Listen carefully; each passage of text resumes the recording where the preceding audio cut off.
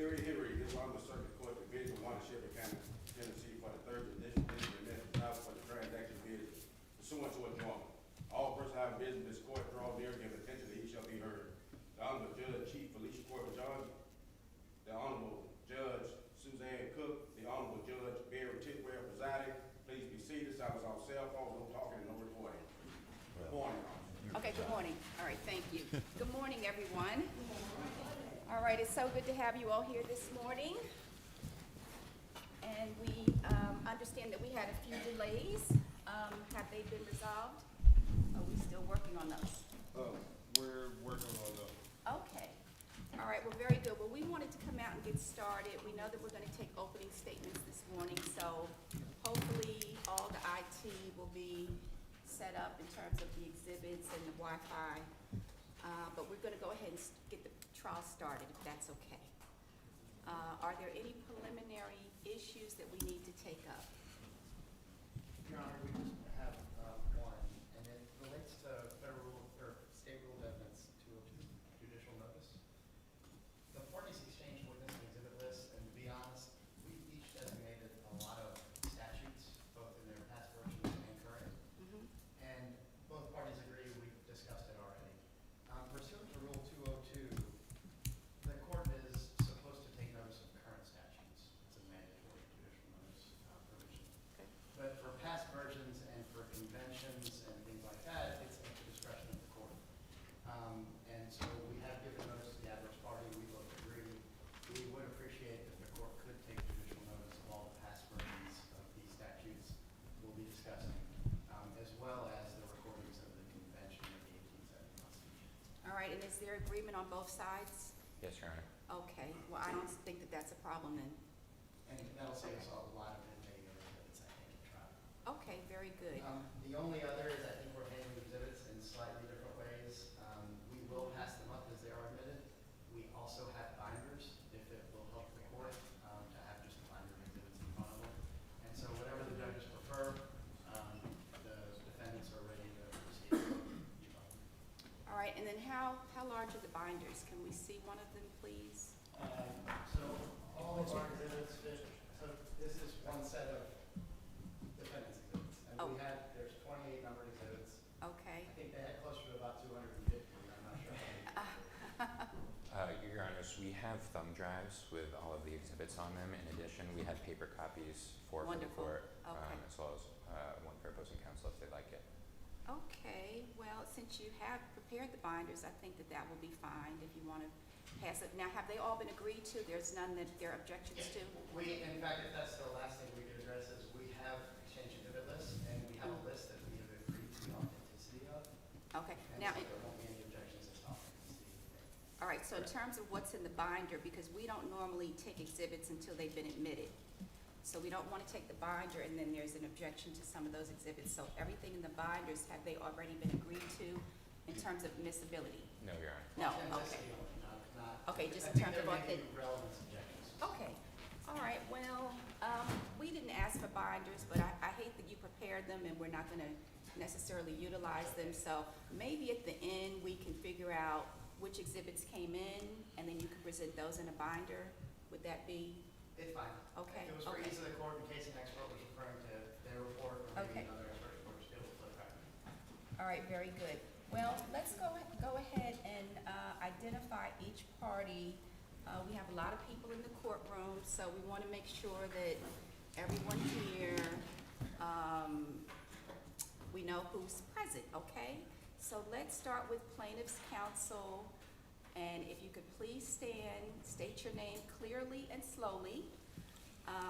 And then we'll start with plaintiff's counsel and plaintiff, and then we will move to defense counsel, and then anyone else that's here officially on behalf of this trial. So let's go ahead and start with plaintiff's counsel. Good morning, Your Honors. Matthew Peterson from Arnold and Porter on behalf of the plaintiff. Okay, Mr. Peterson, thank you. John Hoppenreich from Protect Democracy, also on behalf of the plaintiff. Okay, Mr. Harbenreich, thank you very much.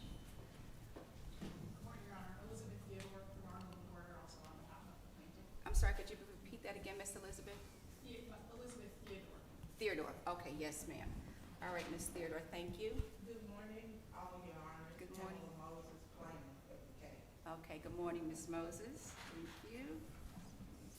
Good morning, Mike Mizulo from Arnold Porter on behalf of plaintiff. I'm sorry, I'm having a little bit difficult. Mike Mizulo. Mazzulo, okay. Yeah, if everyone could please speak up, that'd be great. Mazzulo. All right, very good, counsel. Thank you. Good morning, Your Honors. Stanton Jones from Arnold and Porter, also on behalf of the plaintiff.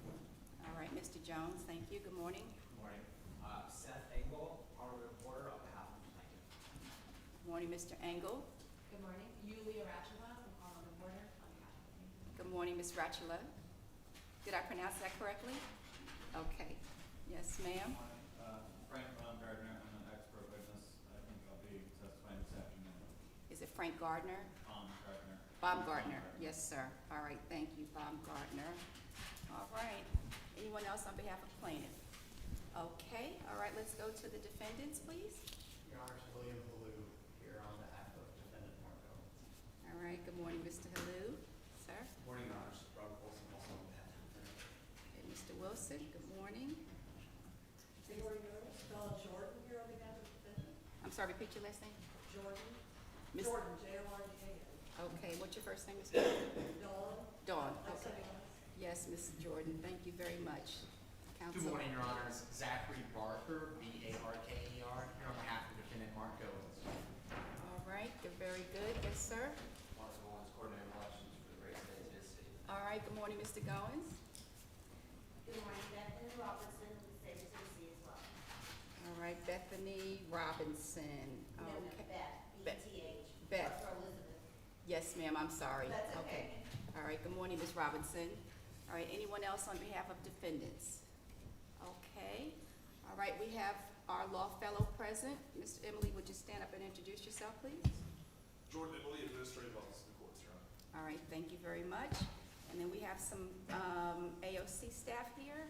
Yes, Your Honor. Good morning. My name is Marvel Williamson. I'm a paralegal for the Judge Pamela for the administration of the courts. All right, very good. Good to see you this morning, Mr. Williamson. I'm Ally, I'm the pre-judge panel coordinator for the administrative office of the courts. Okay, yes, good morning. I'm Danielle Lane, administrative office of the courts, previous coordinator, training area coordinator. Okay, all right, very good. And then, of course, we have our court reporter, and we have our bailiff, Officer Leak. So if anyone needs assistance during the trial, you can't speak with us, but please let Officer Leak know, and he'll do his best to assist you. I'm sure everyone has met Miss Kelly. If you haven't, this is Miss Kelly Turner, and she is one of our deputy court clerks, and she serves as the clerk in Division 1. So, and who else do we have present? We have Miss Yolanda Campbell, and she is our judicial assistant. She's been with the court for many years, and I'm sure some of you have had the pleasure of working with her. Anyone else present? I see Josh has stepped out. And then, of course, we have our camera crew from the state of Tennessee, and they came in yesterday and got all set up. So hopefully this is going to go really smoothly. And we did ask them to put a filter up so we all look thinner and they said they'd do their best to accommodate us. So. And younger. And younger, thinner and younger, that's right. Okay. All right, well, very good. So we're going to go ahead and get started this morning. I know you all are anxious, a little bit anxious, but it's been a long process. As you know, this case has been pending since 2019. There's been a lot of hard work and a lot of pre-trial motion practice and hearings and statuses. So we appreciate the hard work that each of you have put into this case so far, but we're really looking forward to spending the next few days. The trial is anticipated to last 4 days, but again, we want you to put on your cases, and we're gonna, in terms of the schedule, we anticipate working from 9 to 5 each day, taking an 1 hour break for lunch, and then some breaks during the day. So if you need, I'm sorry, you didn't identify yourself. Tell us your name. I'm Sammy Belton, court reporter. Okay, all right, and I've had the pleasure of having him in court many times, and he is an excellent court reporter. So, you know how we generally operate. If you need a break, you just let us know, and we'll be happy to take a recess. All right, this is going to be the witness stand. We decided to move the witness stand here because over there, it would be very difficult for the three judges to see, and we were trying, it was just logistically not very feasible. So hopefully that's gonna work out. And trying to see if there's anything else that we need to, judges, is there anything else that we need to, anything I forgot?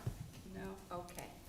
All right, well, having said that, welcome again, and if we're ready, we're gonna go ahead and begin opening statements. So who's going to do opening statements for the plaintiff? I will, Your Honor. You, Mr. Peterson? Okay, whenever you're ready, sir. And I think we said we're gonna limit it to 20 minutes or so, but again, even though we have imposed time frames, we want you to have enough time to put on your cases, so you go right ahead. Good morning, Judge Robin Johnson, Judge Cook, and Judge Tidwell. My name is Matthew Peterson, and I represent Plaintiff Pamela Moses. Ms. Moses is here challenging Tennessee's law that permanently denies the right to vote to thousands of people living in communities across the state on the basis of criminal convictions.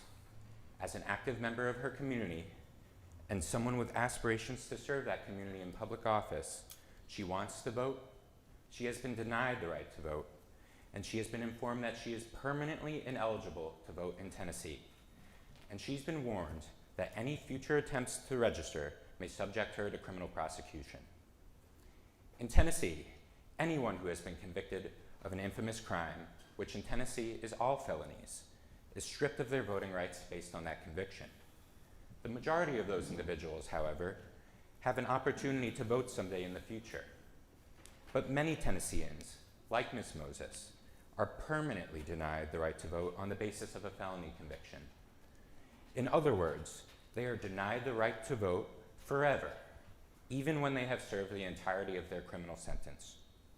These individuals are neighbors, co-workers, and family members. They are taxpayers, churchgoers, and participants in civic groups. And just like all their neighbors, their lives are governed by the laws enacted and enforced by our elected officials.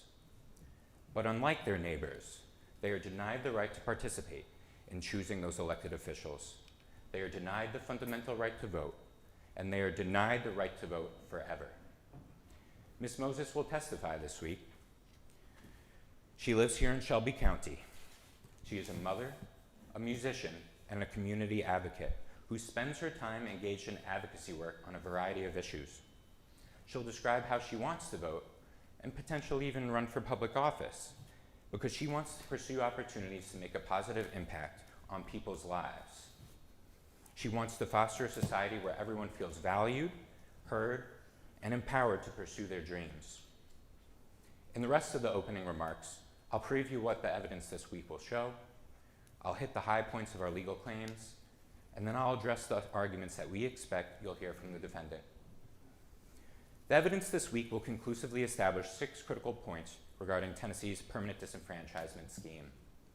1, Tennessee's initial history was marked by a relatively broad commitment to electoral participation, which culminated in the 1870 Constitution, which eliminated the race-based voting restriction and modified the free and equal elections provision to require a conviction by a jury before the legislature could disenfranchise someone. 2, after the enactment of the Constitution of 1870, the Tennessee General Assembly began to intentionally limit the voting of Black Tennesseans through a variety of means, including felon disenfranchisement. 3, Tennessee permanently denies the right to vote to many Tennesseans, including Ms. Moses, who have never been convicted by a jury of an infamous crime. 4, Tennessee's permanent disenfranchisement regime has the overwhelming effect of disproportionately subjecting Black citizens to permanent disenfranchisement. 5, Tennessee permanently disenfranchises citizens in large numbers, easily large enough to affect the outcomes of elections, especially at the local level. And 6, Tennessee's permanent disenfranchisement law does not serve any valid purpose. There is no good reason for it.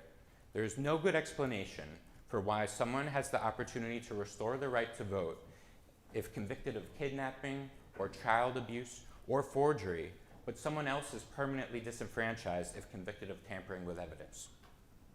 Permanently disenfranchising so many people, disproportionately Black Tennesseans, without any legitimate justification, it's discriminatory, it violates the Tennessee Constitution, and we're asking this court to put an end to it. Starting with Tennessee's early history, its initial commitment to relatively broad electoral participation. As our expert Dr. Philippa Holloway will explain, Tennessee's citizens benefited from a relatively broad tradition of democracy and electoral participation in comparison to their regional peers during the first century of Tennessee's history. While Tennessee has always restricted the right to vote in some ways, Tennessee showed restraint in restricting voting in its early constitutions and state codes, particularly regarding criminal disenfranchisement. And when that initial commitment to broad electoral participation came under attack in the 1860s through the imposition of loyalty oaths on those who supported the Confederacy during the Civil War, Tennesseans were outraged. They felt like they were being stripped of the sacred right to vote without due process and without a trial by jury. Following these targeted attacks on voting rights, Tennesseans convened for the Constitutional Convention of 1870 and modified Article 1, Section 5 of the Constitution, otherwise known as the Free and Equal Elections Clause. Prior to 1870, the Free and Equal Elections Clause simply stated that elections shall be free and equal. The Constitution of 1870 modified that provision to read that elections shall be free and equal, and the right of suffrage, as hereinafter declared, shall never be denied to any person entitled thereto, except upon a conviction by a jury of some infamous crime, previously ascertained and declared by law, and judgment thereon by a court of competent jurisdiction. When the revised clause was drafted, Tennesseans could be convicted of infamous crimes by a jury or by a guilty plea. But the framers of the Constitution drafted the revised provision to state that suffrage could only be denied except upon a conviction by a jury. They could have said except upon a conviction of an infamous crime, but they didn't. This is a distinction that made sense then, and it makes sense today, considering there are a variety of reasons why people enter into guilty pleas, including that they face overwhelming pressure and going to trial may be extremely expensive and burdensome to their families. And, as Dr. Holloway will explain, this provision was enacted at a time where juries were regarded as protectors of democracy, and public judgment was also understood as playing a role in the determination of one's citizenship rights. Turning to my second point, Tennessee's late 19th century abandonment of that initial commitment to broad electoral participation and the shift towards intentionally limiting the voting rights of Black citizens. As Dr. Holloway will explain, in 1889 and 1890, Tennessee adopted a series of laws that were intentionally weaponized to limit the voting of Black citizens. Because the 15th Amendment had been enacted, it was no longer permissible to explicitly limit suffrage on the basis of race, but the General Assembly adopted a series of laws that enabled them to target the voting rights of Black citizens through criminal disenfranchisement, proxies for race, and selective enforcement, and other means. The efforts to limit Black political power were successful. In 1880, nearly 80% of eligible Black citizens voted. Just 3 decades later, as a result of the actions by the legislature, that dropped to 1% of Black eligible voters voting. As Dr. Holloway will explain, the legacy of targeting the voting rights of Black citizens would create a foundation for future election laws targeting Black Tennesseans and limiting their voting rights. Turning to my third point, Tennessee has permanently denied Ms. Moses the right to vote on the basis of a conviction that was not by a jury. The evidence will show that Ms. Moses is being permanently denied the right to vote on the basis of her April 29, 2015 conviction for tampering with evidence. She is being denied the right to vote on the basis of this conviction and this conviction alone. This is the only permanently disqualifying offense of which she has been convicted. Critically, this conviction was by a guilty plea. She was not convicted by a jury. The evidence will show that the defendant denied plaintiff's right to vote on the basis of this non-jury conviction, that's unconstitutional, plain and simple. Turning to my fourth point, the impact of permanent disenfranchisement on Tennesseans today. As our expert Dr. Frank Baumgartner will explain, Tennessee's permanent disenfranchisement scheme disproportionately impacts black citizens in comparison to white citizens by very wide margins at both state and county levels, manipulating Tennessee's electorate. Just listen to some of these statistics. Statewide, black citizens are permanently disenfranchised at a rate 3.2 times greater than that of their white neighbors. Here, in Shelby County, the state's most populated county, black citizens are permanently disenfranchised at a rate 5.9 times greater than their white neighbors. In Knox County, black citizens are permanently disenfranchised at a rate 6.28 times greater than their white neighbors. 67 total counties permanently disenfranchise black citizens at least 2 times of a greater rate than their white neighbors. So those are the statistics. The overwhelming evidence of Tennessee's permanent disenfranchisement law today is to disproportionately disenfranchise black people forever.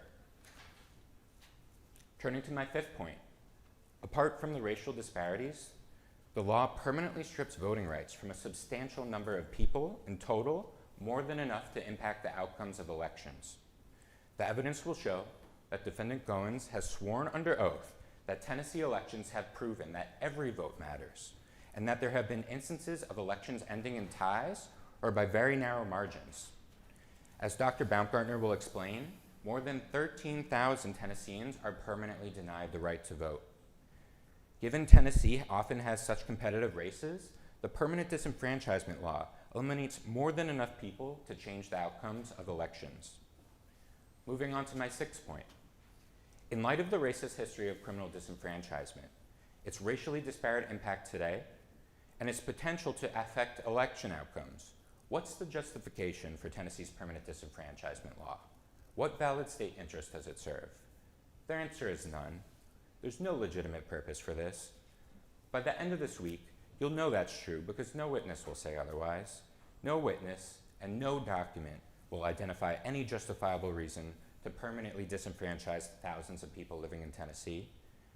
As our expert Dr. Tracy Birch will explain, disenfranchisement, whether temporary or permanent, has detrimental effects on individuals and communities. It stigmatizes people living in communities, and it hinders their efforts to become productive members of society. Simply put, Tennessee's permanent disenfranchisement scheme violates the Tennessee Constitution. Tennessee's free and equal elections clause is unique. No other state constitution has a provision stating that suffrage shall not be denied except upon conviction by a jury of an infamous crime. The permanent disenfranchisement of Miss Moses violates this provision because Miss Moses is being permanently denied suffrage on the basis of a conviction, but that conviction was not by a jury. Rather, it was by a guilty plea. The permanent denial of Miss Moses' suffrage on the basis of a non-jury conviction impermissibly disregards an express limit on the state's disenfranchisement authority. Tennessee's Constitution also guarantees equal protection under the law. Strict scrutiny applies whenever a classification either interferes with the exercise of a fundamental right or disproportionately disadvantages a suspect class. The law challenged here violates equal protection for 2 reasons. It discriminates against black people, and it permanently deprives every individual in that class of their fundamental right to vote. Finally, Tennessee's Constitution also limits oppressive government action. It prohibits state action so arbitrary that it is conscience-shocking, behavior that is unjustifiable by any compelling governmental interest. The evidence will show that Tennessee's permanent disenfranchisement regime is arbitrary and conscience-shocking for several reasons. The evidence will show that the state's leading election officials, the people in charge of authoritatively interpreting the state's election laws, have not even considered whether a constitutional provision expressly mentioning criminal disenfranchisement limits their disenfranchisement authority.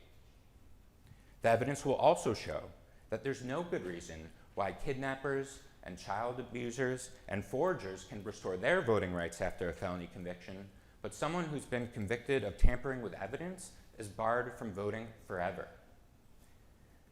Throughout this trial, you'll hear a few main arguments from defendant, but they're all wrong. You'll hear that a different constitutional provision references disenfranchisement of those convicted of infamous crimes. But the Tennessee Supreme Court has already held that the legislative authority conferred by that provision is limited by other provisions in the Constitution, including the Free and Equal Elections Clause. You'll hear that Ms. Moses is not being denied suffrage. Let that sink in. Ms. Moses is sitting here today unable to vote. She's been informed that she's permanently ineligible to vote. The denial of her application to vote is tracked in the Division of Elections Denial Database. That is the epitome of a denial of suffrage. You'll hear that the Free and Equal Elections Clause imposes no jury conviction limit on the state's disenfranchisement authority. In essence, defendants seek to write the words by a jury out of the Constitution as if they don't exist. You'll hear that even if there is a jury conviction limit on the state's disenfranchisement authority, Ms. Moses waived that requirement by pleading guilty. Defendant's theory is that the existence of an unconstitutional statute stating that people who plead guilty are disenfranchised means that everyone who pleads guilty waives the protection of Article 1, Section 5. But the legislature can't grant itself a disenfranchisement power that the Constitution prohibits. And even if someone could waive this limitation on the legislator's power, Ms. Moses didn't. You will hear no evidence that demonstrates Ms. Moses knowingly and intelligently surrendered her right not to be permanently disenfranchised absent a jury conviction. Her plea colloquy didn't mention voting rights at all. Finally, you'll hear from defendant that there's no evidence of racial animus in the public legislative records of Tennessee's permanent disenfranchisement law. But this is no surprise. After the passage of the 15th Amendment, the legislatures would have understood that if they expressed any racist intent in the public record, they would have dramatically increased the risk that the law they wanted passed would be struck down. Now let me tell you some things you won't hear this week. You won't hear anyone deny Tennessee's history of seeking to limit the political power of black citizens. You won't hear anyone deny that the statistics show that this law disproportionately, permanently disenfranchises black people by wide margins today. You won't hear anyone deny that in many recent elections, the number of permanently disenfranchised people were larger than the margin of victory. And most tellingly, you won't hear anyone offer any valid justification for permanently disenfranchising people living in the community. And at the end of this trial, you will still be left to wonder, does this law accomplish anything other than preserving Tennessee's history of racial discrimination in voting? Put differently, what is the defendant defending? The people of Tennessee, all the people, have a right to vote and have their voices heard. And individuals living among us who have been convicted of permanently disqualifying offenses, they are part of the people. They work jobs, they raise kids, they pay taxes, they volunteer, and they better their communities. They are citizens of this state, and they have fundamental rights under the state constitution to participate in choosing who governs them.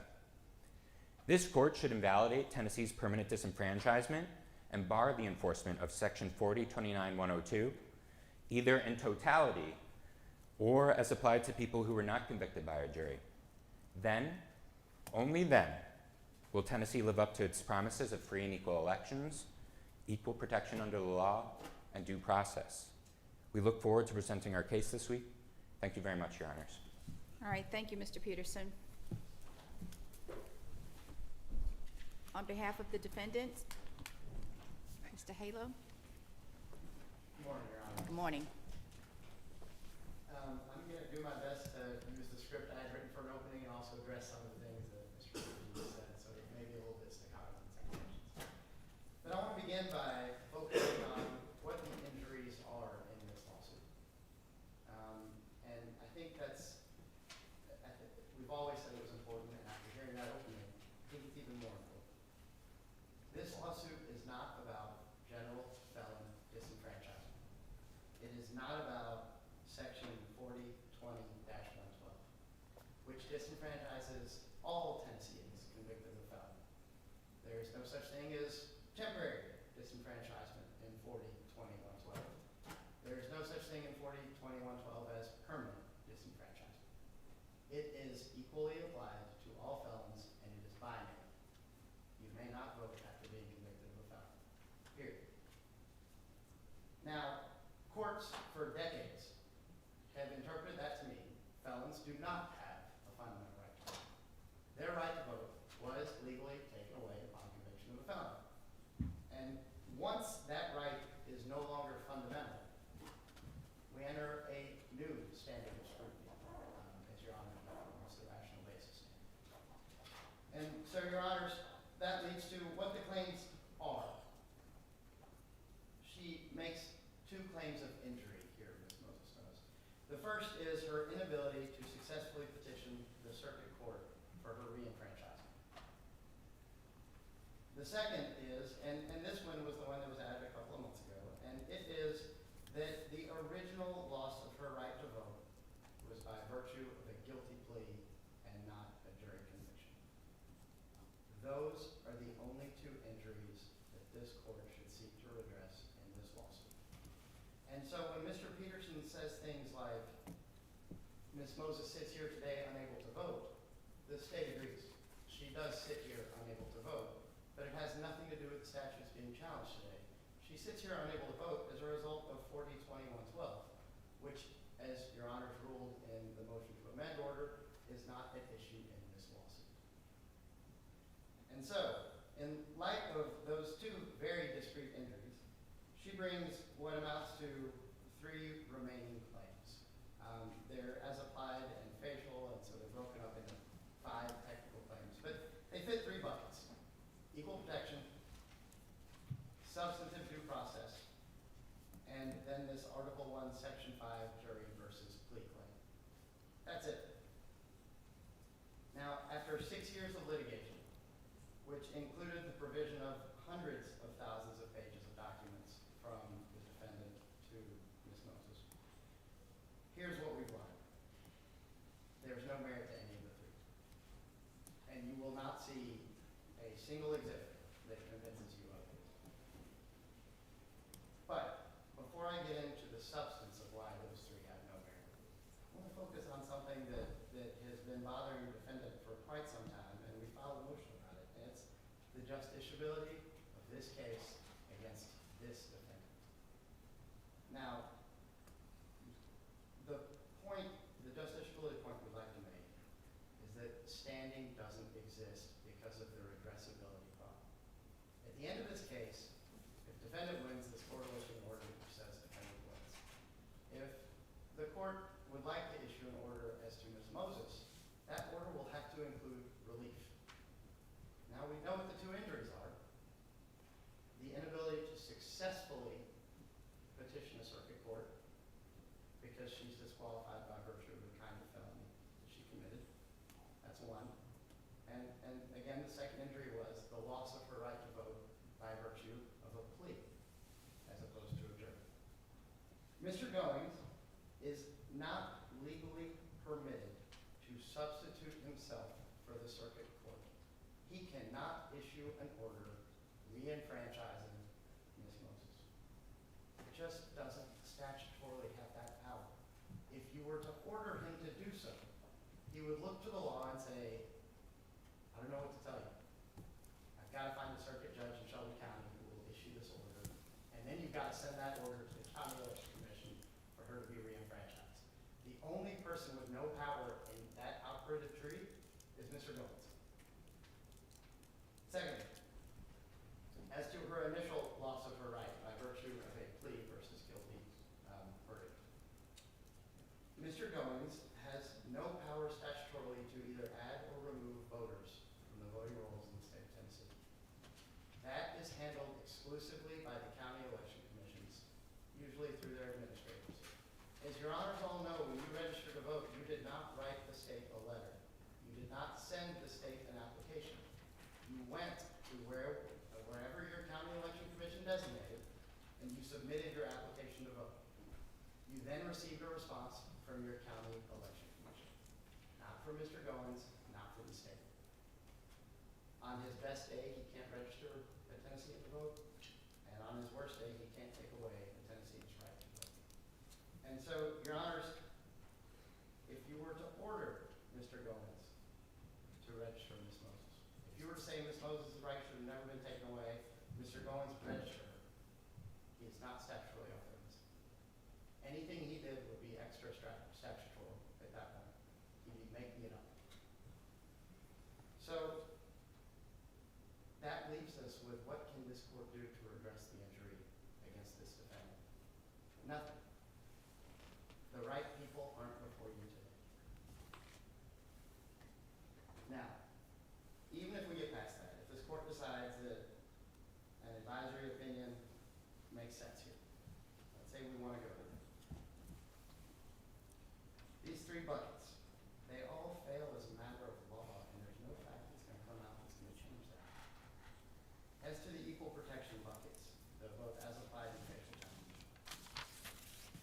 the case law is not ambiguous. You must prove racial animus by the legislature.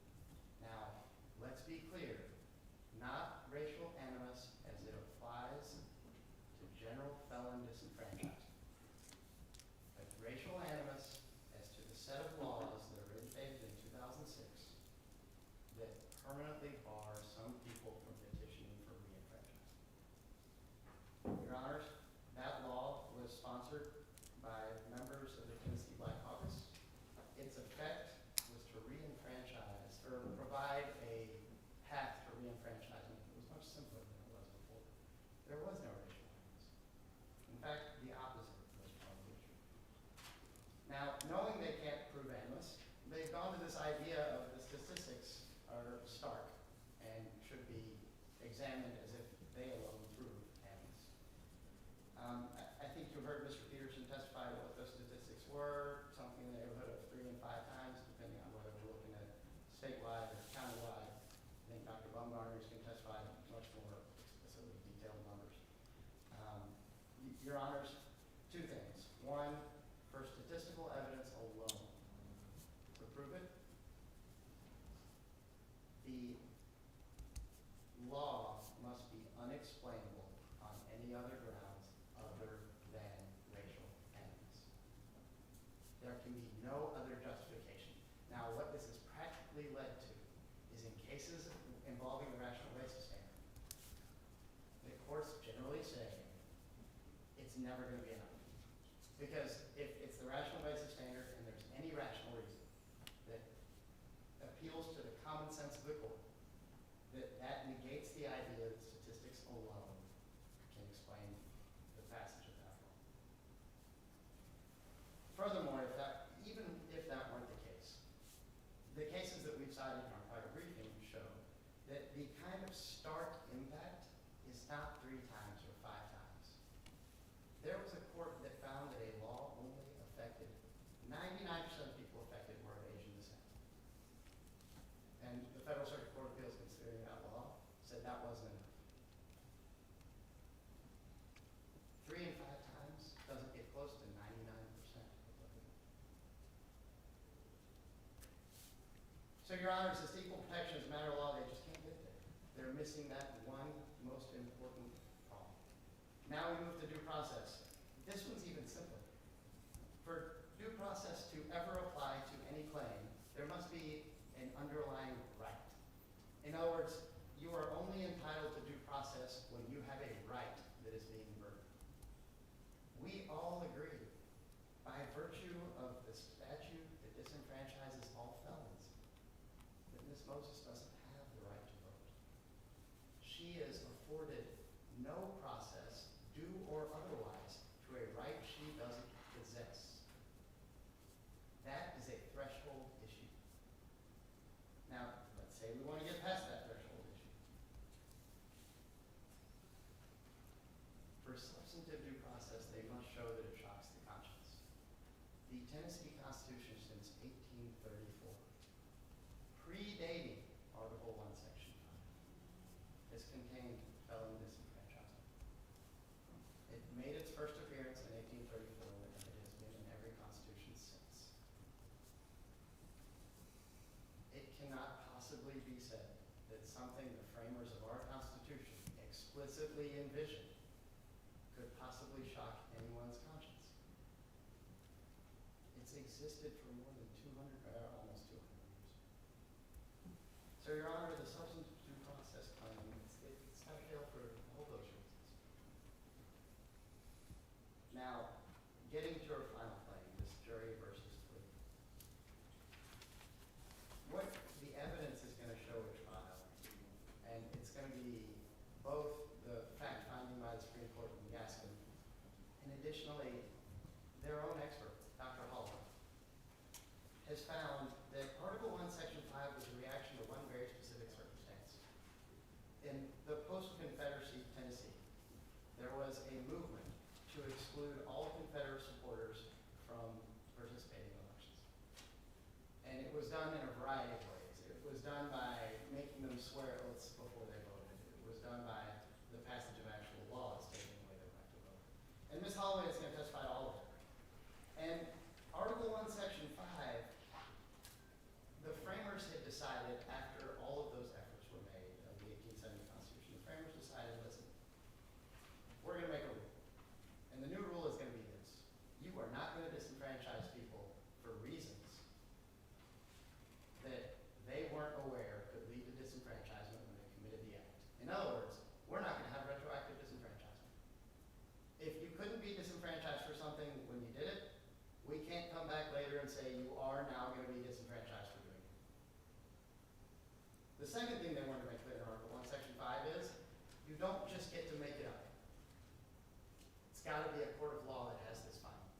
In other words, you can't have a poll worker saying, you didn't make this loyalty oath, so I'm not going to let you vote today. You had to have done something that caused disenfranchisement at the time you did it, and a court must find that you did that thing. It can't just be pronounced by a random election official. That's the purpose of Article 1, Section 5. It's written in the plain language of Article 1, Section 5, and just like any other provision of the Constitution, we can't pull out 5 words and say ignore the other 20. You got to interpret it in its context. And our briefing goes to great lengths to talk about that context. And so that leaves me with, okay, there is no standing, and these legal claims really don't have merit. So what are we going to spend 4 days doing? Well, you're going to hear a lot from historical experts talking about things that were going on in 1800. The statute governing reenfranchisement first made its appearance in 2006. You will not hear a single historical expert talk about the 2006 statute, its reaffirmation in its various forms from 2006 to 2025. You won't hear it. It's not in their reports. It's not going to be, if it is in their testimony, we're going to object because it's not in their reports. What you are going to hear is that, yes, there's a history of racism in Tennessee. And yes, it made its appearance in various laws, whether they were poll taxes or whether they were literacy tests. Dr. Holloway will testify to all those things, but none of those are relevant to this lawsuit. The other thing that you're not going to hear explained is that general felon disenfranchisement made its appearance in the 1834 Constitution, not in 1870, in 1834. You know what else made its appearance in the 1834 Constitution for the first time? A provision that explicitly limited the elective franchise to white people. It says it. It went from not saying the word white people to saying the word white people in 1834. As whether the people who wrote the 1834 Constitution were racist or not, and there's evidence that they were, felon disenfranchisement wasn't their way of getting at that racism. They excluded black people from voting by its own facial plain language in the 1834 Constitution. Felon disenfranchisement couldn't have possibly been for that purpose. They had already taken care of that. Felon disenfranchisement was for a very specific purpose: exclude people who have been committed to felonies from the elective franchise. The racial animus part, completely different section. So beyond those historical people who won't be discussing the statute actually at issue in this case, you're going to hear fact witnesses that are going to testify generally about what the law was and what it is today and how it was enforced and how it's enforced today. And Your Honor, to be frank, That's not the purview of a fact witness. That's the court's job. The court can read the statutes, the court can interpret the statutes. What any various fact witness thinks of it, all due respect to Mr. Goins, shouldn't bind this court. This court's going to make those determinations on its own. Now, Your Honor, there's a couple of specific things that were said during Mr. Peterson's opening that I did want to address. The first is, and it was all throughout his opening, this trial is going to be an invitation to critique Tennessee policy, to put yourselves in the shoes of legislators. We may disagree with a lot of things our General Assembly does, but that's not the court's job. The court should not substitute its policy judgment for the General Assembly's. You heard him talk about government interests and how you won't hear any testimony. It's just not right. You will. And even if you didn't, you've already found 2 legitimate, common sense government interests. They were the basis of your order on the motion to dismiss. And they were election integrity. And secondly, that there are some crimes that once committed, the legislature has deemed those people not qualified to have their voices heard in elections. Now, Mr. Peterson may fundamentally disagree with that policy decision. He may think that it makes no sense for someone who's tampered with evidence to not be allowed to seek reenfranchisement, but a kidnapper to be allowed to seek reenfranchisement. He may even get a lot of people to agree with him. That's not what we're here for. We're not here to second guess that policy. We're here to see if there's an interest behind that policy. Well, sure, there's a common sense one. The common sense one is, if you're in the business of defrauding the government by tampering with evidence in an official government proceeding, then yeah, we don't want you voting. You've got a history of undermining our government processes. Has a kidnapper undermined our government processes? No, they've done something awful. They've kidnapped someone. But our legislature's decided that, maybe we're going to give them that ability to seek reenfranchisement. But for the person who's undermining our government processes, they don't get a second chance. There's a reason that voter fraud's another one of those ones where you can't seek reenfranchisement. The others are things like intentional murder. I think now we've expanded it to all kinds of murder. Rape. We've decided that as a state, I say we, I wasn't involved, but as a state, the decision's been made that there are some things that you can do that just, we don't want you voting anymore. And Mr. Peterson may disagree with that policy, Ms. Moses may disagree with that policy. The fact is, it's legal, it's supportable, and it's not our role. It's the role of the General Assembly if you want to change that policy. So, Your Honors, I'll leave you with this.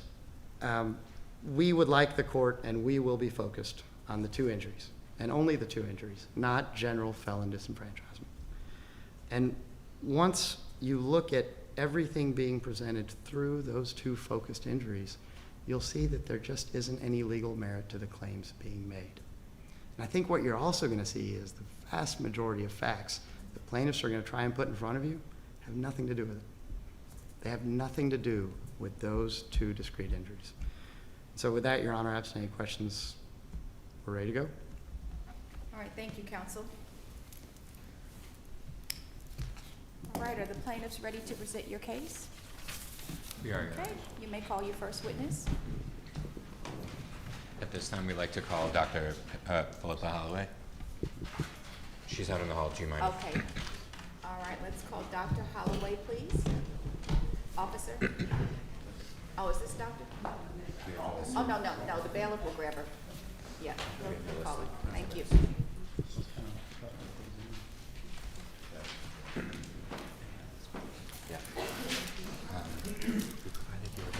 Come in, Dr. Holloway. Good morning. Good morning. Would you raise your right hand for me, please? Oh, I didn't see that list. Who'd you get? Do you solemnly swear or affirm to tell the truth, the whole truth, nothing but the truth, so help you God? Thank you. You may come have a seat, and we're going to have you sit here. All right, just make yourself comfortable. Okay, how are you this morning? I'm doing great, thank you. Good, okay. Apologies, we're trying to set up Oh, a that's slide okay. presentation. That's okay, you go right ahead. Okay, Dr. Holloway. The plaintiffs are gonna have some questions for you, and then I'm assuming defense counsel will have some questions as well, okay? All right, are you ready to proceed? Your Or Honor, do you we're need just trying Do we to, need to get this working first, or? yes, please. Okay, Your Honors, because of some vision limitations in the distance between the slides that Dr. Holloway prepared and the witness stand, is there any objection to handing her a copy of her slides? any objection, counsel? No objection. No objection, but may we have a copy of this one? I only have one copy, it's just those up there. I apologize. Okay, you may pass that to the witness. Oh, okay, the bailiff will come around, so you all won't have to move around so much. Are we gonna move to create that copy? And then in terms of exhibits, I was thinking about this last night, since we're gonna have 3 for the judges and 1 for Mr. Emily, if you'll pass the copy that's gonna be marked to the court reporter, if he could mark that, and then just pass 4 copies to us, to the bailiff, to Officer Leak, and then he will give us our copies. But we won't mark our copies because if he has to mark like 5 copies, it's gonna take too long. So just mark the one that you're going to have, and then pass the other copies up to us. Any questions? No. No? Okay. All right, wonderful. Your Honors, in addition, we have a binder here that has the reports prepared by Dr. Holloway, as well as some of the exhibits that we will be passing up to you separately. Is there any objection to handing the binder to Dr. Holloway? Any objection? No, you're welcome. Okay, it's fine.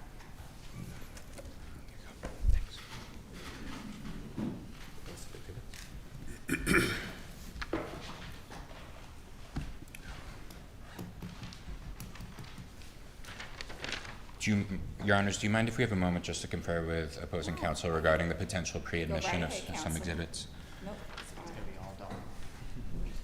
So I believe my colleagues have see the exhibits. Are there any objections to the pre-admission? Oh, yes. Oh, yeah, I think you said you had one. Oh, you go right ahead. So you're gonna need to go one by one? Okay. Okay. They're gonna need to go one by one because they have to examine them, so should we do that after that?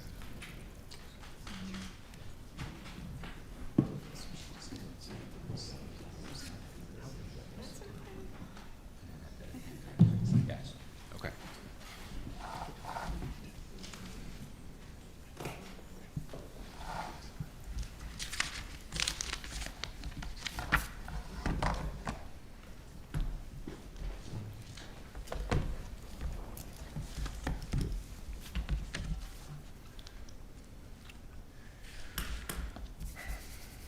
May I May proceed? Yes.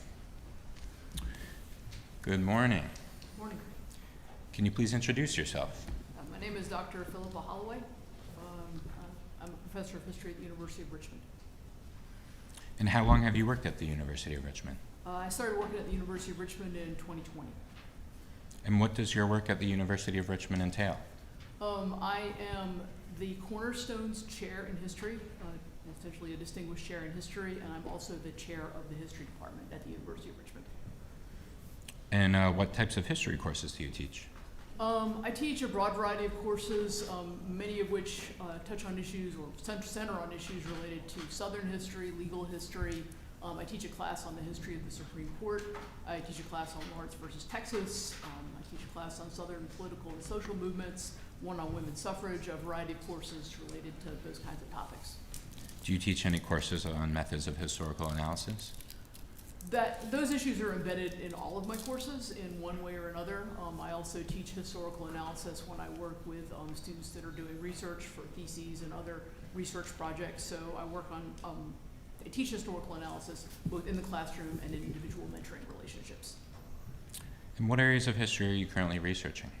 I have 2 active projects right now. One is a project on legal culture in 19th century Kentucky and women's activism, and the other is a report for the National Park Service on Davis versus Prince Edward County and the early effort to desegregate schools in Virginia. And what areas of history have you researched before? sort of in reverse order, prior to these projects, my most significant previous project was writing a history of felon disfranchisement. My book, Living in Infamy, Felon Disfranchisement and the History of American Citizenship. I also have written a number of scholarly articles that are related to the issues that I touch on in the book and elaborations of those. I've also written a book on politics in Virginia in the early to mid 20th century. And what kind of academic degrees do you have? I have a PhD in history from the University of North Carolina at Chapel Hill. I have a PhD in history from Ohio State University. I have a master's degree in history from the University of North Carolina at Greensboro, and I received my bachelor's degree in history from UNC Chapel Hill. And before you joined the University of Richmond, where did you work? In 1999, I accepted a job at Middle Tennessee State University. Have you spent much time in Tennessee other than when you were employed at Middle Tennessee? So getting the job at MTSU was incredibly fortunate because I'd grown up coming to Middle Tennessee and visiting the family farm in Bell Buckle. And right before I got the job, I inherited part of the family farm in Bedford County. So it was a really nice set of circumstances. In what areas of history do you consider yourself an expert? I'm an expert in Southern history, legal history, American law and politics, U.S. history broadly, and methods of history, research methods of history. And what experience did you draw upon in formulating your opinions for this case? The experience I drew on largely, generally speaking, all of the experience that I've had beginning with my undergraduate career, learning the methods and the discipline of history generally, and Southern history and politics specifically. But then obviously my most kind of significant experience was the work that I did in preparing my book on the history of felon disfranchisement. How long did you spend preparing your book on the history of felon disenfranchisement? I started work on that project in 2006, and it was published in 2013. So I spent approximately 8 years doing that, doing the research for the book, and I continued for some of the subsequent articles that I wrote after that to do more research on this topic. And what sources did you evaluate in preparing your book on felon disenfranchisement? For the book, I looked at laws, constitutional provisions, and the development of laws and constitutional provisions across all of the South, as well as much of the rest of the United States.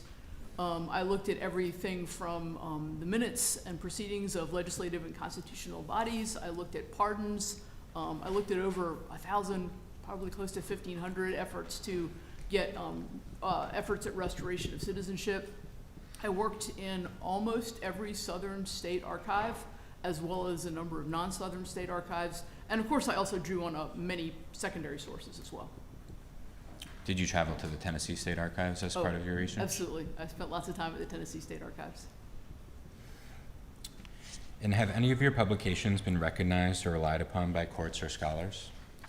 Yes, certainly, taking in reverse order, many scholars have relied on my publications. I have many citations in academic articles and scholarly articles for my work. And then outside of the realm of academic scholarship, my work's been cited in a few state Supreme Court opinions, a variety of other court documents, amicus briefs, petitions, complaints, things like that. Are there many published books on the history of felon disenfranchisement in the United States? My book is the only historical account of felon disfranchisement in the United States. And how do historians approach the question of analyzing motivations of lawmakers?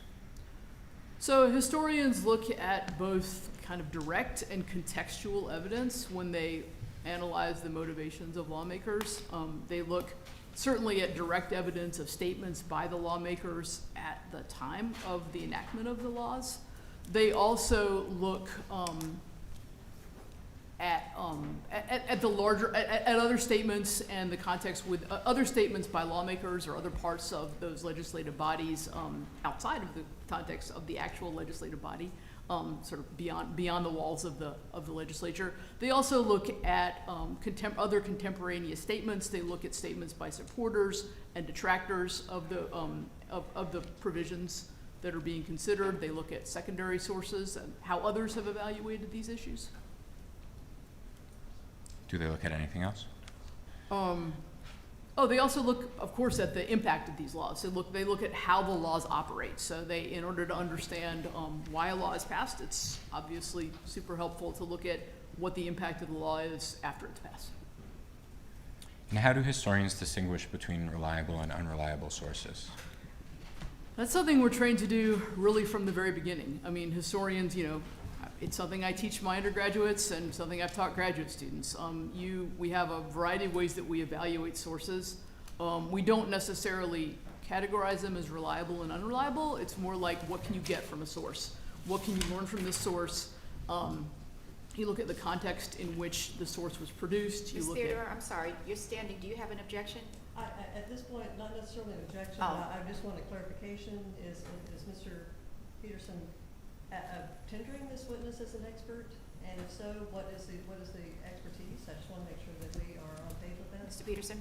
Yes, Your Honors, plaintiff would tender Dr. Holloway as an expert in the fields of U.S. history, the history of felony disenfranchisement, and methods of historical analysis. And that's it? That's all? Okay. No objection to that. I just want to make sure that's clear what her expertise is. All right, the witness is accepted as the tender for an expert in U.S. history, history of felony disenfranchisement, and methods of Historical analysis. historical analysis. Thank you, counsel. All right, you may proceed. I'm sorry to interrupt you, Dr. Holloway. Dr. Holloway, what materials did you review in preparing your opinions for this case? Excuse me. I began by looking at my book and the research that I did and published in that book.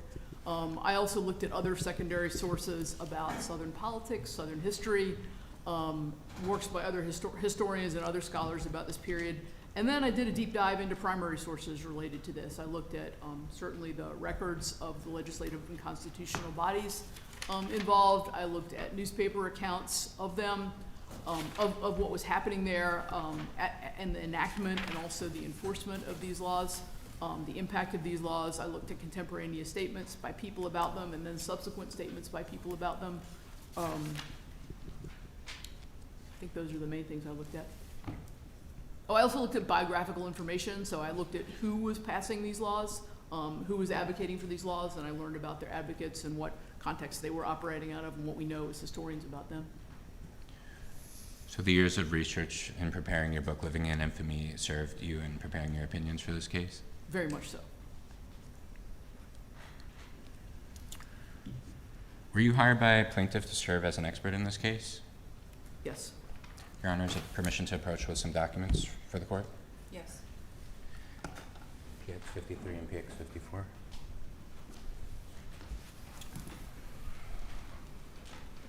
Got a copy for the defendants.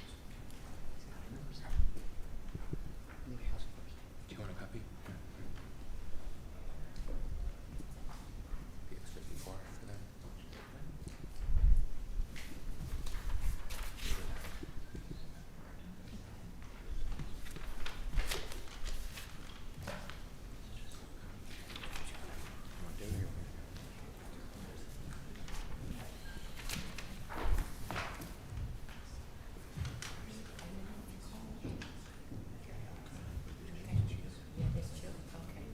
Do they have 53 and 54? Yeah. Officer, can you see if they can turn the heat up? It's a little chilly in here. 53 and I 54. don't know where the thermostat is. Thank They you. know that there's two different.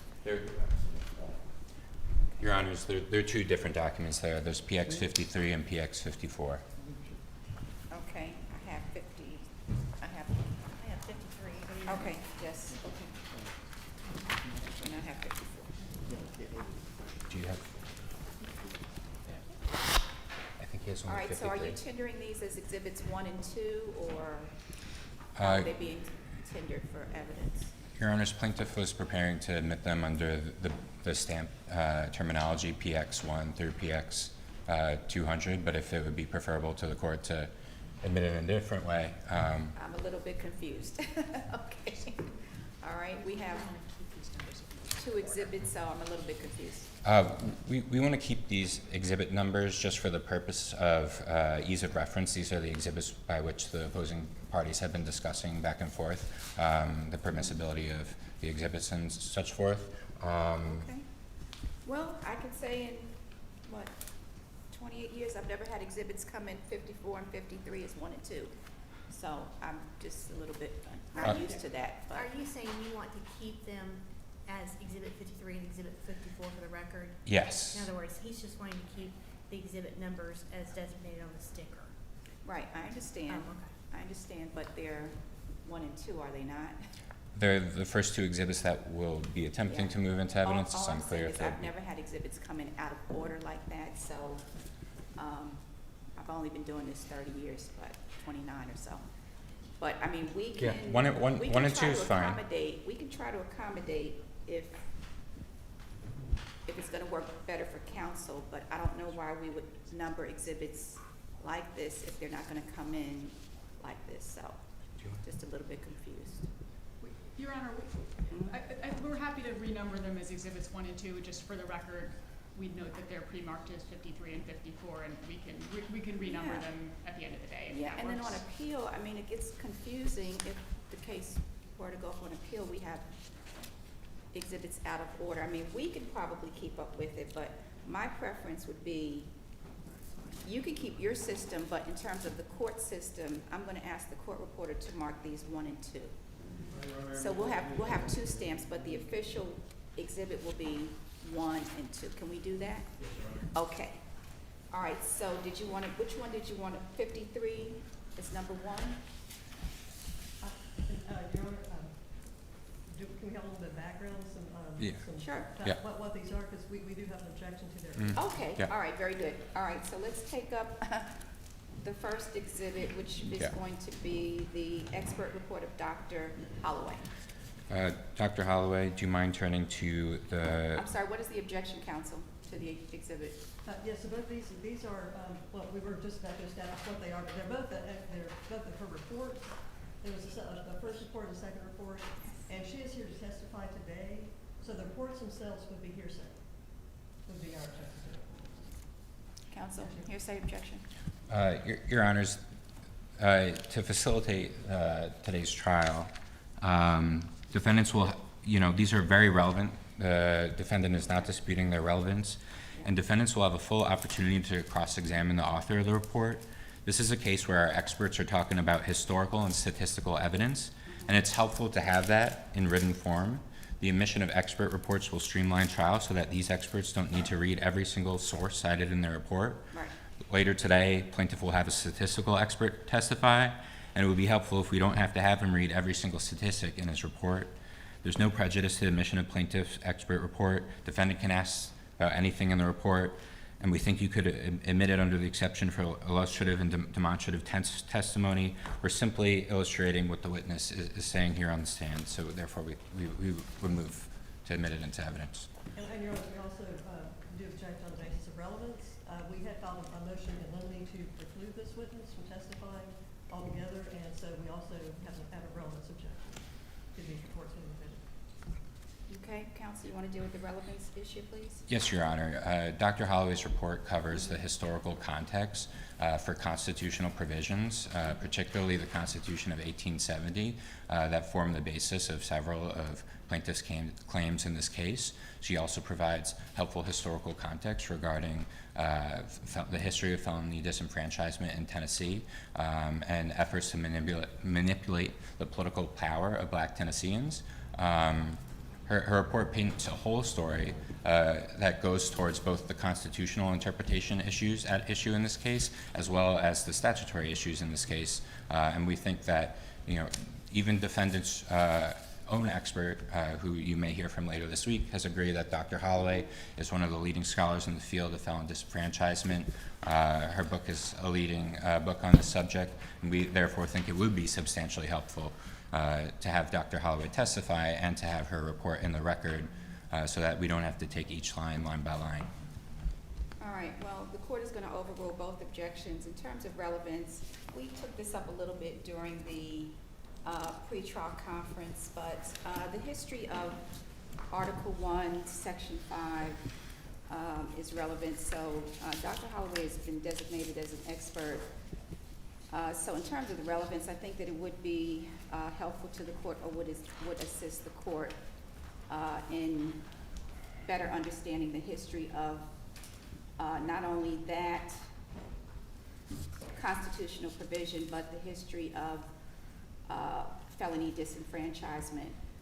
In terms of the admissibility of the report, expert reports are admissible, and experts can also rely on hearsay. So in terms of the objection to hearsay, the court is going to overrule that, because the report is not hearsay, but all witnesses, expert witnesses, can also rely on hearsay, and that would not make the basis of their opinion inadmissible.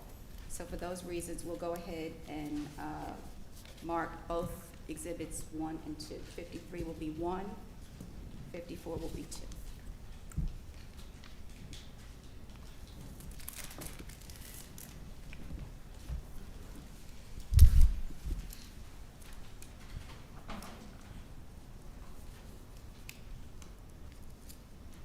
Okay, counsel, you may proceed.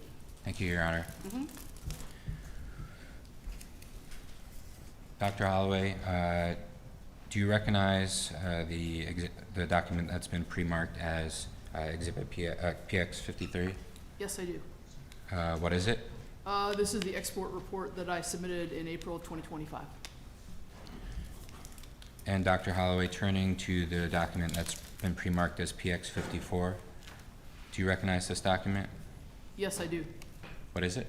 This is the supplement to the export report that I submitted in November of 2025. Dr. Holloway, can you please describe the questions that the plaintiff, asked you to answer? Yes, I was asked to analyze the historical context of felon disfranchisement in Tennessee.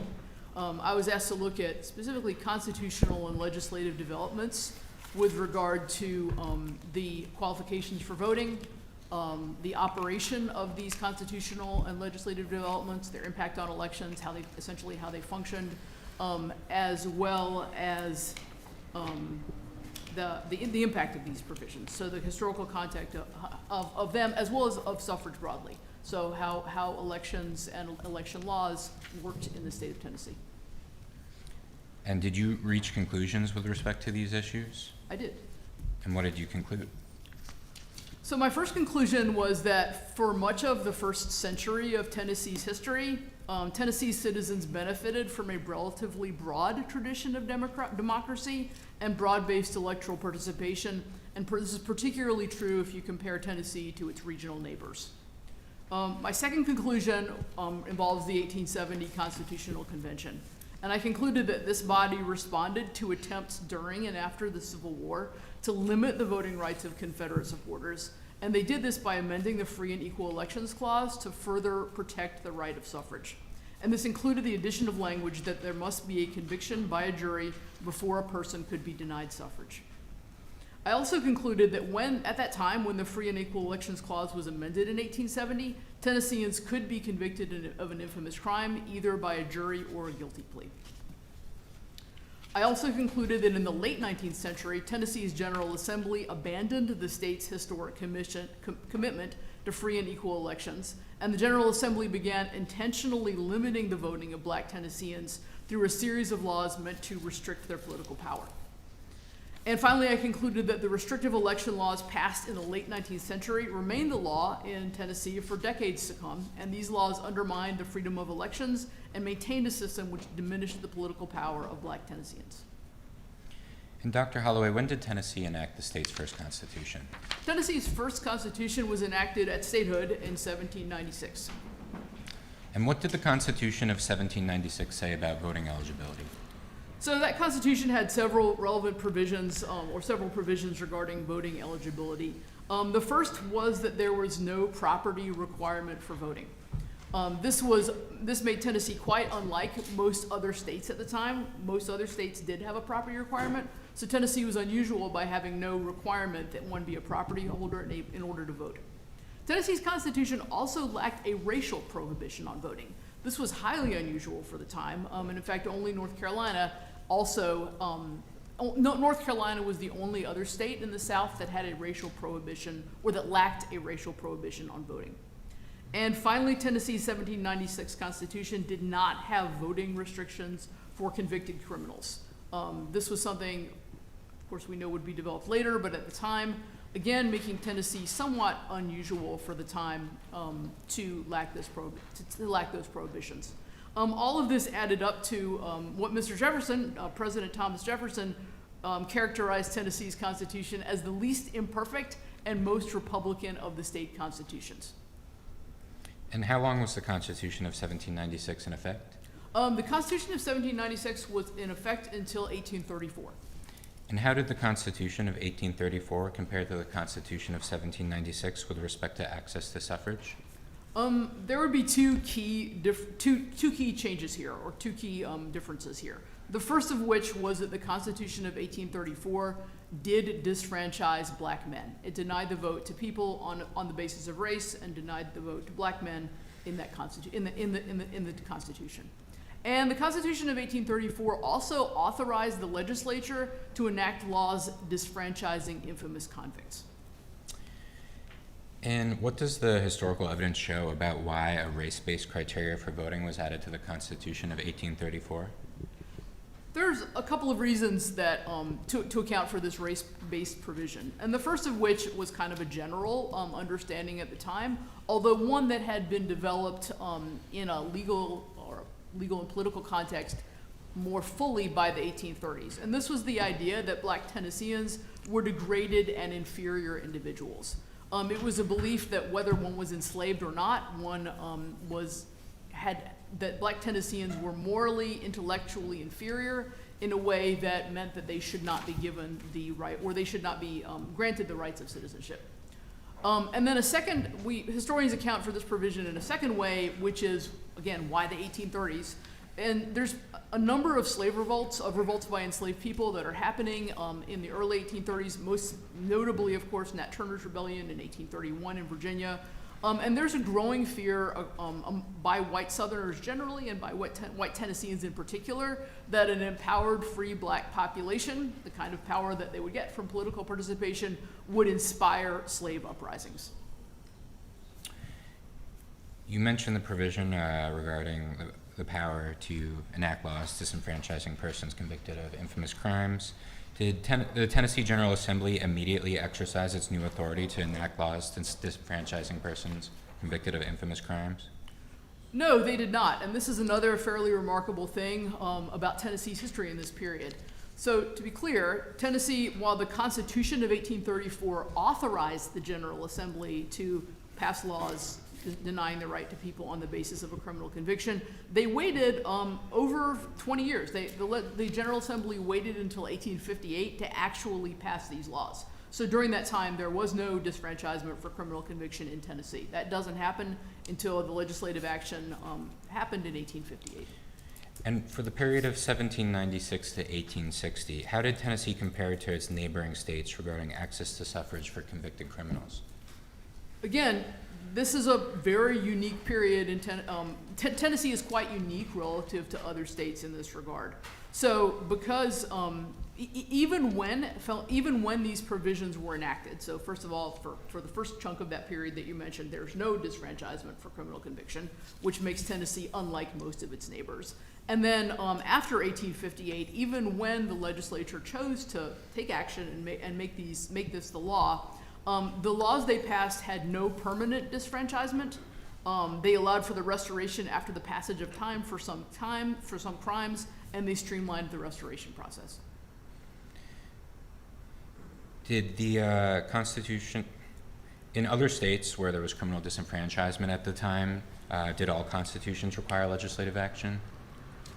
No. So again, I'll break other states into two categories here. So most other southern states were passing provisions at this time denying people the right to vote based on a criminal conviction. But most other southern states, most other southern states put this directly in the Constitution. In other words, there wasn't a legislative trigger.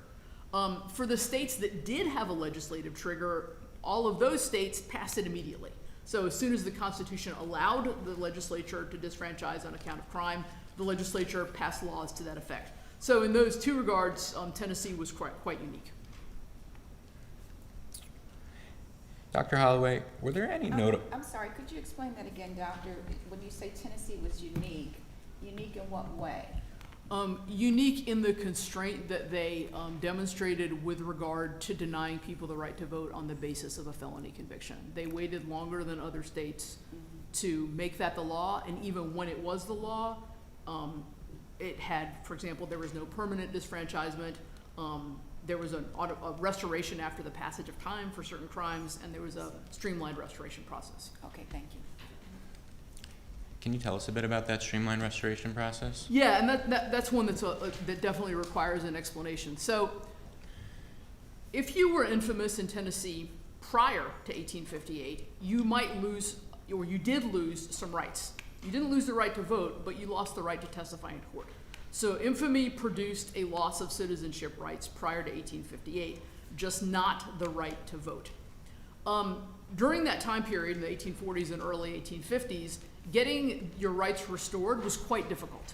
In order to regain your right to testify in court, you had to wait for a long period, or a significant period of time, and you had to have like an attestation. You had to have two people that had those rights attest to your fitness for citizenship.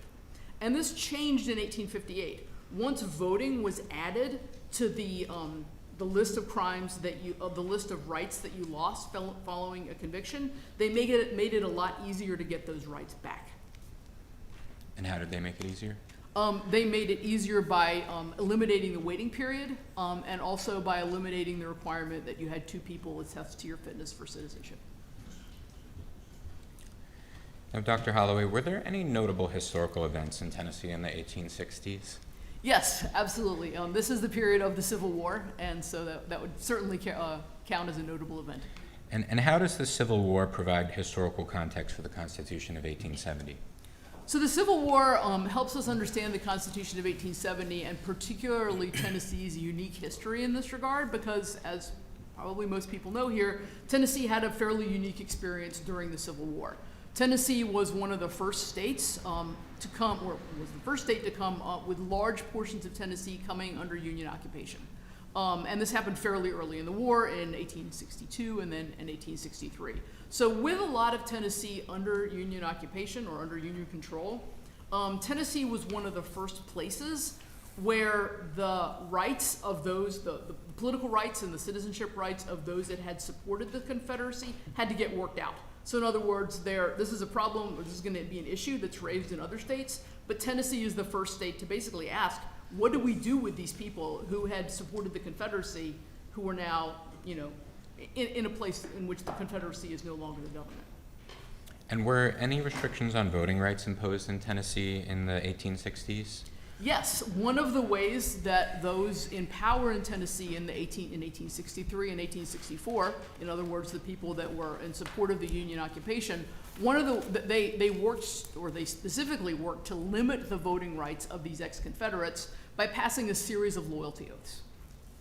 Can you tell us a bit more about those loyalty oaths? Yes. So the requirement was that if you were a white Southern man and you had supported or presumably been part of the Confederacy in some way, in order to distinguish those that they judged to be loyal and therefore deserving of the right to vote, and those they judged to be disloyal and not deserving of the right to vote, they made them swear an oath, what was called a loyalty oath, an oath of loyalty to the Union government or to the existing occupation government. And over time, these oaths got increasingly stringent. So they were first passed in 1863 and 1864 under President Lincoln and under Andrew Johnson, who was the military governor, and those oaths were quite strict. And then over the course of 1864 and 1865, they got even more stringent, requiring people to swear to kind of an increasing number of things to demonstrate their fitness for citizenship and loyalty to the government. And did Tennesseans consider signing the loyalty oaths even if they didn't agree to the terms? So it was sort of a catch-22, because if you didn't sign the loyalty oath, you couldn't vote. But if you signed the loyalty oath and then were judged to have been disloyal in some way, then of course you could be convicted of perjury. So it was kind of a catch-22 situation that white Tennesseans found themselves in. And what does the historical record indicate about the motivations for restricting the voting rights of those who supported the Confederacy? There were a couple of motivations for restricting their voting rights, and I'd put them in two categories. One motivation is the one that kind of maybe makes the most sense, which is that if you think these people on the other side might vote against you, you'd work pretty hard to stop them from getting the right to vote. So it was pure political calculation. We don't want ex-Confederates voting, because if they vote, they might vote to overturn the existing government. But there's a much bigger principle in operation here, and this is something I write about extensively in my book, which is that when you deny someone the right to vote, particularly in this period, it was understood to be an insult. It was understood to be a kind of degradation. So it was a way not only of stopping ex-Confederates from voting, but also showing these ex-Confederates that they are degraded, that they are cast out of citizenship, and they are not afforded the respect that a citizen and a voter would have. So there's kind of a political and also kind of a cultural impact of these loyalty oaths. And did the loyalty oaths create resentment among Tennesseans? Yes, and specifically among white Tennesseans. The people most impacted by these loyalty oaths were furious. They were called the hated loyalty oaths. They were referred to constantly by the people who were faced with signing them in a very derogatory way. Your Honors, at this time, plaintiff would like to take a moment to pass up a couple of documents to opposing counsel in the court. When you say pass, what do you mean pass? We're going to move to admit them, but we'd like to first share them with opposing counsel. Okay. The documents marked PX 223 through PX 225.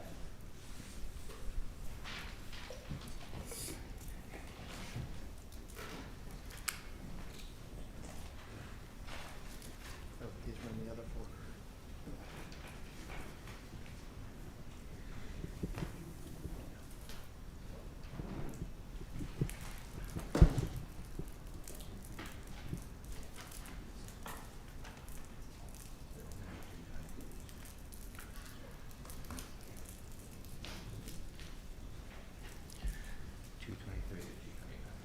It's just the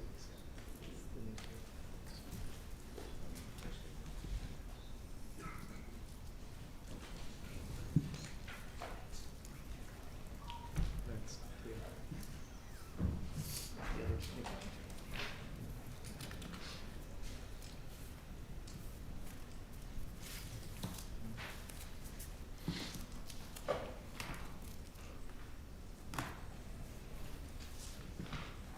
George, would it be okay if I walk over there? It might help you. Yes. Expedite things. Oh, here, well, he's already here. Okay. No objection. No objections. To the part. No objections to the admission? Correct. Yeah, okay. Your Honors, I just conferred with defendant's counsel, and there are no objections to the admission of these documents, and we can go ahead and mark them as exhibits 3 through 5. Okay, could you tell us which exhibit is 3? Could you please identify? So the document that's pre-marked PX 225 will be exhibit 3. Okay, could you tell us what document it is, please?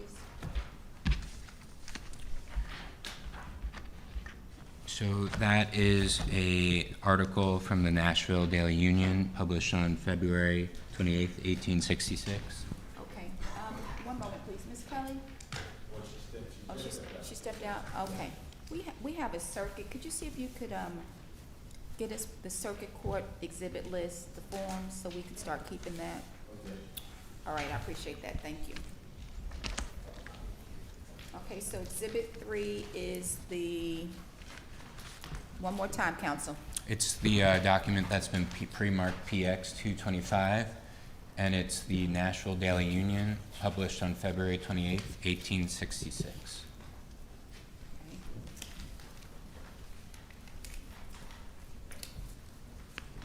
Okay, exhibit 4. That would be the document pre-marked PX 224, and that's a publication of the Nashville Daily Union, April 28th, 1866. Okay.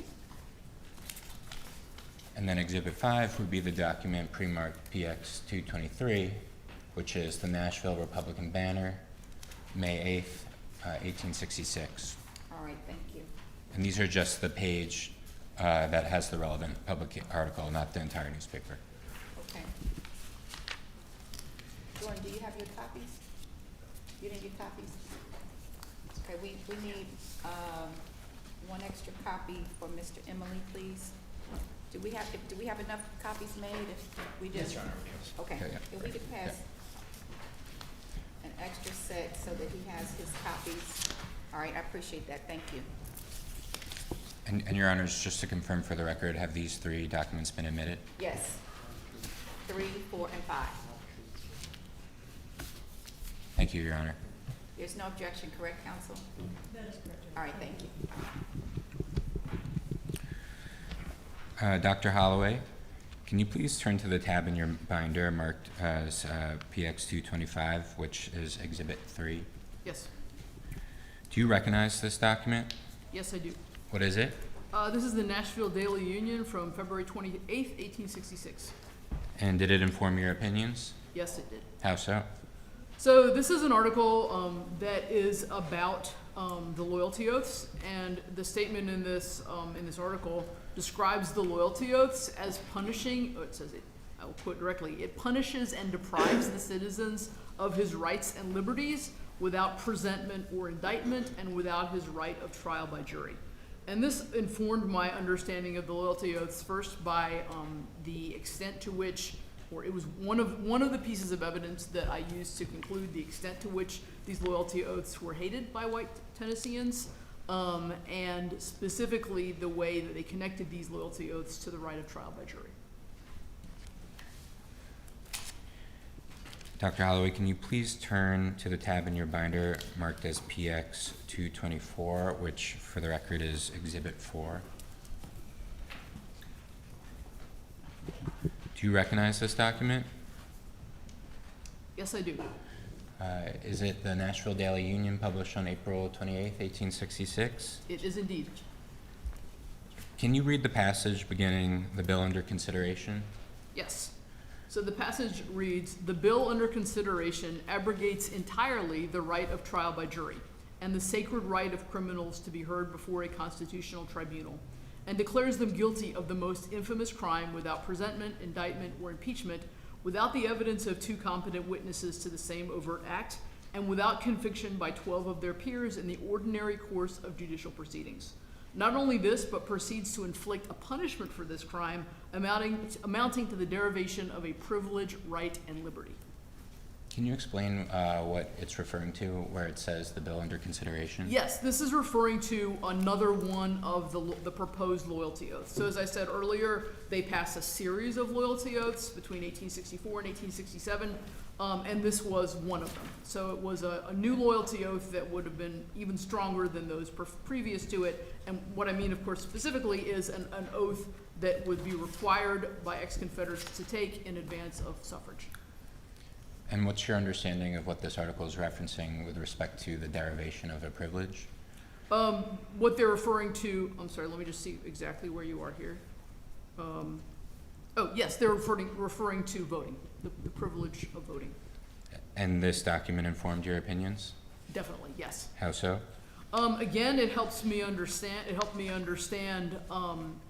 as I said earlier, the extent to which there's a passionate opposition to the loyalty oaths, but also, again, how Tennesseans understood these loyalty oaths. In other words, it helped me understand that for them, being asked to sign a loyalty oath was treating someone like a criminal, that if you lost the right to vote because of your failure to sign a loyalty oath, you'd be treated like a criminal, and their sense that one shouldn't be put in this position unless one actually has a criminal proceeding and a trial by jury. Dr. Holloway, can you please turn to the tab in your binder marked as PX 223, which for the record is Exhibit 5? Okay, I have a question before we move on. So, P224, which is Exhibit 4. Having a little bit of a difficult time reading the exhibit. Where in the exhibit does it have that language, or it looks like it's in quotes, so.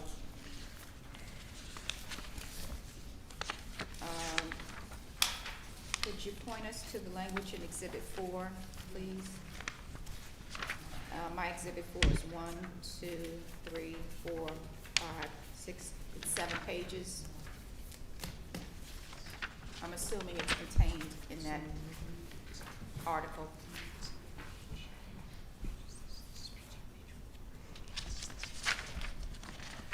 The fourth enlarged page. I think it might be on the fourth enlarged page. Just give us a moment.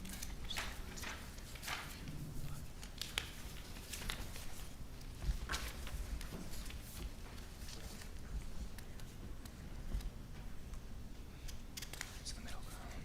It's right here. 1, 2,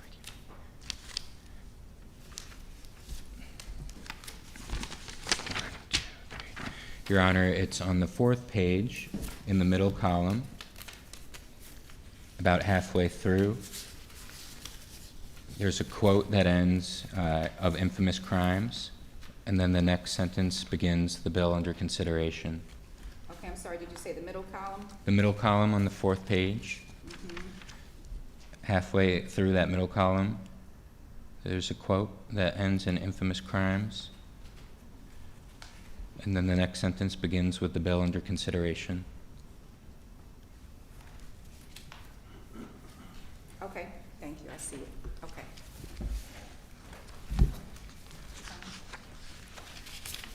Yeah, I have a question. Is this quoting from the House floor, or is this someone's letter to the editor, or is this an opinion that's written in?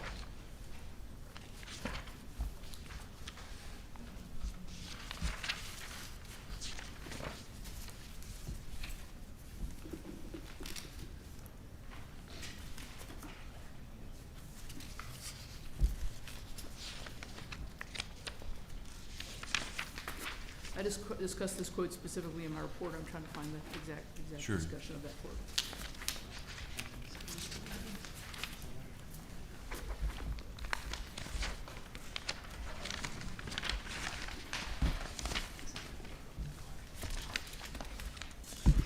Okay, so I'm on page 12 of my report. Can I answer your question? Yeah, go Yeah, ahead. so that quote, oh, sorry, no, I'm actually not looking at the right one yet. There it is, it's at the bottom of page 11.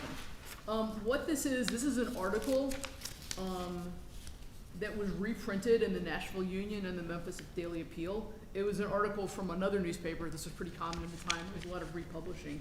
So it was an article printed in two prominent Tennessee newspapers that is about this loyalty oath.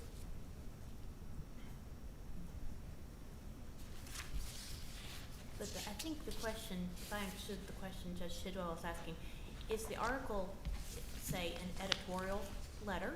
Is it an individual writing in? In other words, what is the source of the article? Yeah, I believe it's an editorial. Was that what you were trying to ask, Judge Tidwell? Yes. The line between sort of reporting and editorializing can be a little thin in that time period and in these newspapers. So it was an article about the loyalty oaths, but then the author of the article sort of opines in a way that we would think of as an editorializing. Would that also be for Exhibit 3? The other Nashville Daily Union, is that another editorial? I need to go back and check that.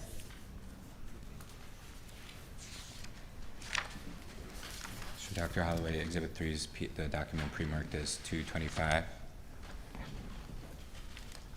which is referenced. Is that the one we've discussed or the one we haven't discussed? Exhibit 3 I thought was 223. No, Exhibit 3 is sticker 225. Exhibit 3 is sticker 225. Okay, now I'm straight, sorry. So that's this one. Okay, that's the first one we discussed, so that's here. Go back to that one. That's the Nashville Daily Union, February 28th, 1866. That's the quote that says it punishes our citizens. So that quote is, and I'm looking at page 11 of my report here, the Nashville Daily Union published a copy of the loyalty oath and then followed by a letter signed by 20 legislators from across the state. So that's more of what we think of today as like a letter to the editor signed by 20 legislators. And then it's reprinted in that newspaper.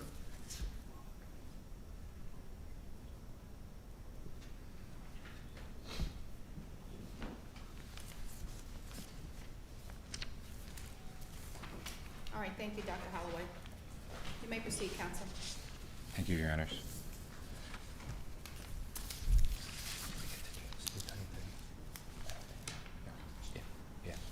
Dr. Holloway, can you please turn to the tab in your binder marked as PX 223, which for the record is Exhibit 5? Yes. Do you recognize this document? Yes, I do. Is this a publication from the Nashville Republican Banner published on May 8th, 1866? I'm sorry, I'm still on the wrong one. Exhibit 223. Okay. Now I'm on the right one. Yes. And did this document inform your opinions? Yes, it did. How so?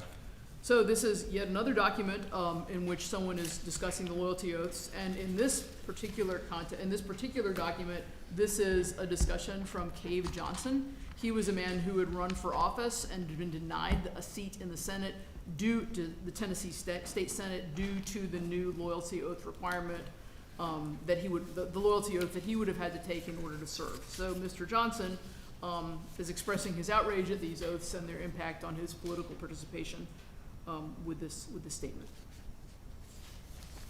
And why is this relevant historical context for the Constitution of 1870? Again, it helps me understand, first of all, do you want me to read it, or? Go ahead. I'll read it to help explain why I find it important. Mr. Johnson says, "The oaths took an examination of my character and conduct as a citizen without specific charges against me. Without," and there's some unreadable text in this, as you can see from the newspaper article, "without by a jury or without any testimony," again unreadable. "It declares me guilty of some crime. These were palpable violations of our Constitution, which secures to me the right of trial by jury in an open court, as well as the examination of witnesses face to face." So in other words, he saw loyalty oaths as a kind of criminal process, or as a kind of criminal, an analogous to a criminal conviction, that by being denied the right to vote, by failure to sign a loyalty oath, he was being treated like someone who was a criminal, but being denied the process that one would have if one actually was facing a criminal conviction. And Dr. Holloway, did Tennesseans frustrated by these voting restrictions take any action to try to address the status of voting rights in Tennessee? Yes, they did. And what's the evidence of that? The evidence, the most significant evidence is the modifications that they made subsequent to this to the Free and Equal Elections Clause. Dr. Holloway, when you speak of the Free and Equal Elections Clause of the Tennessee Constitution, can you please clarify for the court what article and section of the Constitution you are referring to? Yes, I'm referring to Article 1, Section 5 of the Tennessee Constitution. And how was that clause modified? So in 1870, the Constitutional Convention added some language to that provision. They added the language that said, after the statement that says elections shall be free and equal, they added the text that says, "And the right of suffrage as hereinafter declared shall never be denied to any person entitled thereto, except on conviction by a jury of some infamous crime, previously ascertained and declared by law, and judgment thereon by court of competent jurisdiction." And for the record, can you clarify what the Free and Equal Elections Clause read in the Constitution of 1834? Sure, yes. In 1834, the Constitution, the Article 1, Section 5, simply said that elections shall be free and equal. So in 1870, they kept that text and then added the material that I just read. And Dr. Holloway, did you review the 19th century constitutions of Tennessee's neighboring states as part of your assignment? Yes, I did, and also as part of my monograph research, yeah. I'm sorry, it's part of your what? Assignment, as part of the assignment for this, and then I've also read them in the context of my research. And did any other constitution have jury conviction language in relation to criminal disenfranchisement? No, no other southern state constitution has any language like this regarding, or any language like this that references jury service in the context of laws disfranchising for criminal conviction. Tennessee stands alone here. I'd like to take a moment to pass up two more documents, pre-marked as PX 218 and PX 219.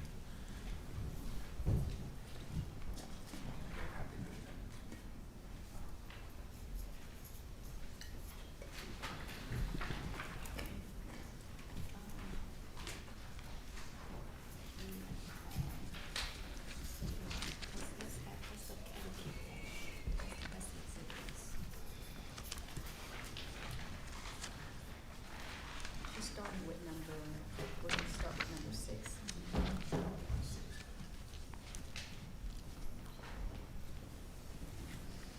Are there any objections to the omission? Right,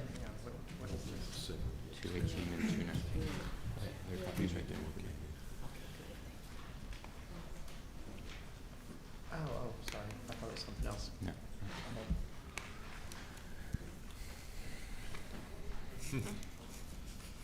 I got it.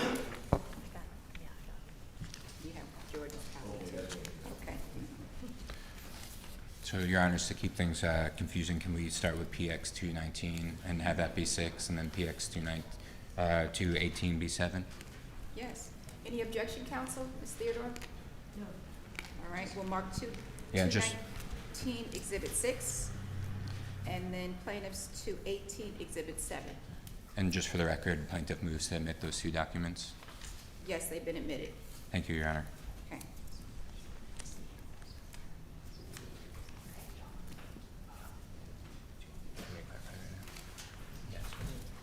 And counsel, for the record, if you could just tell us when you're tendering a document for admission, could you tell us not just a number, but what the document is, Yes, Your Honor. please? Okay, Mhm. thank you so much. And just to clarify, Your Honor, Okay. Ms. Theodore is plaintiff's counsel, and Ms. Jordan is counsel for the defendants, I think. sorry? I think you had called Ms. Jordan Ms. Theodore, so I just wanted to clarify for the No, record. I was speaking to you, counsel. I was asking you if you could please just Yes. identify the document when you're submitting it for admission. If you could Yes. just tell us what the document is as opposed to a number. Absolutely. Okay, thank you Yes, Your so Honor. much. All right. Dr. Holloway, can you please turn to the tab in your binder marked as PX 219? 219, yes.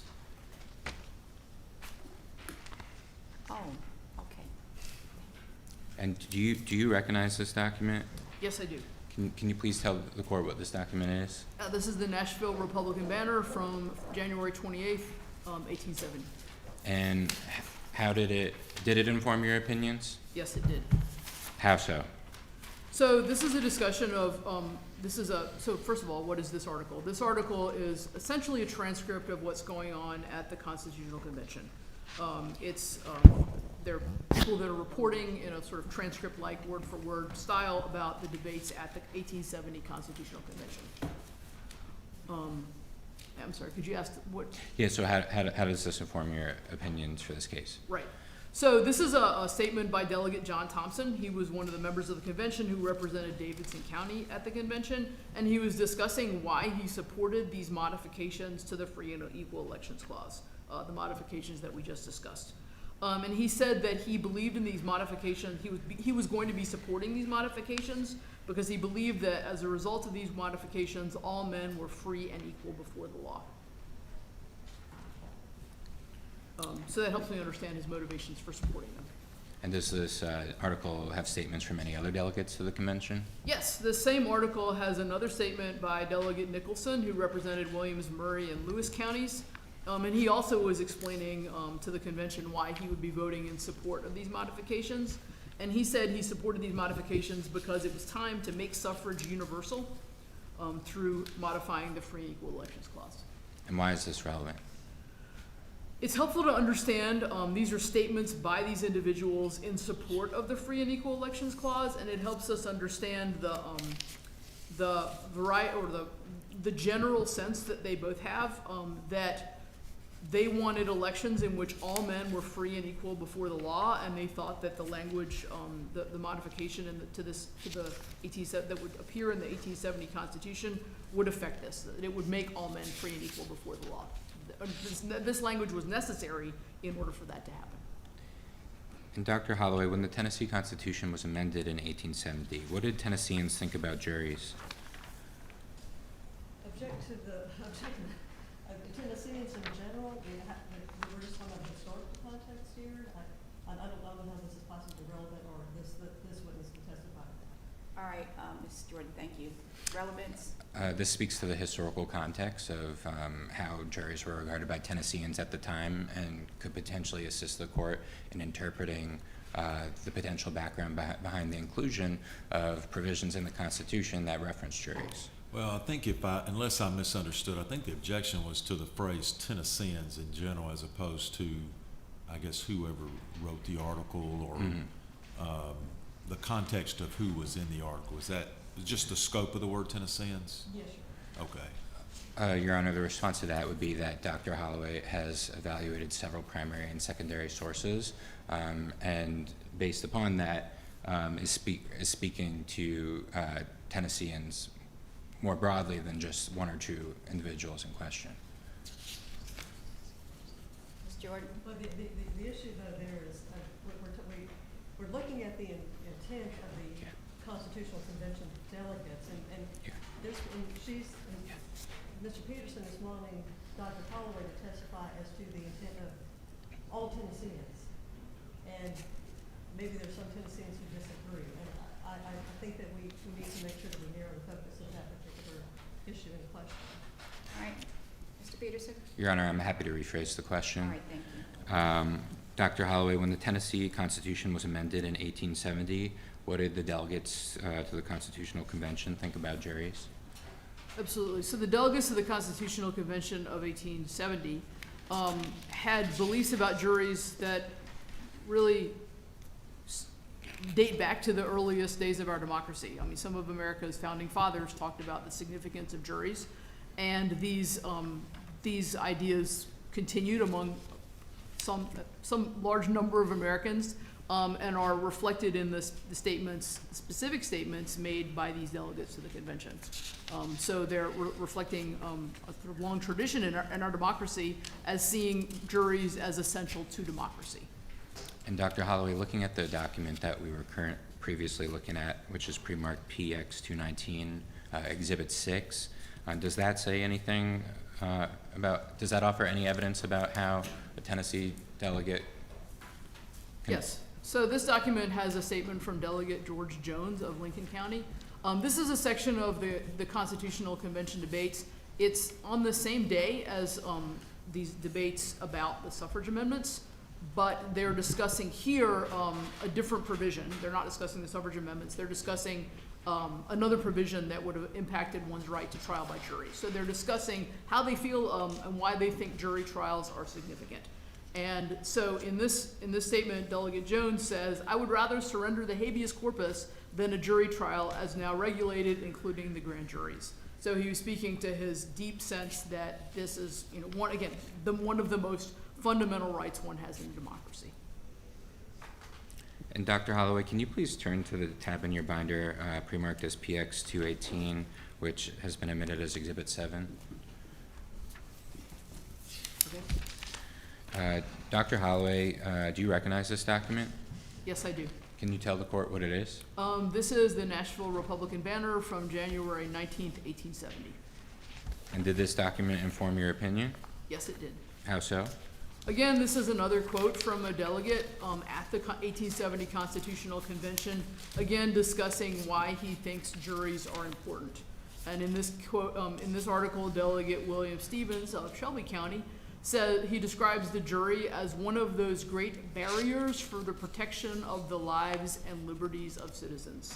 So I use this quote as well and this article as well to help me understand the import that members of the convention held, or their understanding of the import that juries held for liberties and democracy in Tennessee.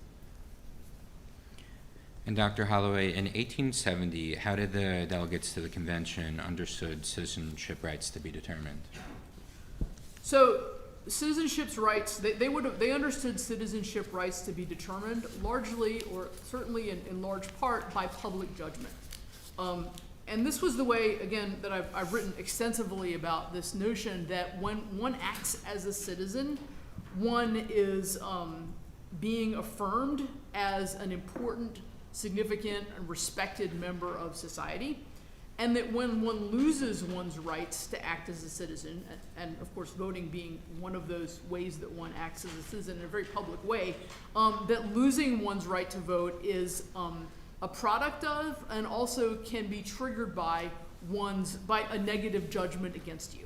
So this idea that when someone is respected, they're a citizen, and when someone loses their citizenship rights, they are degraded, they are infamous in a sense, and they are rejected. It's evidence of their rejection by society.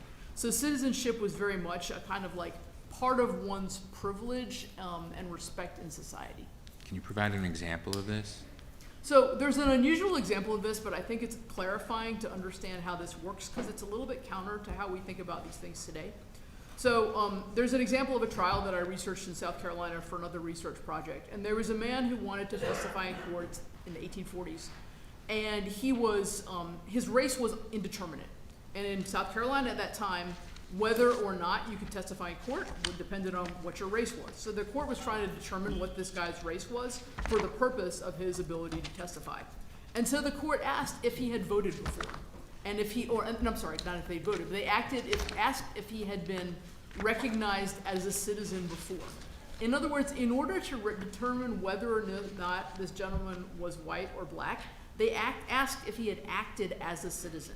So acting as a citizen was something that happened by a public judgment, and that would help determine one's, in a sense, fitness for citizenship.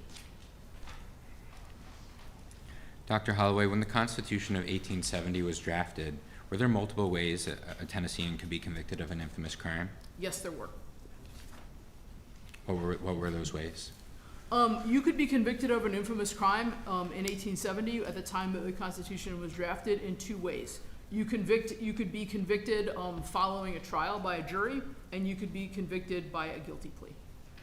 I'm sorry, I couldn't hear that. I'm sorry, say that again? I didn't hear the second part of what you Oh, said. you could be convicted, I'm sorry, let me say it again so I don't confuse in my head. You could be convicted with a trial by a jury, or you could be convicted by a guilty plea, by pleading guilty. At this time, we'd like to pass forward documents marked PX 231 through PX 236, which are a series of news article publications like we've been reviewing from the 1860s.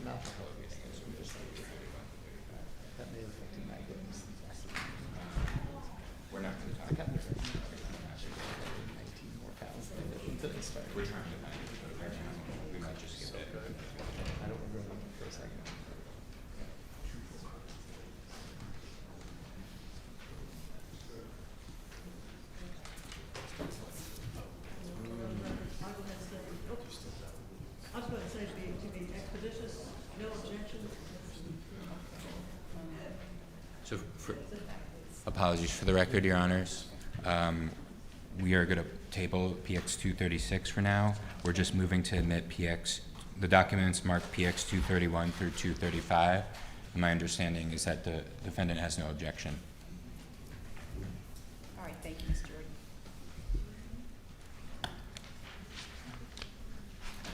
And we can mark, my colleagues are in the process of preparing copies for the court, but we can mark them in order, 231 up to 235. So I believe that will be 8, 9, 10.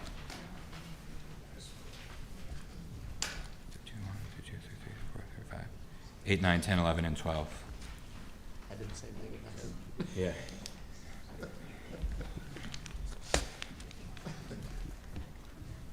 What? Yeah. Wait a minute. Yeah.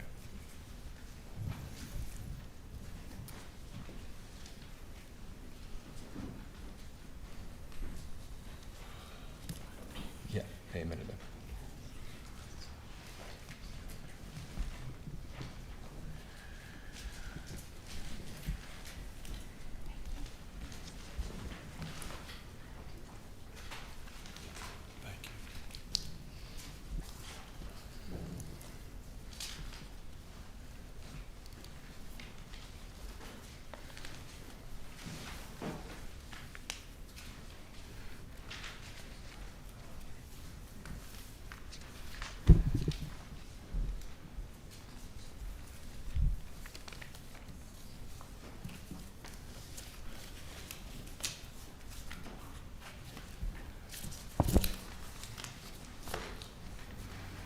Okay, so let me make sure that I get this correct. 231 is exhibit number 8. Correct. Which is, article from the Memphis Daily Appeal. PX 232 is going to be exhibit number 9. Correct. And Correct, that Your Honor. is an article from the Republican Banner. Yes, Your Honor. PX 233, exhibit number 10. Article from the Bolivar Bulletin. Yes. PX 234, number 11. Article from the Republican Banner. And 235, PX will be exhibit number 12. Article from the Republican Banner. Yes, Your Honor. Thank you. Thank you.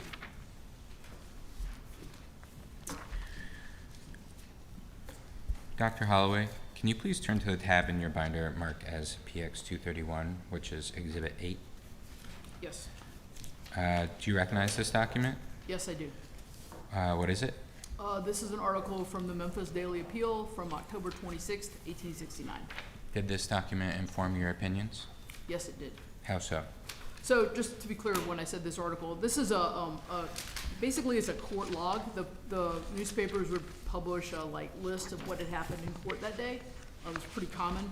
And so it's a summary of what was happening in court. And this informed my opinion as to this question as to whether one could be convicted of an infamous crime by a guilty plea, because it describes a day in the Shelby County court that day in which a gentleman was pled guilty and was convicted of grand larceny. And was grand larceny an infamous crime at the time? Yes, it was. And how does one, can you please describe how you know it was an infamous crime? Yeah, so infamous crimes are defined by statute. There's a statute in 1870 that defines these crimes, and it references an earlier statute that dates back to 1829 that categorizes criminal, different crimes as infamous or not. And why is this relevant to understanding the Constitution of 1870? Because it helped me understand that the members of the convention understood that it was possible to be convicted of a crime by a guilty plea. Dr. Holloway, can you please turn to the tab in your binder marked as PX 232, which is Exhibit 9? Okay, I'm sorry, before we move on, PX 231 is 2 pages. Yeah. Is that language legible on our copy? It's Yes, Your not? Honor. On the back, it is? on the Okay. back page, it's blown up. Okay. And then on the second column, on the right, I believe it is.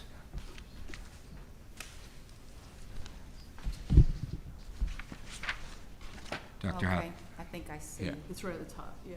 Okay. All right, thank you. Yeah. I'm sorry, you may proceed, counsel. Dr. Holloway, can you please turn to the tab in your binder marked as PX 232, which is Exhibit 9? 232. 232? Yeah, 232. Okay. And do you recognize this document? 232 is the Republican banner from January 22nd, 1868. And did this document inform your opinions? I'm sorry, I'm confused now. This is the one that says 230. This is the picture on the right there? Yeah. So Dr. Holloway, I'm not referring to a document that's on your slide right now. This You're is not, a okay. newspaper article. Okay, gotcha. Yes, so this is an article from the National Republican Banner, and it did inform my understanding of these laws. And can you please tell us how it informed your opinion?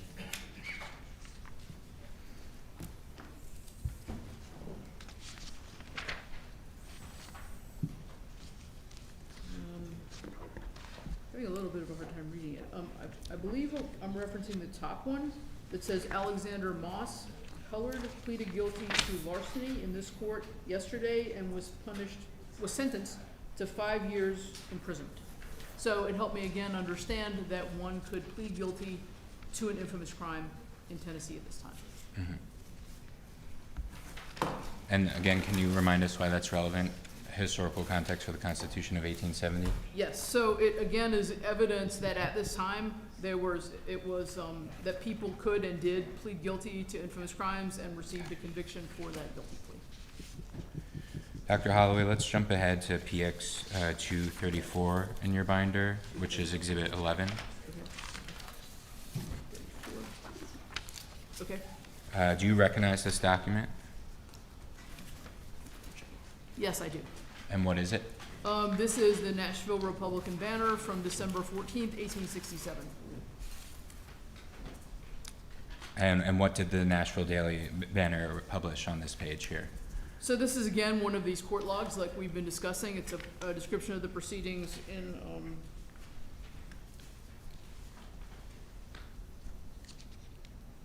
court that day. I actually can't. Oh, the criminal court in Nashville that day.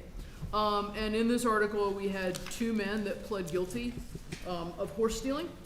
And they pled guilty and were convicted of the crime and then sentenced to, in one case, 12 years and in one case, 10 years imprisonment.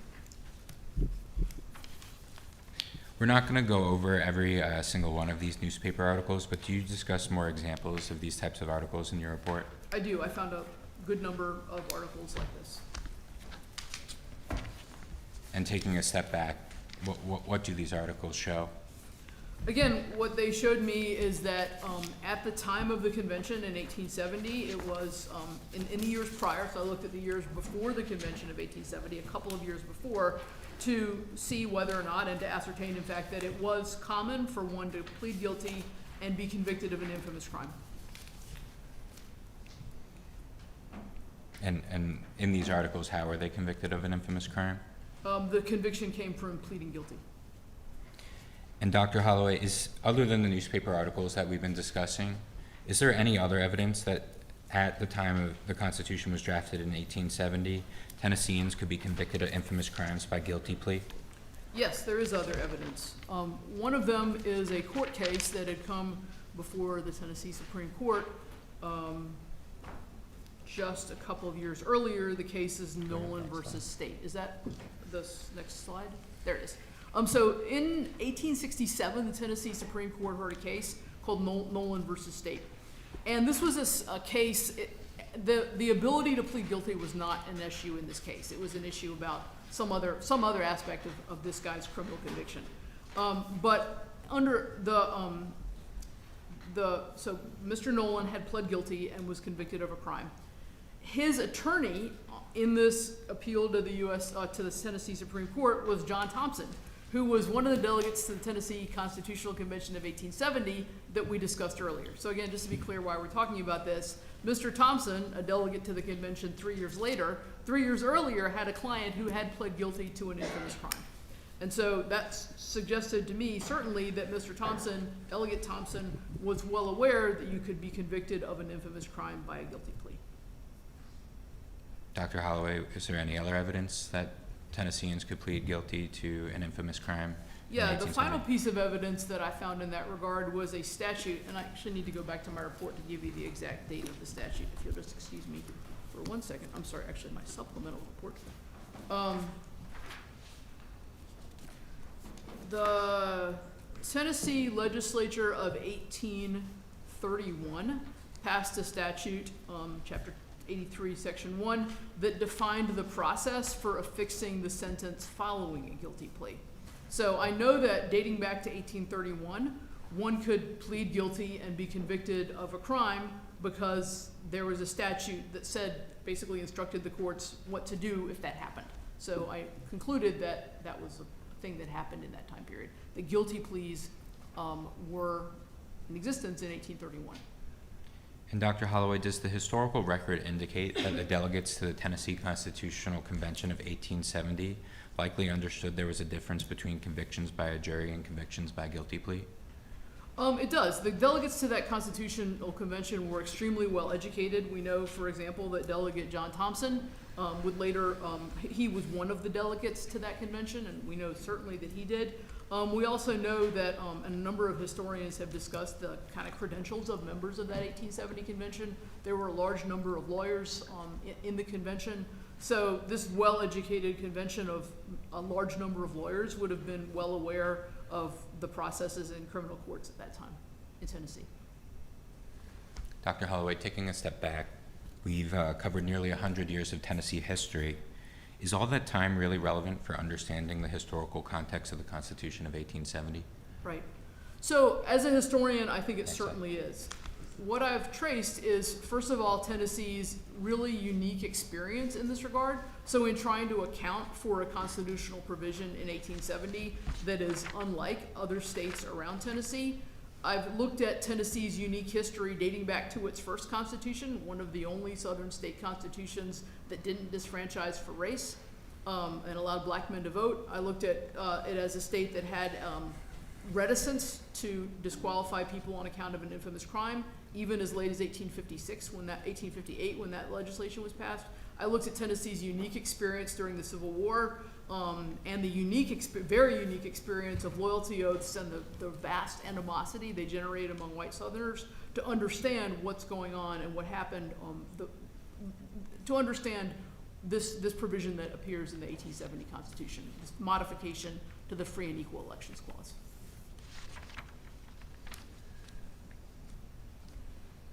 Dr. Holloway, you mentioned that one of your conclusions for this case is by the late 19th century, Tennessee's General Assembly abandoned the state's relatively broad commitment to suffrage and began intentionally limiting the voting rights of black Tennesseans through a series of laws. That's correct. I object to leaving your room. Okay, we have an objection to leading. Sustained.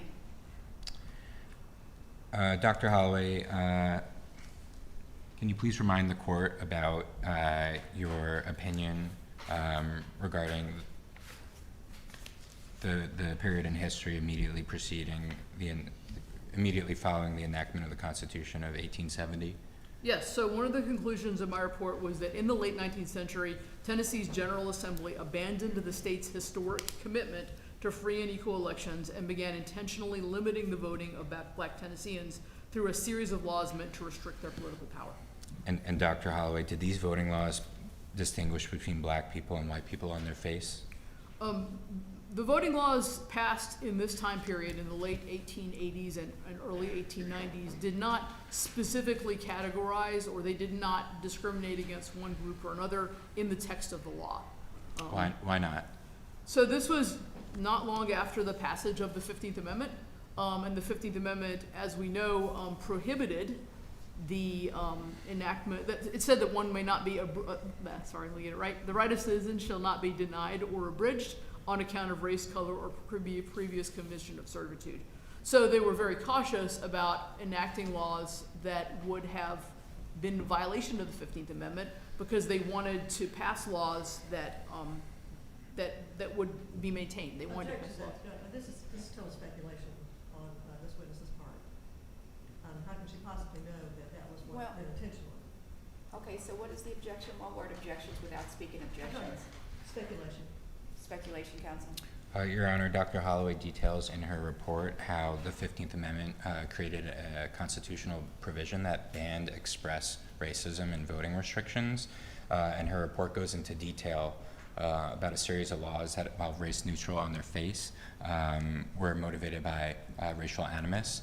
And her report relies on a variety of secondary and primary sources in reaching these conclusions. Okay, Ms. Jordan? And, yeah, motivation, intent, that is speculative, Your Honor, is what my objection is. Your Honor, as we noted in our opposition to defendant's motion to eliminate pre-trial, courts around the country routinely permit historians to testify to what the historical record indicates about legislative intent based upon their review of primary and secondary sources.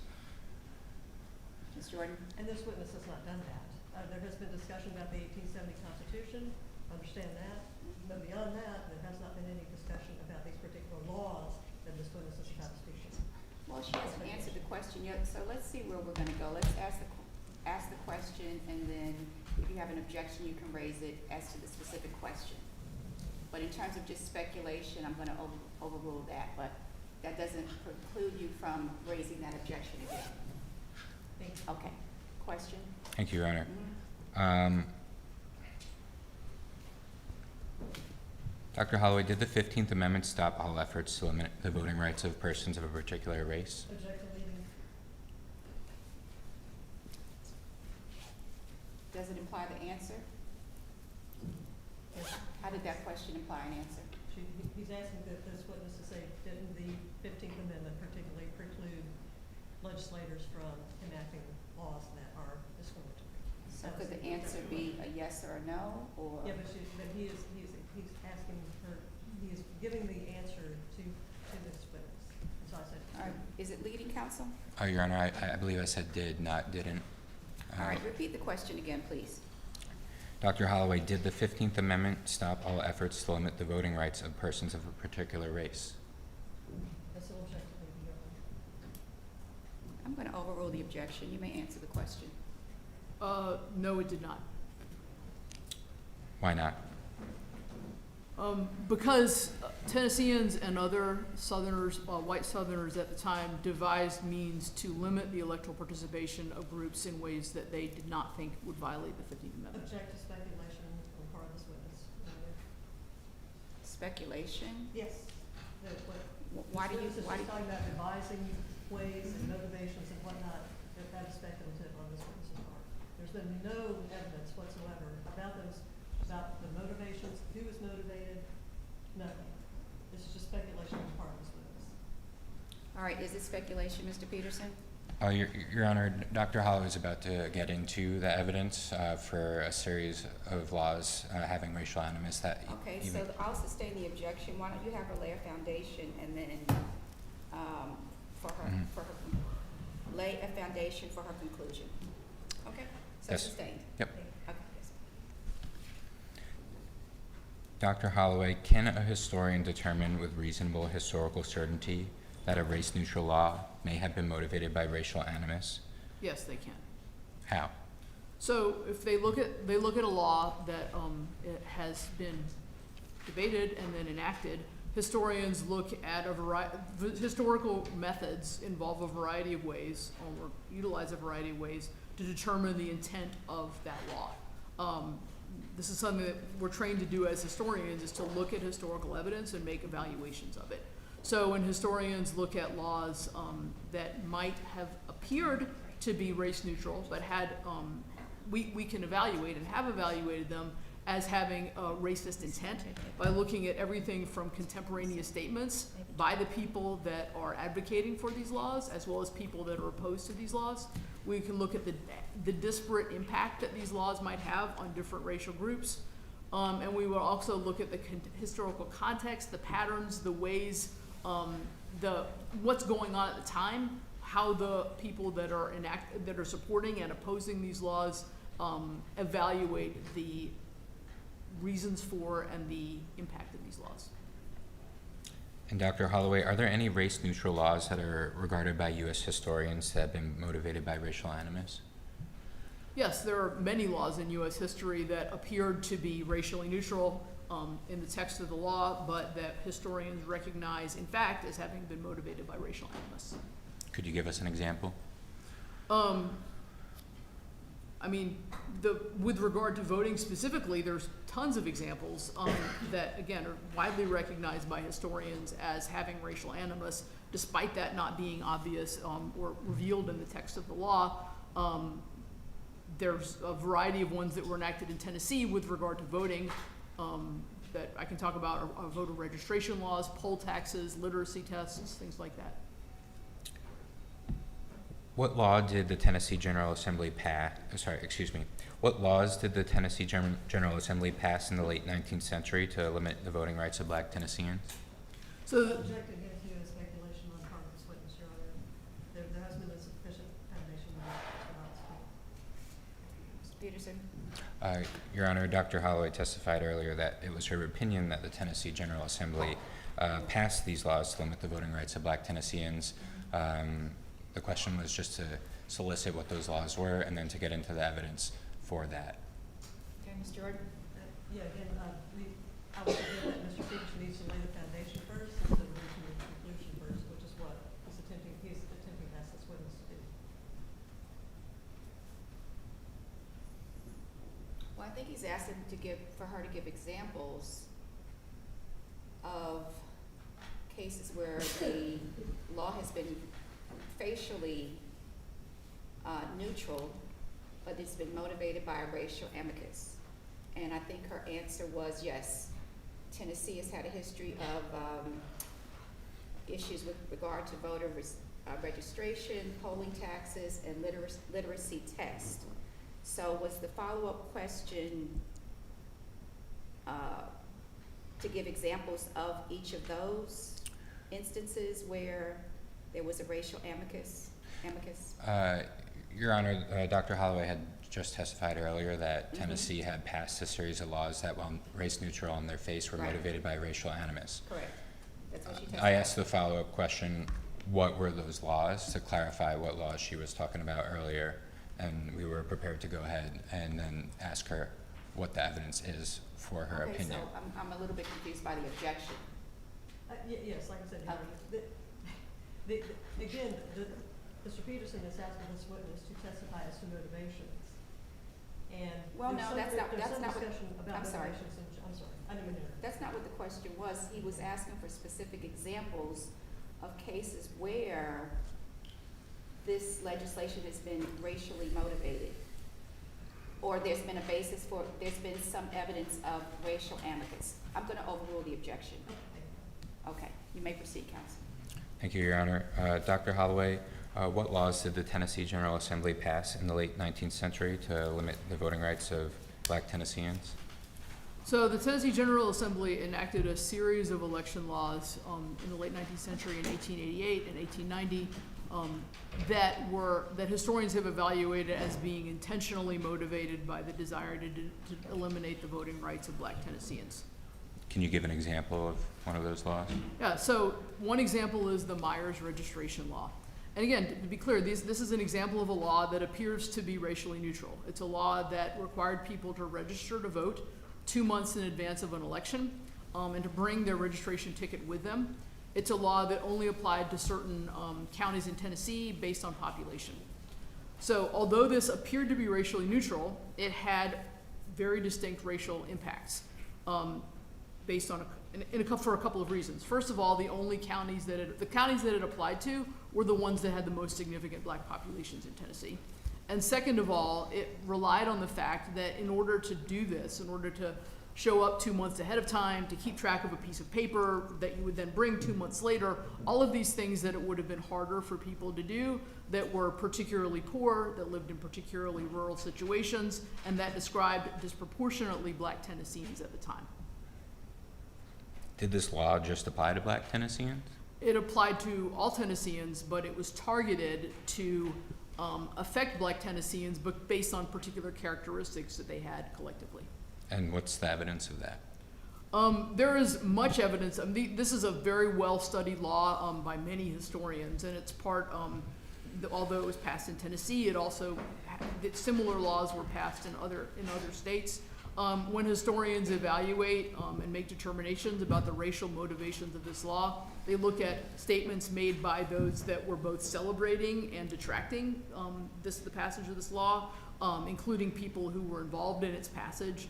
They look at the impact of this law and how it affected elections, and yeah, those are the two main things. They look at statements about the law and the impact of the law. How is the impact of the law evidence of intent of the law? So this is an example. This is a good example of this. This is a law that had a disproportionate impact on black voting.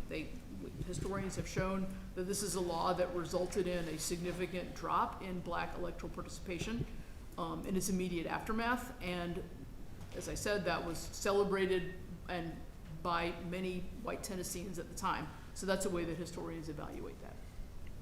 And what was the evidence you found?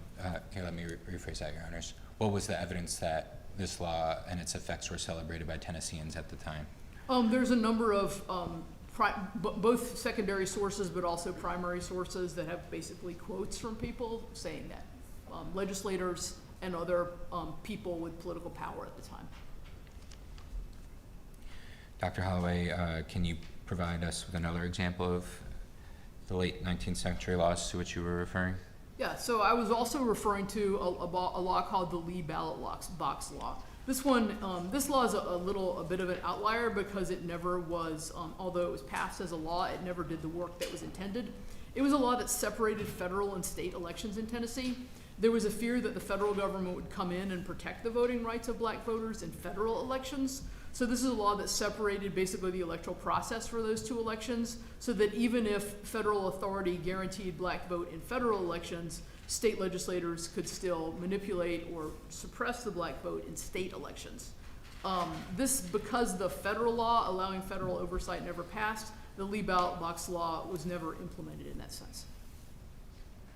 Dr. Holloway, what sources did you review in preparing your opinion regarding the Lee Ballot Box Law?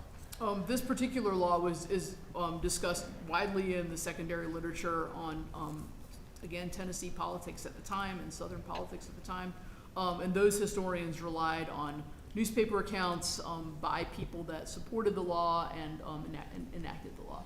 And just for the clarity of the record, can you please clarify what you mean by the secondary literature? Yes, works by other historians. And where are those works typically available? Let me rephrase that, Your Honors. Where are these secondary works typically published? As a historian, I'm trained to evaluate the quality of secondary sources. So I look at works that are by reputable publishers that have been cited broadly and widely in the years after their publication, that have favorable reviews, have been written by established, well-recognized historians, and those are the kind of works that I'm relying on for that when I refer to secondary literature.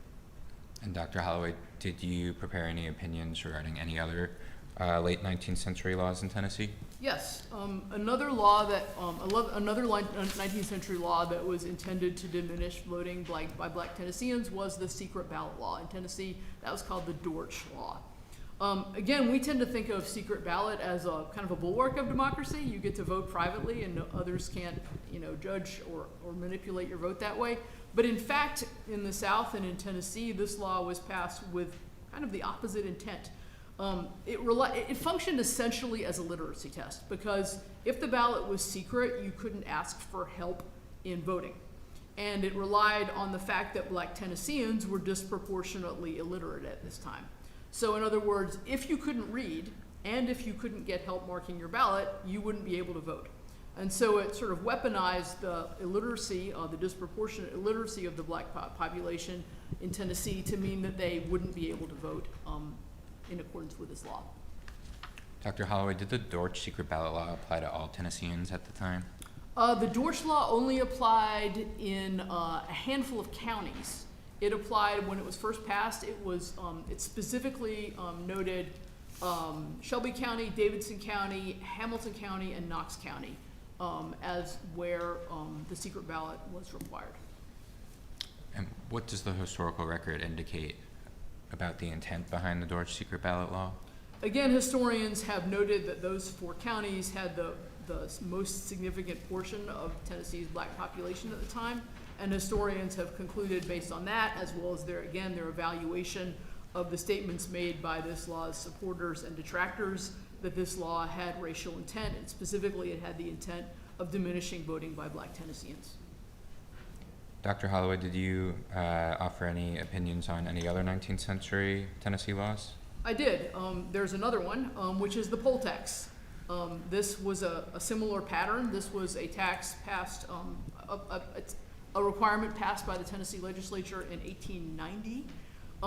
And it was a requirement that one pay a certain amount of money, what they called a tax, in order to be able to vote. And again, this was as these other ones that I've been discussing, it was intended to take advantage. It was again on its face racially neutral, but it was intended to take advantage of disparities in wealth among black and white Tennesseans. So it recognized the fact that black Tennesseans were far less wealthy and also less likely to have access to the cash that you would need to pay a poll tax. And so it took advantage of that fact, and by saying that in order to vote you had to pay this tax, it disproportionately impacted and denied the vote to black Tennesseans.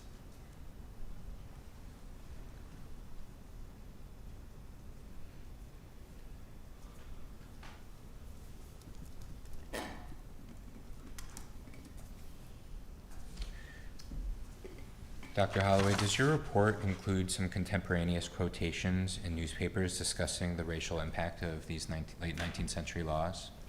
Yes, it does. Could you please direct the court to the passage of your report? Yeah, let me find it.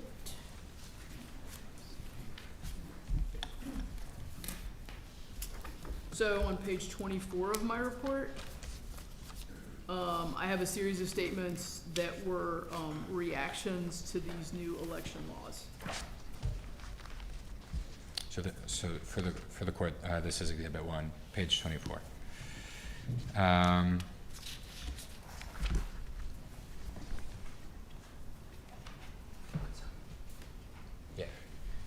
Could you provide the court with some examples of some of the quotes that you identified in newspaper articles on this subject? Sure, and to be clear, some of these are newspaper articles that I researched myself. The others are from 2 of really the most respected scholarly works in Southern politics in this period. Michael Perman's book, The Shaping of Southern, Michael Perman's book, Struggle for Mastery, and Morgan Callister's book, The Shaping of Southern Politics. So they were the ones that tracked down these original articles and quoted them in their books. I did also do some primary source research of my own for what in this are footnotes 106 and 107. So again, some examples of how these laws were discussed at the time. So for example, in a Nashville newspaper in reference to the secret ballot law said it is the illiterate Negro voter and not the illiterate white voter which this bill designs to disfranchise. In Union City, there's a newspaper that was accounting for the impact of this law after its passage. Owing to the new registration law, a very light vote was cast. The greater portion of Negroes refrained from voting on account of the poll tax law. We see in Dyersburg, another newspaper saying the poll tax and registration laws have played havoc with the colored vote. And there's other examples as well. So these are accounts from the time noting the immediate impact of these laws on black electoral participation. So Dr. Holloway, did the 15th Amendment stop all efforts to limit the voting rights of persons of a particular race? No, it did not. As a historian, would you expect to find statements of racial animus in the public floor debates for voting legislation after the 15th Amendment? Not necessarily. You certainly wouldn't expect to find them. In the aftermath of that, they would sometimes be more restrained. Legislators would sometimes be more restrained, and in not saying that these laws are specifically in the floor debates intended to target or disenfranchise Black Tennesseans, and they were more inclined to be a little bit more guarded in their statements about their motivations for these laws in the legislative floor. Why were they inclined to be more guarded? Again, because they wanted these laws to pass, and they wanted these laws to remain the law. They wanted they wanted to use these laws to restrict Black electoral participation, and they were essentially looking for ways around the 15th Amendment. So they wanted to be careful to pass laws that wouldn't be overturned in a court case relying on the 15th Amendment. Dr. Holloway, did any late 19th century legislation regarding criminal disenfranchisement impact voting by Black Tennesseans? Yes. Another series of laws passed in 1875 and 1877 changed or modified the impact of larceny and changed the way larceny was configured in Tennessee in a way that also affected the voting rights of Black Tennesseans. How did these laws affect the voting rights of Black Tennesseans? Okay, so in 1875, the Tennessee legislature, which at that time was in the more progressive side that would have been more supportive of Black voting. At that time, it was a close but slightly Republican-dominated legislature. Passed a law that increased the bar for felony larceny. So again, to be clear, dating back to like the 1830s, in order for larceny to be a felony, you had to steal something worth more than $10. And in 1875, they raised that to $30, making it more difficult and making it fewer people, so that fewer people would be convicted of felony larceny. So that's 1875. A mere 2 years later, they reverse course and bring it back down to $10. And as a historian, I looked at that in the context of a much broader regional pattern, which I write about extensively both in a published article and in my book, which is an effort in this period across the South to limit the voting rights of African Americans across the region by changing the bar for felony larceny to make it easier to convict people and thus to deny Black people the right to electoral participation.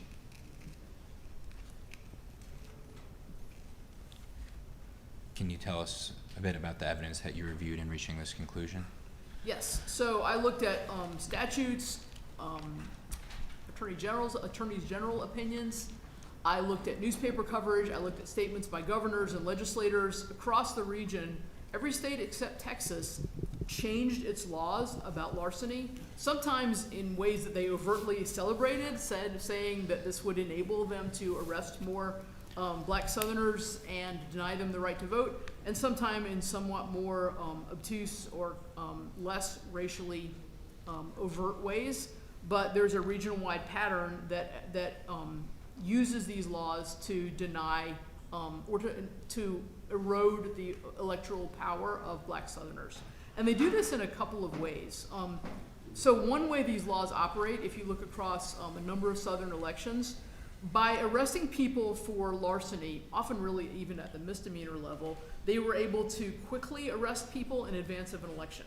So you had examples of places where there is a close election and the one side is concerned that Black voters will change the result of the election. So they would round up, arrest, and punish African Americans quickly. The ability to try and convict someone for misdemeanor larceny was quite easy at the time. And so they would eliminate the Black vote or reduce the Black vote by sort of short-term, easy convictions for misdemeanor larceny. In other cases, they would use these laws to basically pull larger numbers of Black voters out of the electorate through long-term incarceration by convicting them of felony larceny. It would have been a longer process. It would have been possibly a higher, a more contested case or a more contested trial, but they were able to use laws, felony larceny convictions to incarcerate large numbers of black Southerners and again prevent them from voting. And the final way that these laws were used is just the sheer intimidation of the whole process. There was a fear that the biased judicial system and the biased system of policing would mean that black Southerners were more likely to fall afoul of the law and thus be incarcerated and denied the right to vote. So all the Tennessee's law, you have to understand it in this larger framework of what's going on in the South in this time period, both in terms of the criminal justice system and the use of laws disfranchising for crime that were being intended to disproportionately impact black Southerners. All right, council, this might be a good stopping point. Okay. It's about 12:27, so I think this is a good time to take lunch. I think my colleagues agree, so why don't we take about at least 1 hour. Let's take an hour and come back about 1:30. Does that sound good? Sounds great. Okay. Thank you, Your Honor. All right, now we're gonna leave the courtroom open. We have conference rooms for plaintiff's counsel and defense counsel. Have y'all been taken to those rooms yet? No, not yet? No. Okay. All right, Ms. Kelly, can you call Yolanda up? All right, we're gonna have defense counsel is going to be in Judge Hurd's conference room. I'm sorry, her jury room. So Judge Hurd is going to be on the second floor. We'll have someone show you where it is. And then plaintiff's counsel is going to be in Judge Carol Chumney's jury room. And they're both on the second floor, okay? Thank you, Your Honor. All right, so that'll be open to you all. We're going to try to open it in the morning about 8 o'clock, I'm not sure if it's going to be 8 o'clock or 8:30, but it will be open all day. So if you want to go in, conference, use the restroom,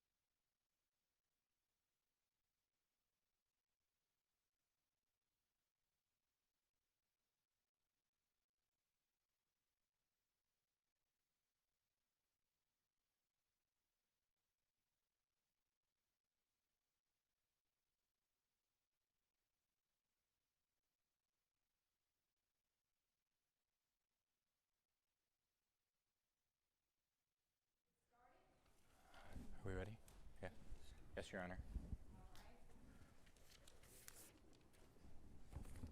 Lane, are we ready?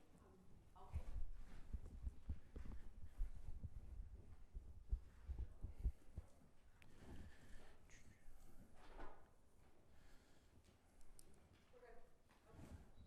All right, hope everyone had a good lunch. We're gonna go ahead and resume the trial. Dr. Holloway is under oath. Counsel, you ready to proceed? Yes, Your Honor. All right, you may proceed. Dr. Holloway, before the break, were we talking about criminal disenfranchisement in the late 19th century in Tennessee? Yes, we were. Can you please remind us about how criminal disenfranchisement had an impact on Black Tennessee voting in the late 19th century? Yes, so I was talking about how laws disenfranchising for crime in Tennessee had the impact of limiting Black power and electoral participation in the late 19th and early 20th century.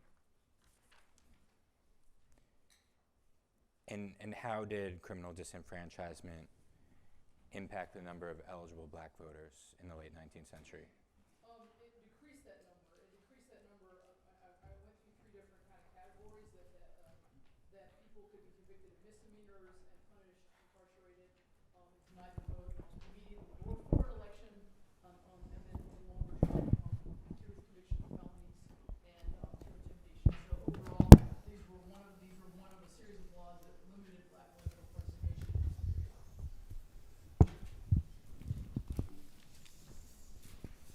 Dr. Holloway, what did the historical record indicate about the motivating factors behind felon disenfranchisement in Tennessee in the late 19th and early 20th century?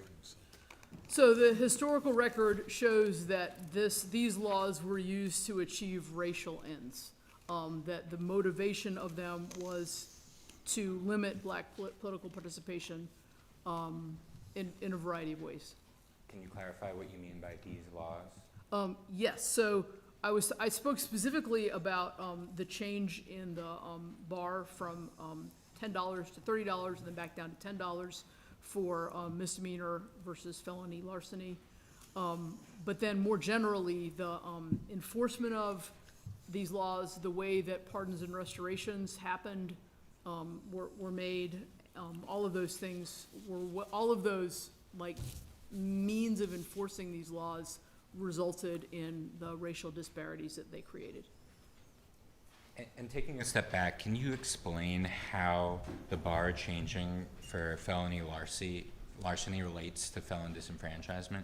Right. So this is part of a pattern across the South. In the 1870s and 80s, I demonstrate in my book that across the South during this period, there's a region-wide effort to use these laws to limit the voting rights of Black Southerners. This is a claim that is one of the most important assertions of my book, and one of my important contributions to the historical record is the way this happened in every state across the South, in multiple elections, and in multiple, across the South in this period.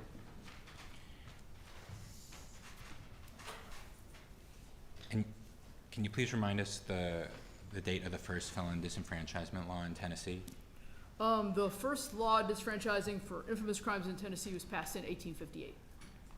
And did Tennessee pass subsequent laws regarding criminal disenfranchisement?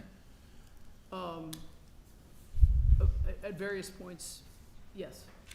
And in the late 19th century and early 20th century, did those criminal disenfranchisement laws apply to Black citizens? Yes, they applied to Black citizens in the late 19th and early 20th century. By that point, they were able to vote, of course, and so they lost the right to vote under these laws. Were there efforts to manipulate the political power of Black Tennesseans through non-legislative means? Yes, and so this is sort of the other half of the story of the provisions that I discussed already, the various electoral provisions passed and enforced in the late 1880s and early 1890s. So just to be clear, these laws were passed with the immediate intent and impact of limiting the Black vote in Tennessee, literacy tests, poll taxes, felon disfranchisement, et cetera, But what they became in the early 20th century were also tools to manipulate the electorate. So in these cases, these laws were enforced in various ways selectively and in ways that occasionally allowed some black Tennesseans to vote, but in ways that manipulated electoral results. Can you give an example of that? Sure, there's a number of examples of these. So one of them is the selective enforcement of the secret ballot. So we talked earlier about how there is this sort of essentially a literacy test in the form of the secret ballot. And it said that you could receive assistance if you needed it, if you had various factors that, like if you were visually impaired or something like that, you could request assistance. So there's examples from scholars that studied Southern elections and observed Southern elections in this period of people, either political candidates or political machines, figuring out ways to help some voters vote. So if you were illiterate and they trusted your vote or they wanted your vote, they would make the claim that you needed assistance and give you assistance marking your ballot. But if they didn't want you to vote, they wouldn't give you that assistance. So the secret ballot was one of the tools used to manipulate elections. Some of the more common and maybe easier to explain ones are the poll tax. The poll tax, again, was intended to prohibit black Tennesseans from voting. But what political candidates, political machines, people with political power figured out in the early 20th century is that when you paid a poll tax, you got a receipt. And you would present that receipt at the ballot box to prove that you paid the poll tax. So they would prepay the poll tax for people that they trusted and whose vote they wanted, and then they would give them the receipt so that those people could claim or could assert they'd paid their poll tax and got to vote. So it was, again, these were laws that were used in some cases to allow black Tennesseans to vote, but they were allowed to vote under the conditions of people, elected candidates, political parties, political machines, etc. Were any other means used to manipulate the electorate? Laws disfranchising for crime were also a big part of this. And there's a number of ways, or at least a couple of ways, that observers of Tennessee's elections in this time period noticed this. One was irregular purges of disqualified voters. Tennessee didn't have a permanent registration system in this period, so basically squaring your list of people who couldn't vote due to a conviction and your electoral rolls was very complicated. And they wouldn't do this very often, except if there was a contested election in which they were concerned that certain black Tennesseans would be able to vote and, again, tilt the balance in an election and affect the political outcomes. And in those cases, they would activate these purges of voters. So basically, laws disfranchising for crime were selectively enforced through these purges in this period. And there was also biased restoration of voting rights. Again, because your voting rights could be restored through an action by a court in this period, they would basically, when someone wanted to get their voting rights back, they would judge whether or not they were a reliable voter. If they were black or white, it was easier in some cases for white voters to get their voting rights restored. Sometimes they might restore them again for black voters if they trusted their votes. So it was an irregular process that allowed for manipulation of these laws to particular ends. Can you clarify to whom you're referring to when you say they, when discussing the purges of disqualified voters? So in those cases, the purges of disqualified voters would be done by election officials. In the case, city or county election officials. And were particular demographic groups more likely than others to be subject to those purges? The historical record is pretty thin on this, to be honest. I think there's evidence these purges were used for political ends and for some racial, I believe, for some effort to racially disqualify voters. Yes. So yes. Can I ask a quick question? Yeah. In response to a question a moment ago as to who was the they, your answer was, I think you said the local election commissions, Mm-hmm. either what county or city, is that right? That's correct. Do you know why that is the they, as opposed to, in this case, we have a defendant who is the commissioner of elections? In other words, is that they always been the local election commission? I don't know enough about the current case to answer that. I can tell you that the records that I looked at. I'm talking about in your records. Yeah, so the records I looked at, and the historical accounts that I looked at were stories of local registrars who were making the purges, because they're the ones that kept the electoral rolls. That's really all I know. All right, thank They you. would have communicated with the court officials, of course, so there would have been this, back and forth that had to go with data from one place to another. All right, thank you. At this time, plaintiff requests permission to approach with two documents that are pre-marked as PX 55 and PX 56. These are two charts that are in Dr. Holloway's report, but that are blown up on a standalone page. Okay?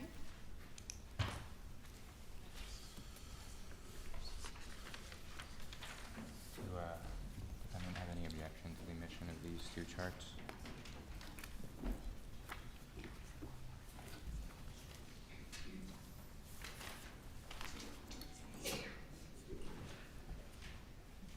No objection. Bless you. All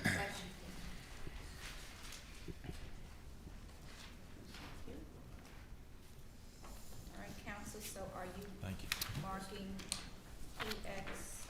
PE 55 as Exhibit 13?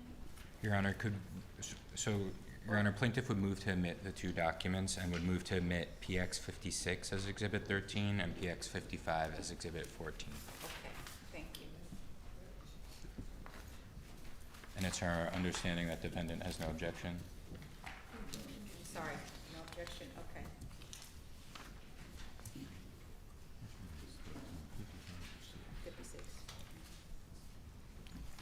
All right, counsel, you may proceed. Your Honor, just for the clarity of the record, are these documents submitted? Yes, they're admitted. Thank you. Dr. Holloway, can you? If I say that I'm gonna mark them, that means they're admitted. Yes, Your Honor, understood. If I say I'm gonna mark them for ID, that means that they're not admitted. Understood. Only for ID, okay. Thank you, Your Honor. Dr. Holloway, can you please turn to the tab of your binder marked PX 56, which we've now labeled Exhibit 13? Yes, Do you recognize this? yes, I do. What is it? This is a graph of turnout estimates of black voters for the period of 1880, 1892, 1900, and 1912. And where does it come from? This comes from, I just want to make sure I get the source right. This is originally in my expert report. Do you want the citation for the chart in the report? Let me find that, so I get it correct. So this is table 1 of my report. It comes from Kent Redding and David James's study on estimating levels and modeling determinants of black and white voter turnout in the South, 1880 to 1912, which was published in Historical Methods in 2001. Are those authors historians? Redding and James are actually historical sociologists. And have those authors published several historical works? Yes, they are very well-respected historical sociologists whose work is very often cited by historians. They kind of blur these disciplines a bit back and forth. Lots of scholarship in this area. And what does this chart show? This chart shows really the impact of the election laws that we've been discussing for this past little bit.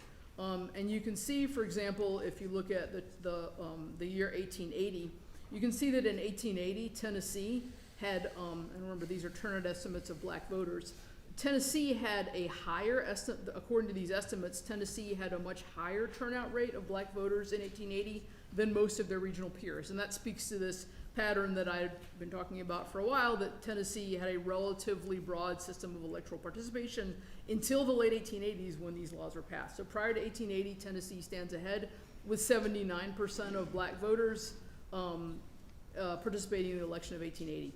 Remember, the laws that we discussed were passed in 1888 and 1890, and you can see their immediate impact in the 1892 election.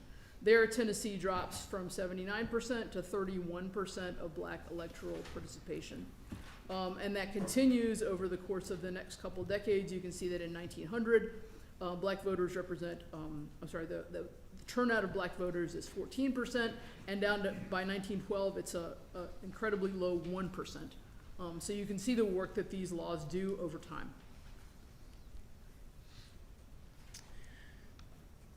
Dr. Holloway, can we now turn to PX 55, which has now been marked as Exhibit 14? Yes. Do you recognize this? Yes, I do. What is it? This is a chart from Morgan Kauser's article in Political Science Quarterly about disfranchisement in Tennessee during this period. And who is Morgan Kauser? Morgan Kauser is a historian of Southern elections and Southern politics, a very widely respected historian of this time period, and specifically with regard to Southern elections and politics. And what does the chart show? This chart shows something similar to the other chart, which is a significant drop. So this is a chart of estimated turnout by race in gubernatorial contests between 1880 and 1908. And again, if you look at 1880, you can see that Tennessee, again, in that period, had a relatively or really quite high level, indisputably high level of black electoral participation in 1880. And you can see that this begins to drop and then drops dramatically after the passage of these laws in 1888. So you can see between 1888, where there's a 60% black electoral turnout by black Tennesseans. You can see that that drops to nearly 0 in 1890, recovers a little bit in subsequent elections, but is always dramatically lower than white electoral participation and goes down to 0 in a number of those elections. In contrast, you can see that white electoral participation is much higher than black electoral participation by this period, and you can see that these laws are doing exactly what they were intended to do. In twofold. One is they limit and restrict black voting and black electoral participation while protecting and allowing for a higher rate of voting by white Tennesseans. And can you clarify, when you say these laws did what they were intended to do, what laws are you referring to? I'm referring to the series of laws that I discussed that limited the 5 laws, the Myers registration law, the ballot box law, the Dortch secret ballot, the poll tax, and efforts to raise the bar to felony larceny to diminish voting. So is the law, was Tennessee's law in the late 19th century providing for the disenfranchisement of those who were convicted of infamous crimes one of these laws that contributed to the diminished electoral participation of blacks in Tennessee? Yes.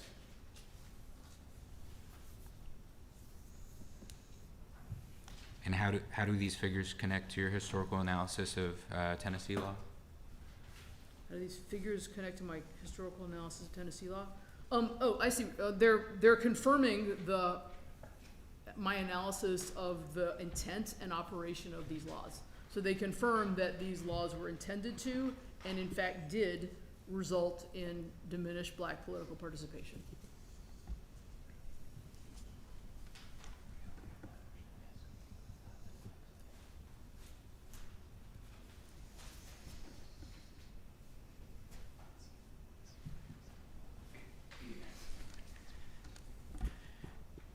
And is this historical context from the late 19th century and early 20th century useful in analyzing the history of the modern day? I believe it is, yes. At this time, Your Honors, we have a batch of exhibits that were cited in Dr. Holloway's reports, predominantly old statutes, newspaper articles, and the court case that Dr. Holloway presented earlier, where one of the delegates to the Tennessee Constitutional Convention was an attorney. And at this time, we would move to admit this bunch of documents. We don't intend to go over them with Dr. Holloway. We think her testimony has covered them, but we think it would be helpful if, Your Honors, as you potentially review her report later on, this is the foundation of her opinion, and to the extent that defendants don't have any objections, we would move these documents into evidence, and I'm happy to take them one by one if that would be defendant's preference. Ms. Jordan, any opposition? We have no objection to this next batch. They've already shown them to me, and we have no objection. Okay. All right, are we gonna mark those separately? Yes. Okay. So, Your Honor, just for clarifying, because I don't want to get into this, do we need to admit laws? To the extent we did the judicially noticeable motion at the beginning of this trial, we're not saying that we need to be admitting into evidence all various prior legal provisions, are we? I just want to make sure we're on the same page. Yeah, we agree that the record won't be limited by just the laws that are being admitted into evidence. We're just seeking to admit them for I ease just of wanted to be reference. sure that we weren't waiving. First of all, we only have one person on each side arguing opposition to an exhibit when we have a witness. So that would be Ms. Jordan, okay? So, but I'm gonna allow you to make your objection, but going forward, if this is your witness, then we expect the attorney who is making the objections, we just have one attorney per side. Understood, and to be clear, I Okay. wasn't objecting or opposing anything they were doing. Okay. Just trying to make sure we were on the same page about what we had talked about at the beginning, where I made. Okay, all right, so there's no objection, Ms. Jordan?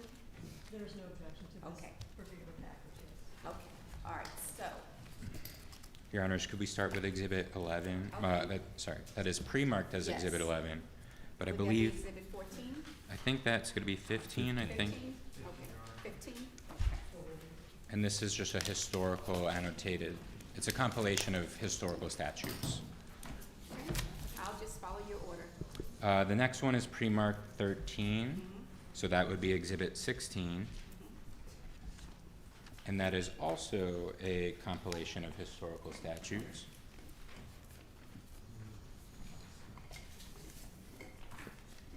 The next one, Your Honor, would be what's pre-marked Exhibit 14, but that's going to be Exhibit 17. Okay, And that is another historical compilation of statutes. okay, The next one is pre-marked 15, but will be Exhibit 18. And that is another historical compilation of statutes.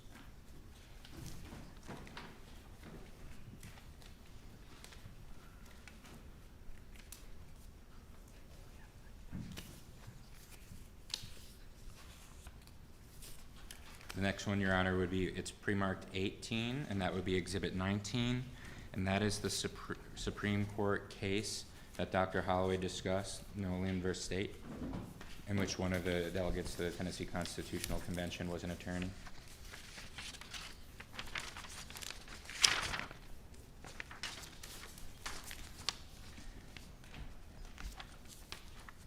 The next one would be what's pre-marked as 216. So that would be Exhibit 20.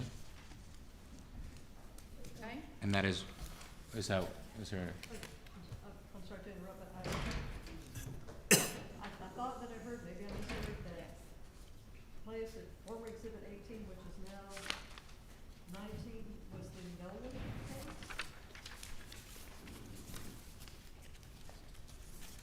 Well, the first page says Harvard Law Library, I'm sorry, the second page. And the third, this is case argued and determined Tennessee Supreme Court.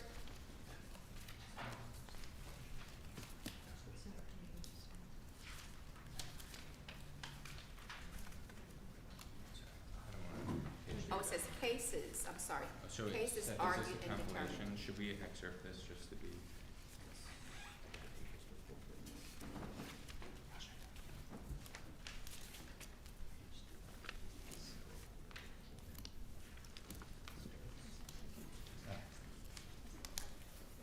Yeah.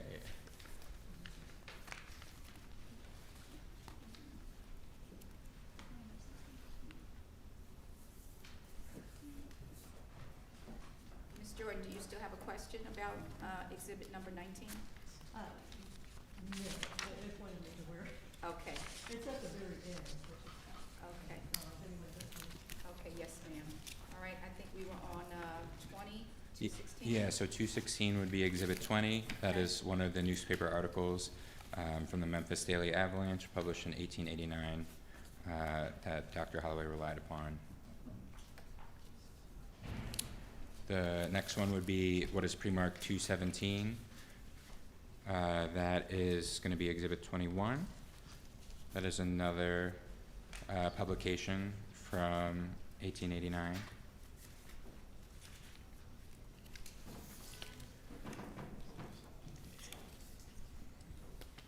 The next one, Your Honor, would be what's pre-marked as 220. That would be Exhibit 22. That's a Nashville Union and American publication from 1870. And for Your Honor's reference, the page sites that Dr. Holloway relied upon can be found in the footnotes of her report. So you'll be able to reference the publication and then identify which page the quote that she relied upon is from. I think, did I just do 221 or?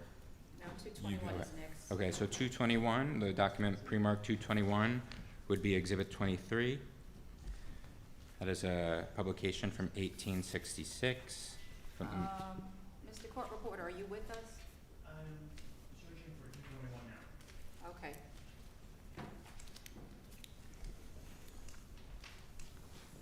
If you take the binder off, they're all paper clipped together. You can see them a little bit better. Yep.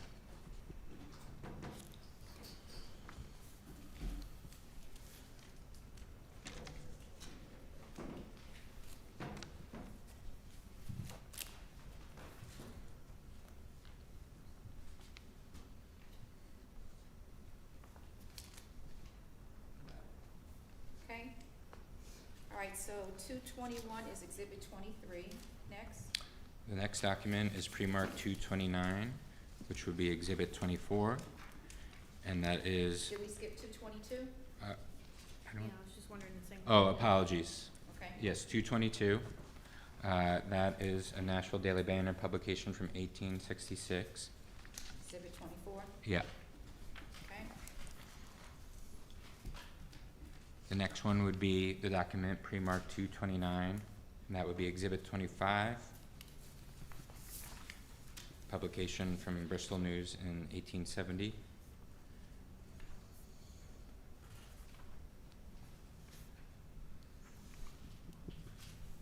Okay. The next one, Your Honors, would be the document pre-marked 230, and that would be Exhibit 26. That's a publication from the Tennessean, 1870.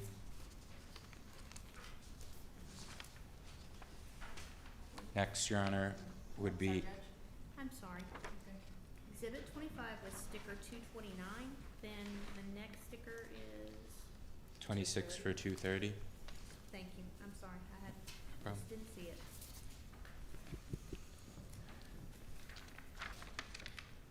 Two 36. 236 would be Exhibit 27. It's from the Memphis Daily Appeal, 1869.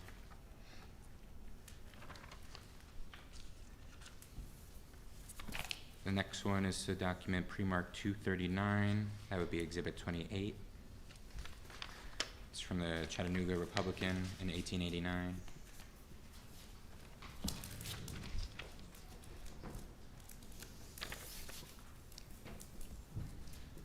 The next document, Your Honors, would be pre-marked 254 as Exhibit 29. Okay. It's a 1834 publication. And then the final one, Your Honors, is the document pre-marked 255, which would be Exhibit 30. That's a publication from 1891. Okay. And that's all the questions we have for Dr. Holloway. All right, thank you, for Mr. now. Peterson. Yeah. Ms. Jordan, are you ready? Can you take maybe like a 5 minute, so I can just kind of move things around? Absolutely. Thank you. We'll stand in recess 5 minutes.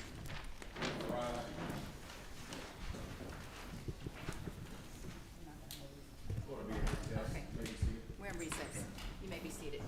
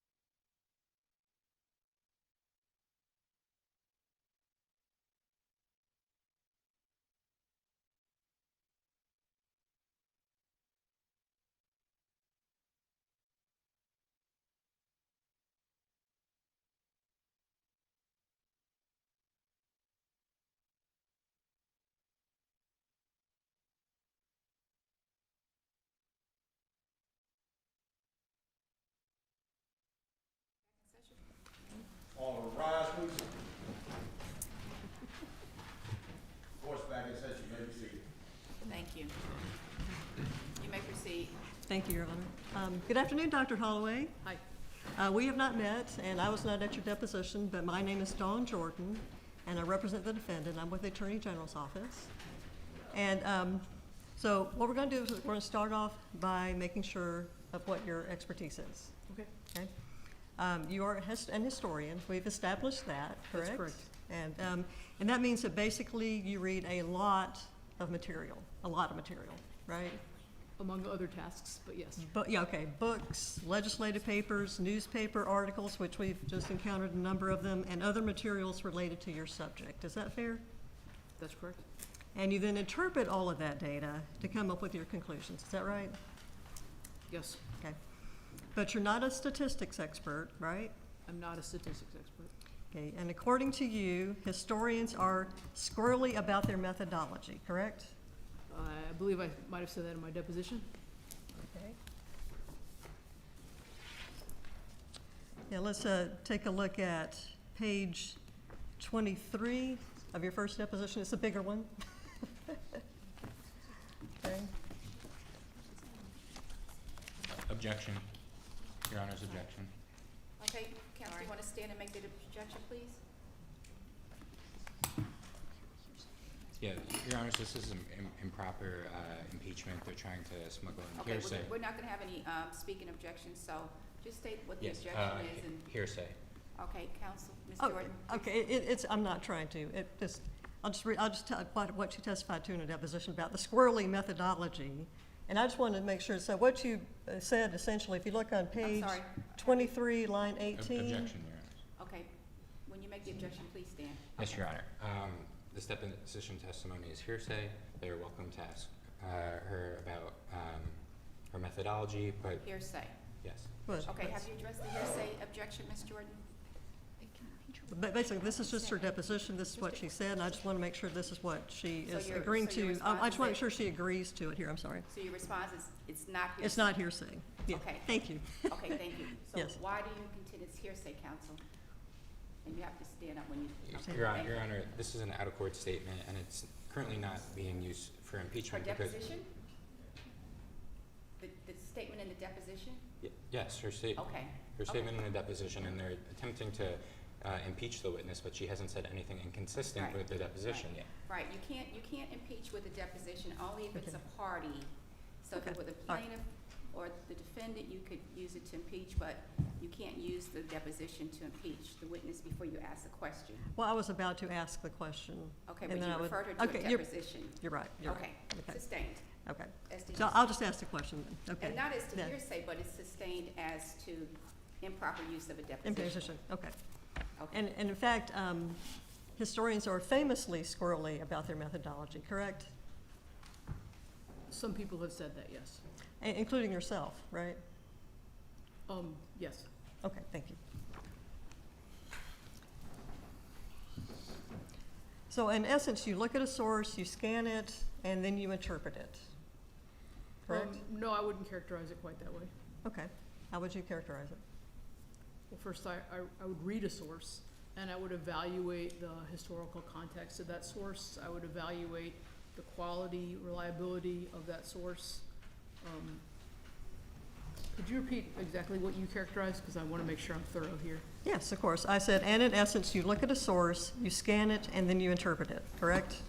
Okay, so definitely no, scan would not be a word I would use. I would say read it, and then I would evaluate it in a broader context of my prior historical knowledge and how other historians have evaluated. We have diverse tools for evaluating the quality of, and it would depend on whether you're referring to a primary or secondary source.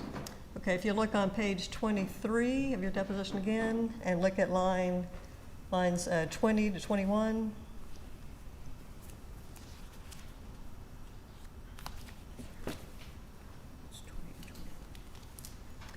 And you say, like, I don't just stare at primary sources, I scan them. Correct? Did I read that correctly? Yeah, and then I Okay, continue thank with you. other descriptions of what I Okay, do. I read that correctly, correct? That's Yes, correct. thank you. Now, other historians could disagree with your interpretation of the data, correct? Certainly. And they could disagree with your methodology, correct? I think it's possible they could. I mean, I'm using standard historical methodology, so, I mean, historians could disagree about anything, but Okay. They could disagree with you. that's true. Okay. You're not a legal expert, correct? I'm a historian. Okay. And you're not a criminal law expert, we've established that, correct? That is also true. Now, earlier you had given a recitation from somebody who talked about, I would rather give up habeas corpus than the right to vote. Do you recall that? Yes. But at the time of your deposition and today, you don't know what habeas corpus is, correct? I know what habeas corpus is. Well, at the time of your deposition, you did not, correct? I'm not sure. Okay, let's take a look at your deposition, page 109. Sorry, what page? 109. 109?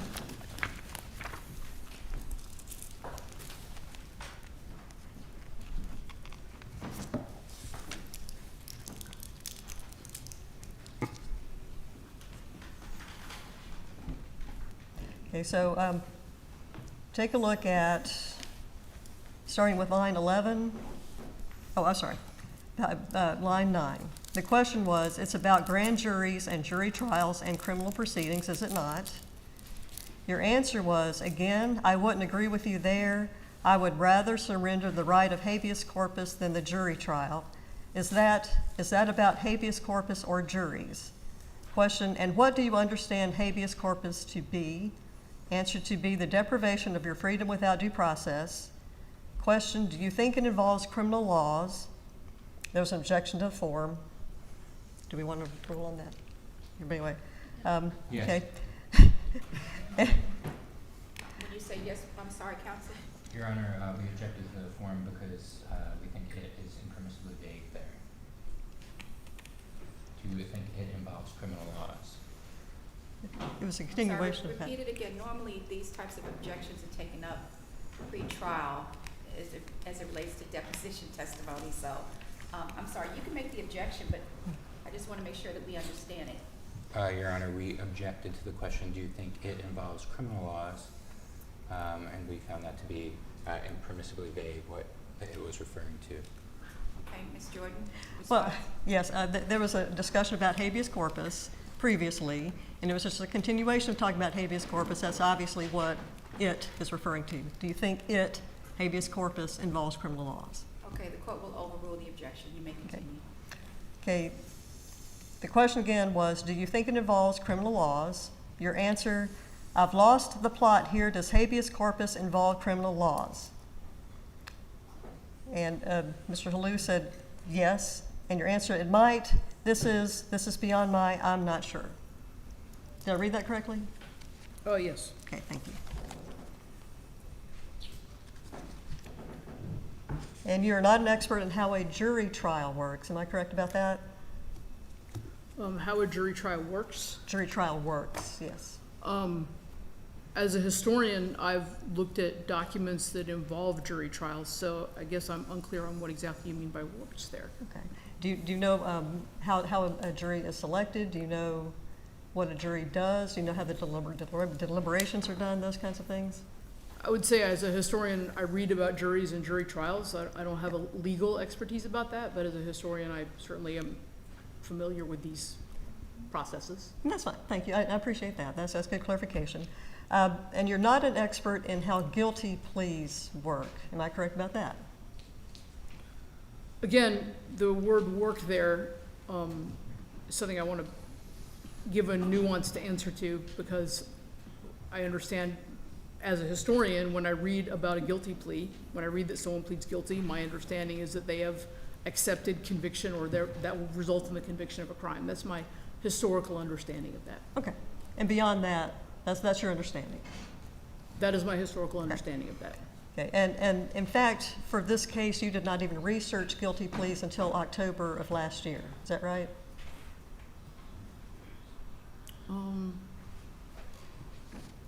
In October of last year, I was asked some specific questions about guilty pleas, which formed the basis of my supplemental report. I don't recall whether, when you said research guilty pleas, I mean, there was that was an issue that was present, I mean, it was in the text of the constitutional provision that I researched for the 1870 Constitution, so. Right. Okay, so let's talk about that then. So what you did is you researched guilty pleas in conjunction with, or whether they were happening around the 1870s, is that correct? Whether one could plead guilty to an infamous crime in the handful of years before 1870, and then also for an extended period based on that statute from the 1830s. And you did not do that research until October of last year? That's correct. Okay. Okay, let's talk first about your opinions that the disenfranchisement laws are racially motivated or were passed with discriminatory intent, and this will focus on your first report, okay? Okay. Now, when you did your analysis for your first report, you only looked at the free and equal elections clause of the Tennessee Constitution, is that right? I'm sorry, can we back up? You said you were referencing my conclusion. I just want to make sure where that conclusion is. You said I haven't talked about a conclusion your yet. Let me ask the question again. Yeah, That's fine, that's fine. I'll take my time, so don't worry about it. I'm a little dry mouth, so I probably need some water in a minute. But when you did your analysis for your first report, you only looked at the free and equal election clause of the Tennessee Constitution, is that correct? No, I didn't only look at, I looked at a variety of documents about, I didn't just look at the free and equal elections clause, I looked at sources that informed my understanding of it. Okay, and that's fair, that was not a very good question. Let me say, in terms of the constitutional amendments, what you looked at was the free and equal elections clause, is that right? For the constitutional, provisions? Yes. Okay. I read the whole constitutions. I've looked at all of them in various, I read the Tennessee Constitution of 1896 in its entirety, in part to locate the part that I referenced in the report. But you only analyzed that one part. For example, for the Constitution of 1796, I discussed the suffrage provisions broadly, so there were multiple parts. I don't know if they're different off the top of my head. I'm not exactly sure. They're different parts of the same article, I think they are. But.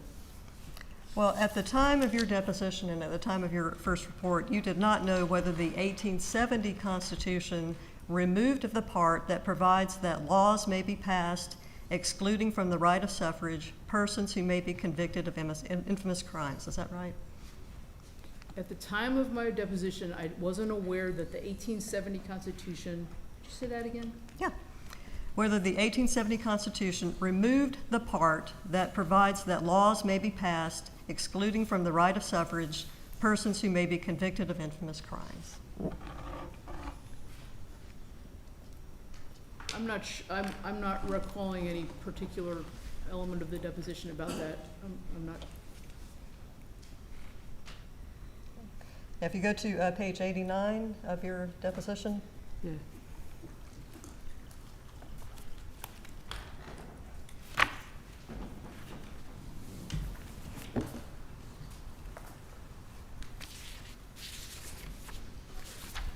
Okay. Over there? Okay. Now, if you look up at the top starting at line 3,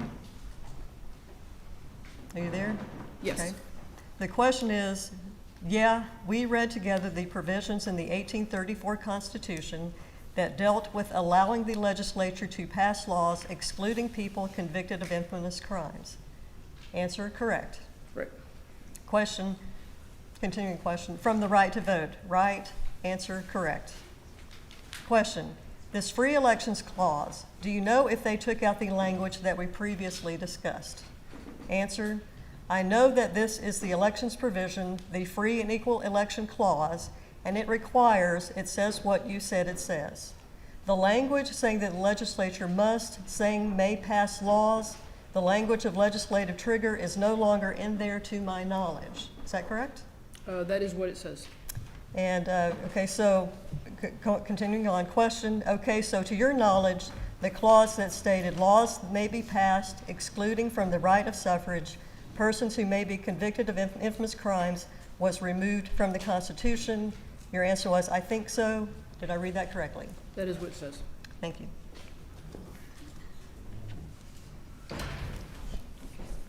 Now let's talk about the 1796 Constitution, which is the first one, correct? Yes, And that Constitution limited voting to free people, correct? freedmen. Free men, okay, thank What you. was the year you said? I missed it. 1796. 96, thank you. I'm sorry, yes, sir. I'll try to direct my questions into the microphone better, sorry about that. Okay, and you agree that you have no expert opinion on whether restricting the vote to free men affected black people more than white people, correct?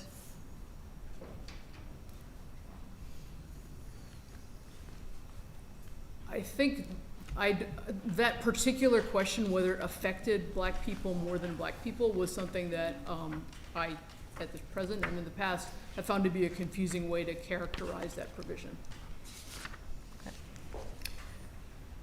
Well, so are you answering the question? You do not know, you don't have an opinion on that? On, Whether limiting the vote to free men affected black voters more than white voters? because the term affected is really vague, those are not the sorts of terms that historians would use. If you wanted to be more clear about what you meant by that term, I could offer an opinion on it. That's, I think, why I didn't have an opinion on that phrase, is because I found affected to be a vague term. Well, let me say, okay, page 52 of your deposition.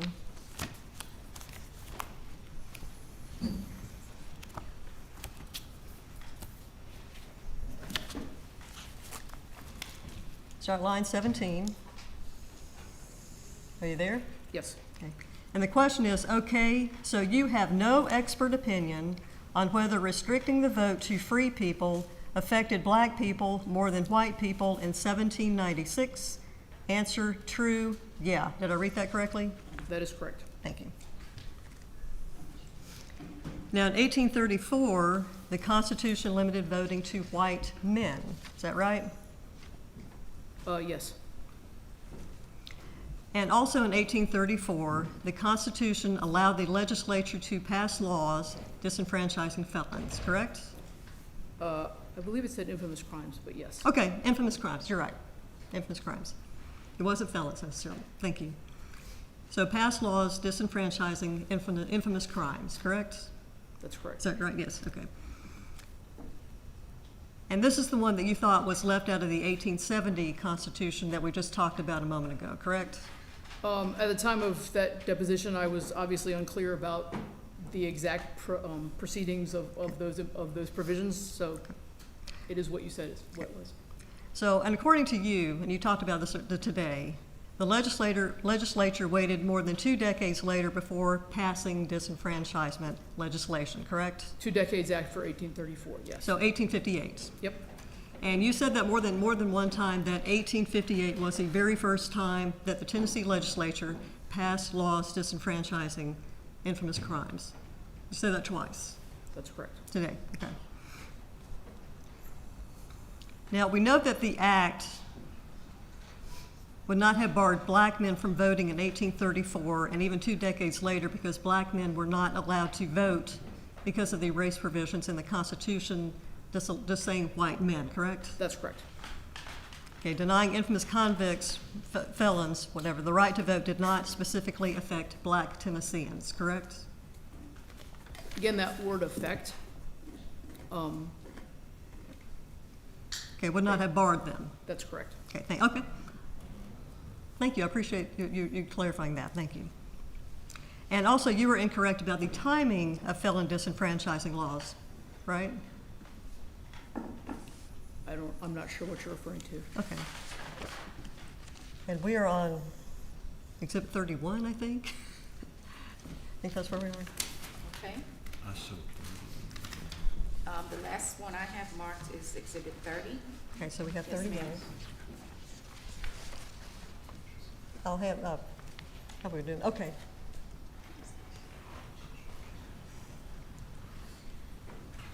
Off of the court reporter.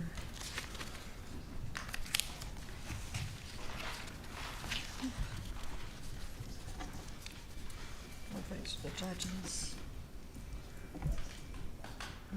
Oh, that one go to her. Okay.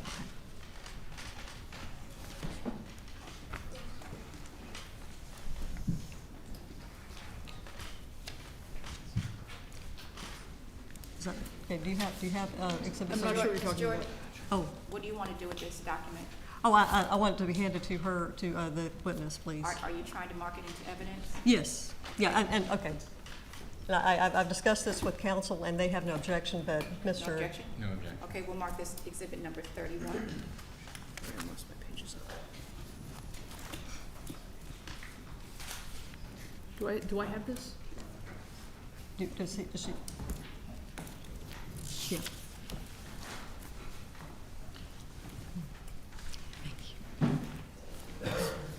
Sorry, I'm trying to keep all this straight. Thank you. Okay. Yeah, so Dr. Holloway, what you have in front of you is a compilation of the statute laws of the state of Tennessee. And down below, we know it's in 1872, is that correct? This was the statutes of 1872, yes. Okay, well, no, let's turn the page.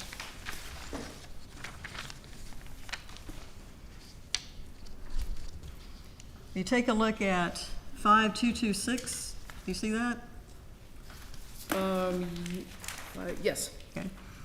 It says, upon conviction of the crimes and of abusing a female child, arson, and felonious burning, bigamy, burglary, felonious breaking and entering a mansion house, bribery, buggery, counterfeiting, violating any of the laws to suppress the same, forgery, incest, larceny, perjury, robbery, receiving stolen property, rape, sodomy, stealing a free person of color, stealing a slave, stealing bills of exchange or other valuable papers, subordination of perjury, and destroying a will, it shall be part of the judgment of the court that the defendant be infamous and be disqualified to give evidence or to exercise the elective franchise. Did I read that correctly?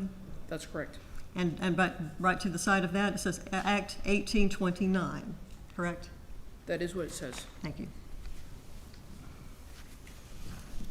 So we know that at least as early as 1829, there were laws that disenfranchised certain crimes, and they listed them above, correct? As a historian, I'd want to go back and look at the Act of 1829. That's a summary of the Act of 1829 written in 1872. So I would want to see that original act before I evaluated that statement. Okay. Like, it's assuming that that reference is correct, and I wouldn't want to make that assumption as a historian. Yeah, this is all part of a compilation that your attorneys that you referred to in your report in your deposition, correct? Yes. And you used it as a source, right? Yes. Okay, so this is a source, Yes, and that as you a used. historian, I'm Okay, trained thank to you. evaluate sources, and one of the ways that I Thank you. evaluate the source is to go back to the Act of 1829 and make sure that in 1872, they were correct in this rendition of the Act of 1829. And if we can take a look at also your report.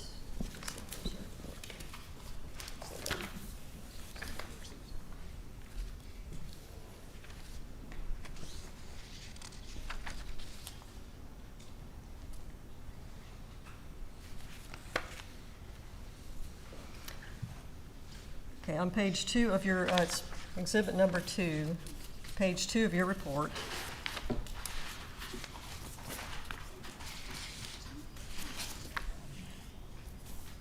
Objection, You Your had- Honor. So, apologies. Counsel, please. I think he withdrew the objection. Oh, okay. Okay.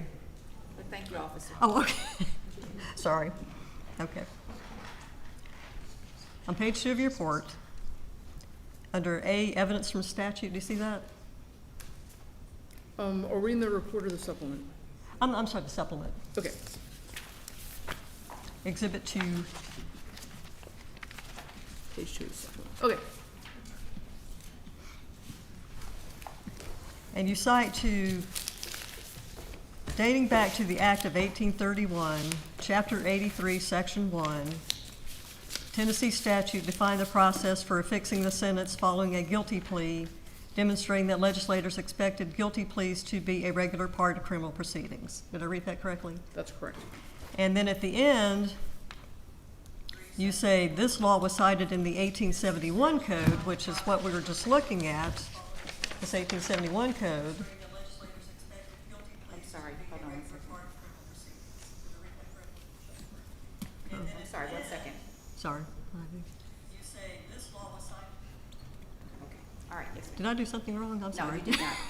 It was my laptop. I promise I had nothing to do with that. Okay, now you go right ahead. Okay, thank you. And so you were citing to the laws of 1871, which was using this compilation, correct? I was citing that, but then also I went back and checked the laws of 1829 and the Act of 1831. But you use this compilation as a source, and we have concluded that this is a source, correct? This is a source that I evaluated as I would evaluate any historical source and checked. So the law that was in place in 1829 would have been obviously in effect in 1834 when the Constitution was enacted. That is Right. true. And still in 1871 or 2 when this compilation came out, correct? Yes. Okay.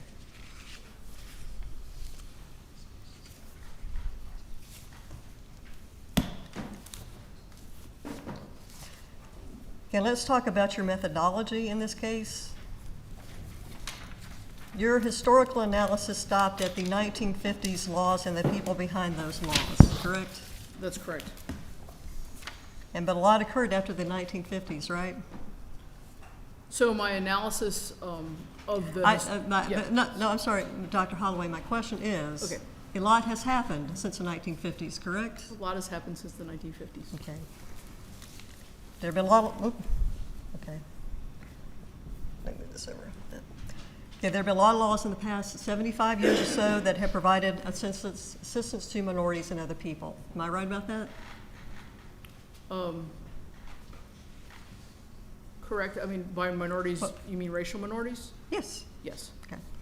And let's take, for example, the Civil Rights Act of 1964, which was passed in the 1950s, obviously, right?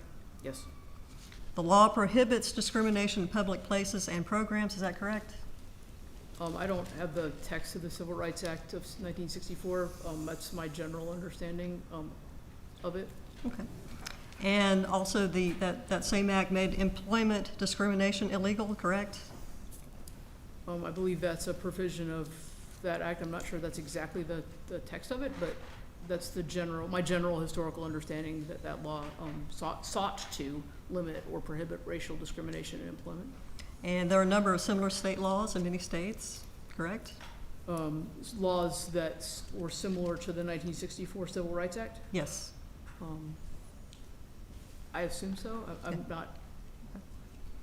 That seems like a fairly general statement. Okay. And there's the Voting Rights of 1965, which you did not consider, correct? There was a Voting Rights Act passed in 1965, yes. I'm not sure what you meant by I did not consider. Well, we just talked about, and you just agreed, that you did not, for your methodology here, you did not analyze, or your historical analysis stopped in the 1950s laws and the people behind those laws, correct? And you answered that, yes. So 1965 is after the 1950s, am I right? So I did not analyze the passage of the Voting Rights Act of 1965. No, I definitely did not. And in Tennessee, there was the Tennessee Human Rights Act passed in 1978. You did not analyze that, am I correct? I did not analyze the Tennessee Human Rights Act of 1978. You did not review or analyze the 1953 change to the Tennessee Constitution that eliminated the poll tax, is that correct? I believe I mentioned that in my report. I can't remember off the top of my head. I did. Okay. There may be a mention of that in the report. I'm not 100% sure. Okay, and you did not consider the National Voter Registration Act of 1993, is that correct? I did not analyze that law either. And you did not read or analyze the 2006 or 2025 Tennessee laws, is that correct? Objection. What's the objection, counsel? 2006 and 2025 laws are impermissibly vague. We don't know what law council's referring to. Okay, fair enough. All right, so the court will sustain that. Yeah, I'll drill down a little bit. All right, thank you, counsel. Okay. And you did not read or analyze the 2006 law that affected Ms. Moses in particular, correct? So I gave a historical context for felon disfranchisement laws. Okay, I did not, that's not what I asked you, Dr. Holloway. You did not analyze the 2006 law that affected Ms. Moses, correct? objection, Your Honor. Calls for legal conclusions as to what impacted Ms. Moses. Okay, calls for legal conclusion, Ms. Jordan? Any response? Okay, well, I know it doesn't cause, it's not asking for a legal conclusion. The law, okay.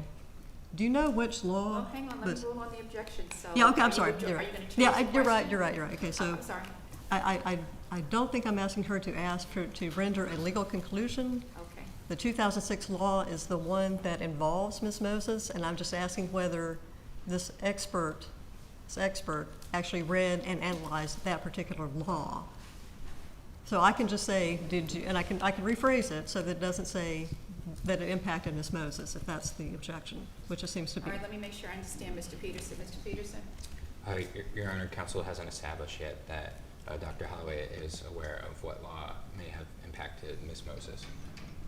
I'm sorry, I didn't quite understand. It's a foundation objection now. Counsel hasn't established that Dr. Holloway is aware of what 2006 law may have impacted Ms. Moses. And she's asking an opinion about that law. I'm not sure I understand, but Ms. Jordan? So what is the objection? Is it foundation? Just give me one word and so I can kind of we can process it. Foundation, Your Honor. Foundation, okay. As I just said, I can rephrase it so that I can take away what I Okay. think he is considering to be the objectionable part of my question. All right, thank you. Thank you. Okay. Okay.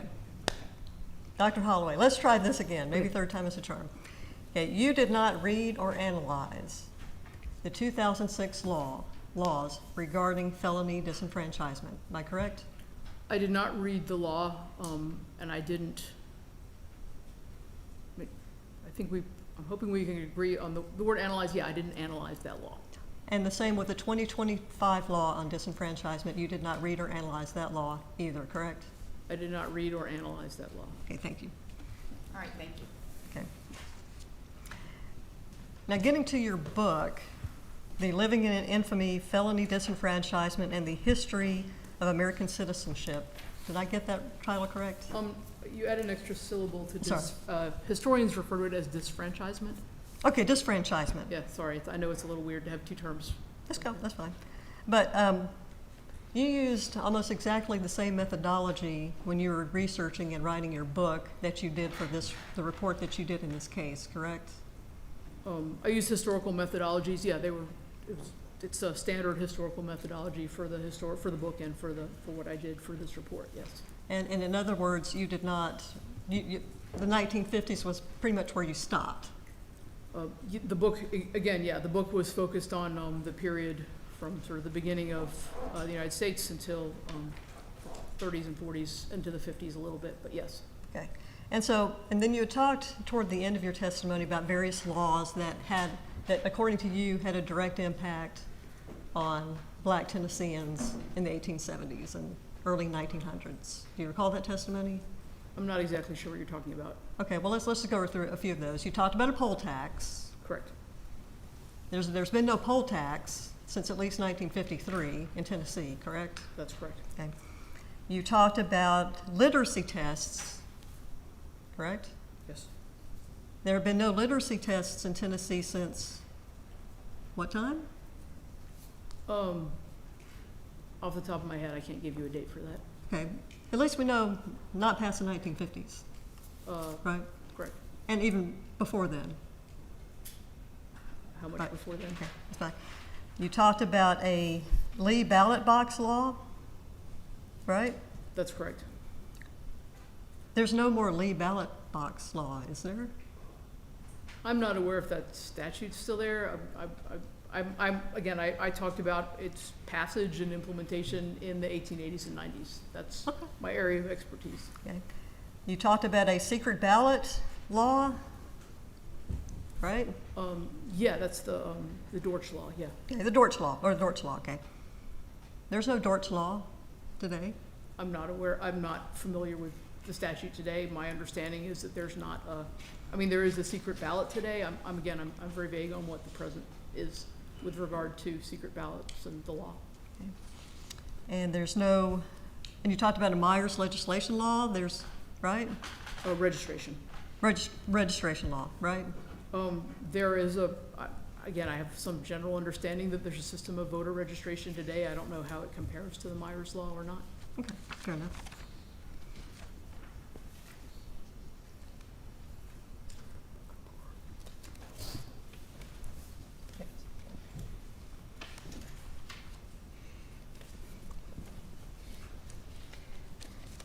And this is about to elicit an objection, so I want to warn all of you that this is, and we're not introducing this as an exhibit.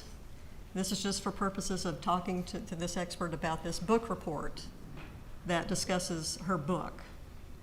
And I just wanted to mention that so that Mr. Peterson can raise his objection. Okay? Your Honor, we object to the questioning of the witness about this document. The document that they're about to ask about is hearsay, and questions about it are improper impeachment. It's a book review of someone who isn't a historian, isn't a lawyer, and isn't an expert in this case, and they wrote it in 2014. Defendant is welcome to ask Dr. Holloway any substantive questions about the evidence in her book, but the possibility that someone somewhere once said something about it isn't relevant, and it isn't evidence, and they can't backdoor in criticism through someone who's not a witness or expert in this case. All right, so what are the objections? It's hearsay and improper impeachment. Okay, Ms. Jordan? Well, first of all, we're not using it for the truth of the matter asserted, so it's not hearsay. This is just a discussion about her methodology and somebody who's criticizing her methodology. Well, what purpose are you using it for if it's not for the truth of the matter asserted? How would that be relevant? Impeachment. But impeachment would, impeachment of the witness in terms of what the witness has testified to? Impeachment in terms of her methodology. So you're And whether it's improper. you're using an article from a third source to impeach our expert who's been identified in this trial Yes, in terms of her methodology. in terms of her methodology. Okay, From so a- maybe from a- not to, maybe impeach is not the correct word to use, Okay. but it's something maybe questioning using the Daniel versus CSX type of analysis that we should all be going through, whether the But methodology is that would assume that correct. that is reliable and that Yes. is it's a reliable source, methodology. Correct. We don't Whether- know anything about the author of this article. Well, he is a, what is it? It's under qualitative criminology. He's a criminologist, Okay. but it's just in terms of questioning her methodology. It's not necessarily what she has said, it's just her methodology, which is an appropriate, so I would say would be an appropriate area of inquiry. Well, you have to do that through an expert. You can't do that from a random article of someone who has not been determined by this court to be an expert. What do we know about this author, this person? Well, we don't yet. Maybe I can ask a few questions to see if she does know this person. If she doesn't, that's fine. I mean, that's fine, but I would like. If you can lay a foundation. Okay. But just to use a random article to try and impeach an expert, I don't think that that's the proper way to impeach, and it would be hearsay. Okay. Unless you're not using it for the truth of the matter asserted, but I don't understand if you're gonna use it to suggest that there's another, okay, let me just rephrase that. If you're gonna use it as an attempt to suggest that Dr. Holloway's method or her analysis is not correct, Correct. then you would be using it for the truth of the matter asserted, that the analysis that this person used or their critique of her is correct. It can't go both ways, can it? Well, it's not a fact that we're trying to establish through this article. It is a criticism of her methodology, is what it is. And that's what we're using it for, what I intend to use it for. A criticism of her methodology. Yes, pursuant to From an Daniel article versus. that we know nothing about the source. Well, I can or ask the you this. reliability or the, so again, I'm if you sorry. can lay a foundation, we'll see, but I'm Okay. inclined to sustain the objection. Okay, But I'll give you an opportunity though. okay, thank you. Yes, ma'am. Thank Okay. you, appreciate that, Okay. okay.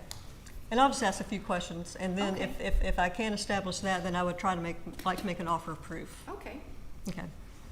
So, Dr. Holloway, Do you know Gregory Freeman from University of Houston? I do not. Have you ever heard of this book report that he has written, Holloway Pippa, Living in Infamy, Felony Disfranchisement, and the History of American Citizenship? I've heard of I've heard that title. Because that's your mentioned book earlier. title, Yeah, yes, yeah. okay. But have you heard of this particular book report? I'm not sure what you mean by book report. I believe, I'm familiar, I've heard of that article, yes, I've seen it. You have seen this article? Yes. Okay, and when did you see it? At various points, I've collected all the reviews of my books. I kind of pulled them off the internet, so that's one of the many. Okay. And have you read through this? I skimmed it when it first came out. I have not read it recently. And did you agree with what this person said? I can't remember enough about it to make a judgment like that. Okay. Objection, Your Honor. What's the objection, counsel?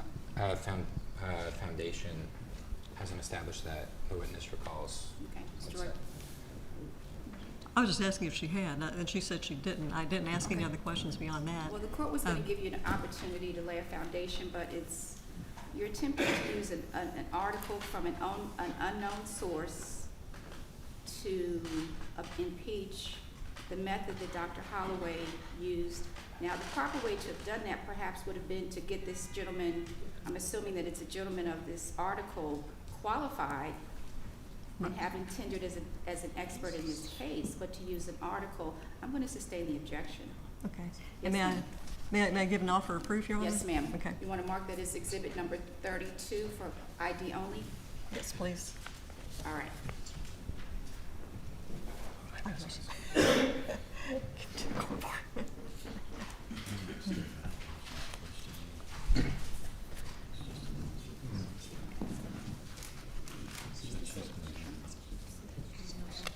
I'm sorry, counsel, could you repeat? Did you say you want to make an offer of proof at this time? Yes. Okay, let's do that at the end of the trial. Can Okay. you come back to that? That's fair. That's fine. Okay. That's fine. Yeah. That way Okay. it won't interrupt the flow. Okay. I got it. Just But don't this will forget- be. Don't forget, though. Oh, I to won't. remind Oh, us. I will Okay. not forget. Thank Okay, you. thank you. Wait, at the end of the trial? So, because she's Well, from Virginia. Well, okay, so she's not going to be here. Why don't we do it at the end of the witness so we can step off the bench while you make the offer of proof? That's fair. Okay, that's Okay. fair. Yeah, All right. 'cause- okay, that's fair. Okay. Yeah. Yeah. All right.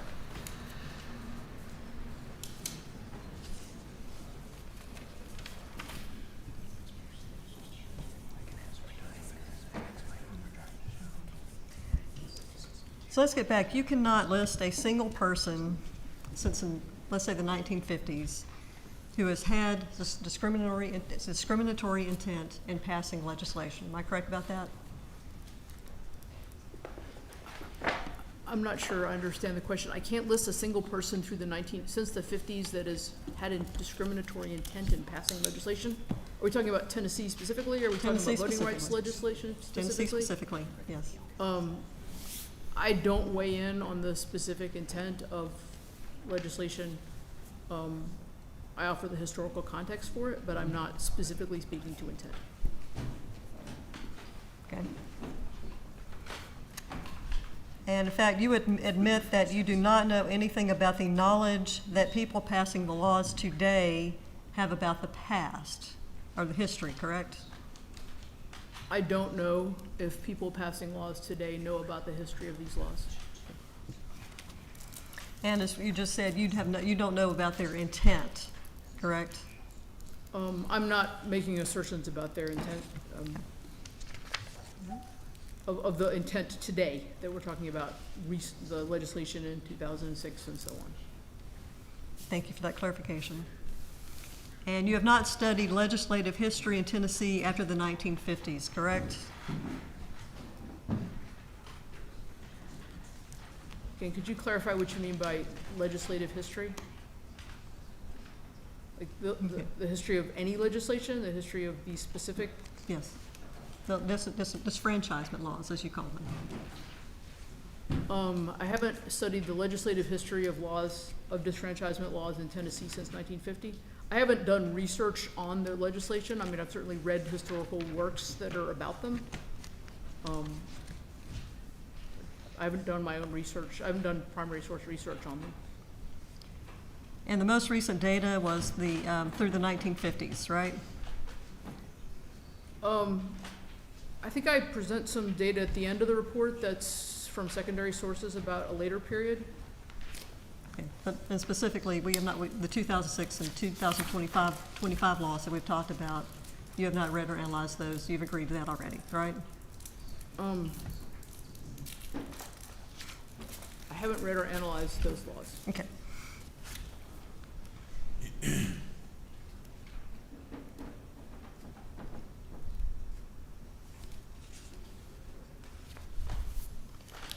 And you agree that you do not have any basis for claiming that election officials target black voters when elections are close, correct?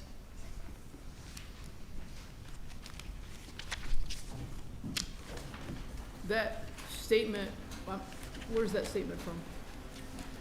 That's a question that I just asked you. You said, is that a, could you say it again?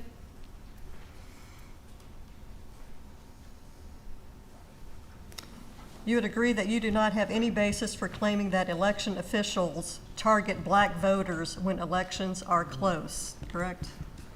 I do from the past, certainly. I have evidence that black voters were targeted when elections were close in many instances in the late 19th century. But not currently, correct? I haven't studied current elections. Okay. In fact, you would agree that you do not have a lot of awareness about what is happening in Tennessee today on elections. Am I correct about that? That's true. My expert opinion is about the 19th and early 20th century. Okay, thank you. And you talked about irregular purges, and I think you, it was in the 1800s, 1870 or so? Irregular purges? Yes. That was actually referring to the 1930s, Okay. 1920s and 30s. Okay. That's the Myrdal study, the Myrdal references. But you don't have any knowledge of irregular purges since that time, since the 1930s, correct? When my discussion of irregular purges was citing scholarship about the 1930s and 40s. 1930s and 40s, is that what you said? Yeah, that's what the material I discussed was. And since you have not analyzed the legislative history of the disfranchisement laws of 2006, you do not know whether there is any mention at all of race in the 2006 legislative history, meaning the floor debates and the public record. Am I correct? I do not know what happened in the floor debates for the 2006 legislation. And the same for the 2025 law? That's correct. For disfranchisement law, correct? Yes. So basically, you have just taken a look at the past, and you think that perhaps that's continuing into now? I think what I'm offering is historical context to the current law. I'm offering a historical context, well, the 1870 Constitution, which is still the Constitution and still the constitutional provisions under which current laws operate. I've studied that, and I've also studied the historical context, the broader system of felon disfranchisement in Tennessee. Okay. But again, you don't know whether any of the legislators know about the history of any of these laws, am I correct? I can't speak to the knowledge of current legislators about the history of these laws.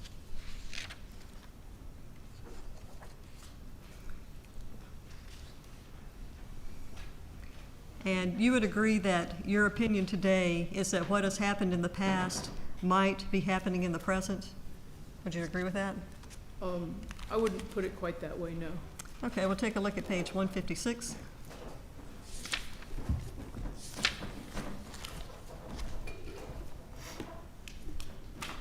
Uh, 156 of the first deposition. Yes. Okay. Yes. Mhm.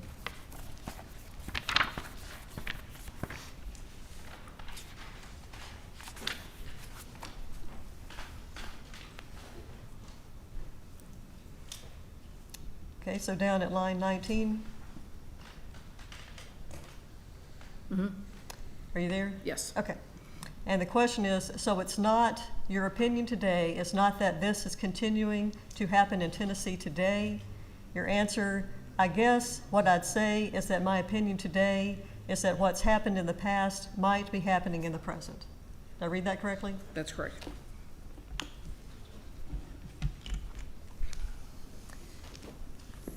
Now, we talked about the fact that you're not a statistician, correct? That's correct. You do not know the methodology for statisticians. That's correct. You don't know where their data comes from or how they analyze it. Is that correct? Certainly I know where some statistical data comes from. I'm not sure, are you referring to specific statisticians or specific data? Well, one's from the sentencing project, for example, that you cite in your first report. Okay. Okay. You refer to a number of statistics from the sentencing project reports. Am I correct about that? That's correct. Now, that particular organization has a very specific focus, does it not? I'm not exactly sure what their focus is. Okay. And generally, it is to assist felons. Would you agree with that? I said I'm not Okay. exactly sure what the Okay. focus of that organization is. But you cite to their statistics, I do. but you don't know the basis for those statistics, correct? The basis for those statistics? Correct. I know that they're citing academic scholarship. I've read enough of the reports that I was citing, I read, and knew that they were citing works by respected academics who work on these issues. Other statisticians? I wouldn't characterize them as statisticians. I believe they were works by political scientists and historical sociologists, and so they're academic disciplines that use statistics. I wouldn't call them statisticians specifically. But you don't know what their methodology was?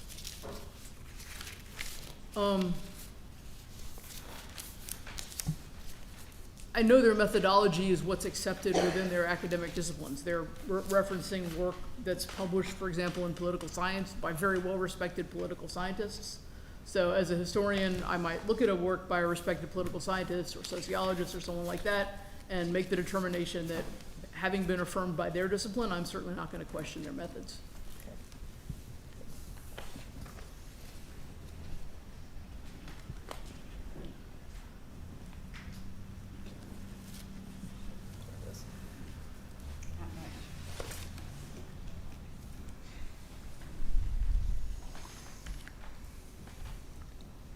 Let's focus on something else. And we know that in the 1800s, we know that there were some statutes that allowed disfranchisement for persons convicted of infamous crimes, right?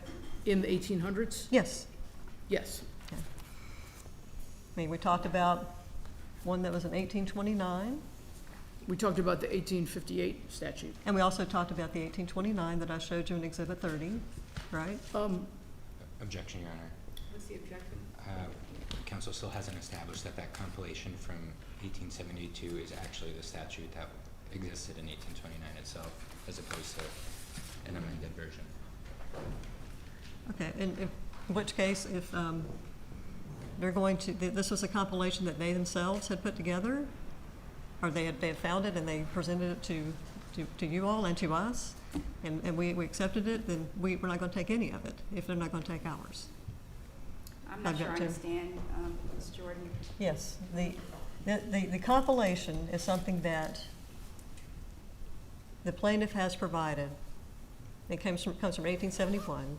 Okay. And it discusses laws from different time frames, including 1829 and various time frames. Okay.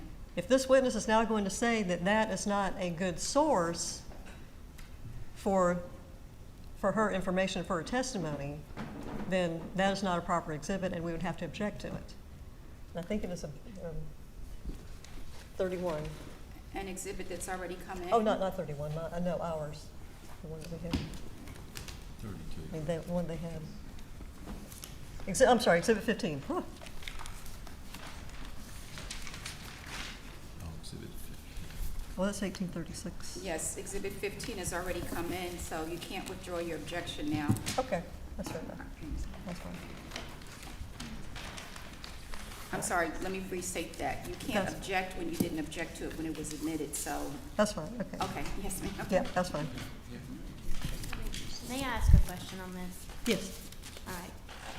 So, Dr. Holloway's supplemental report, which has been entered as Exhibit 2, on page 2 has a footnote number 2, to which Dr. Holloway cites to Act 1829, Chapter 23, Section 71.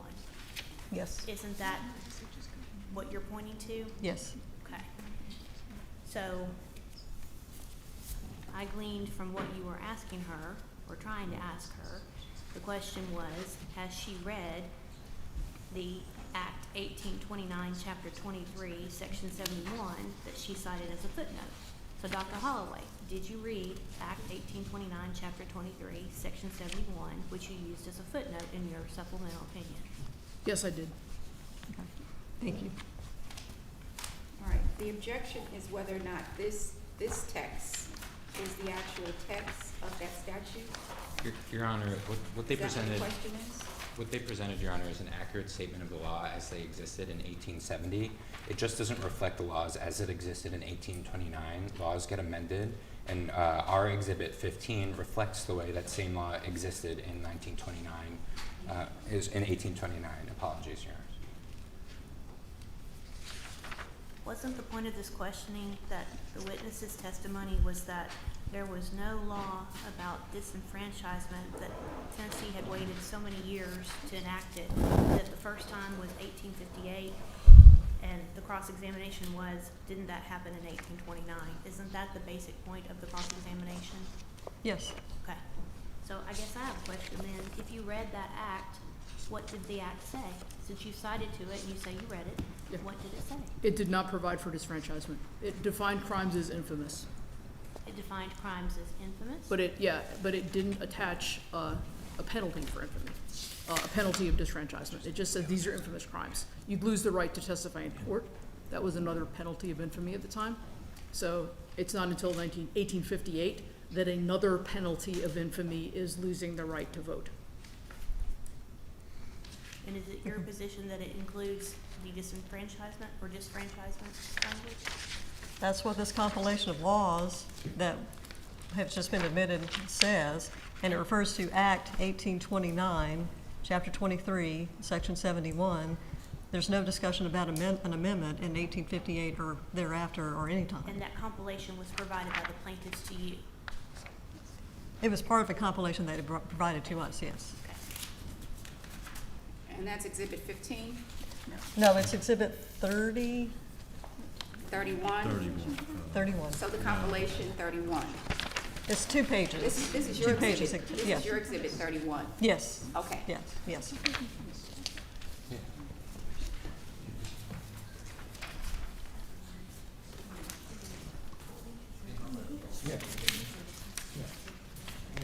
Yes. But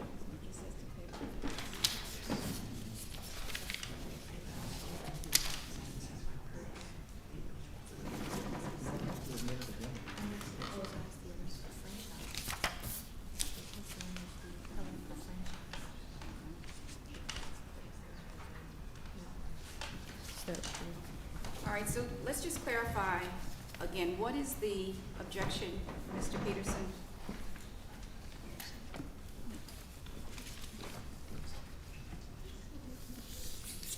Your Honor, we're happy to deal with it on redirect, but our objection is that this document is a compilation from 1871. There is a reference to the code of 1829, but it's our position that this does not establish that that's what the law code of 1829 actually said, and that's something that we intend to examine on redirect. All right, Ms. Jordan, do you have a copy of the law of 1829 as opposed to a compilation that you could enter? I just have the compilation, quite frankly. Are you able to obtain a copy of the actual law as opposed to this? I probably can, but Okay. not at this very moment, but Okay. probably can, yeah. Well, we have a law library here, so maybe during a recess, someone can go into the library and figure that out. Okay. In the meantime, the court will overrule the objection, Okay, thank you. but we reserve the right to go back and reverse ourselves on that. Okay. So the objection is overruled, you may continue. But I have a quick follow-up, Yes. just to make the water murkier. I doubt that. So I just want to be sure I'm looking I'm looking at the supplement to the expert report, okay? Yes. Exhibit 2. And as has been noted by my colleague, footnote 2 cites to an act of 1829, chapter 23, section 71, okay? And it, further in that citation, it appears that that came from a compilation of the statutes of Tennessee of a general and permanent nature from the commencement of the government to the present time, which is pretty close to what this exhibit, which is now 31, states. So is this cite to what I have as exhibit 31, or is it to something else? Well, and that's a good question, Judge, because this is not a statute. This is just a compilation prepared by a Seymour Thompson and a Thomas Steger. It looks like it says the original is from the University of Michigan. So that's why I'm asking, do you have a copy of the statute, counsel? Not at this moment, Okay, but I will. So the fact that the plaintiffs provided this to you in discovery is not relevant to whether or not but it's already been marked, so. Right. So we've admitted it, but in terms of your questioning, we're gonna let you question the witness regarding this, and we just wanna make sure that the witness understands. I think the witness's answer was that this is not the statute. So if you had a copy of the actual statute, that would be more helpful. Okay. And may I point out that, Yes. that the plaintiff has admitted the entirety of the compilation, this But there was compilation. no objection to that. Now you're questioning the witness about a Understand. compilation Right. that was prepared by a third party as opposed to the actual statute, Right. which should be available. Yes, okay. Okay, yes, ma'am. Okay, all right, thank you. Okay, thank you.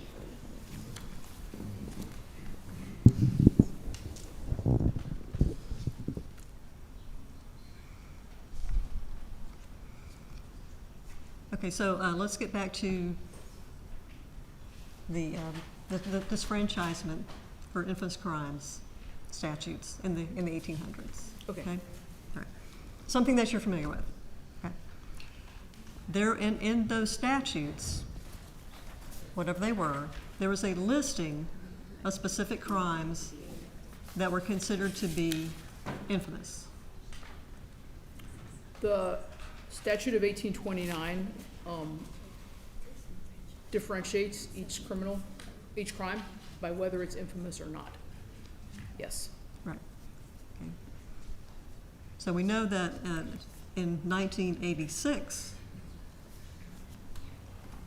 or more than 100 years later, was the first time that the legislature passed a law that deemed all felons to be infamous, which would thereby render that person to be disfranchised. I don't have a copy of the 1986 law in front of me, and I'm not familiar enough to answer your question Okay. with certainty. Okay. But we know at least in the time that you analyzed it, there was just a listing of certain crimes that were deemed infamous, right? So in 1829, they did what I said. They divided each crime up and said whether it was infamous or not.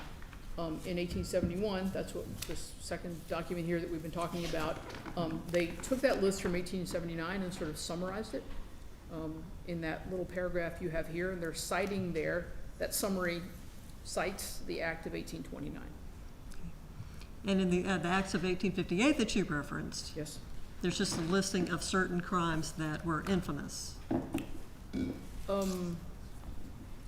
Can't remember off the top of my head if the 1858 statute actually lists the crimes. I believe it just says if you're convicted of an infamous crime, then you lose the right to vote. I don't think it iterates the infamous crimes in the 1858 law. But I'd have to, if you had a copy of that, I'd be happy to review it. Well, somewhere there had to be a list of infamous crimes. Yes, in the 1829 statute. Okay, thank you. So in the 1829 statute, there was a list of infamous crimes, which in 1858 that particular list was adopted?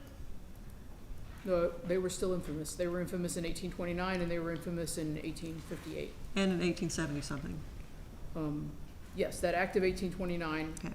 describes which crimes are infamous and defines infamy. And so now today, sitting here today, you don't know whether Tennessee law provides that all felonies are considered to be infamous? I don't know exactly how Tennessee law defines felonies and infamy today, no. Okay, so you can't, you did not analyze the difference between the statutes that existed in the 1800s and the one that we have today, correct? That's correct. Okay.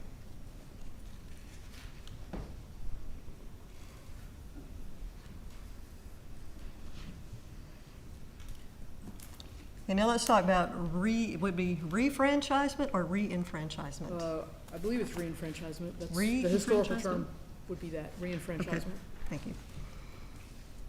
Okay, and originally, all those who were rendered infamous lost the right to vote, but they had the ability to seek some kind of petition to regain the right to vote.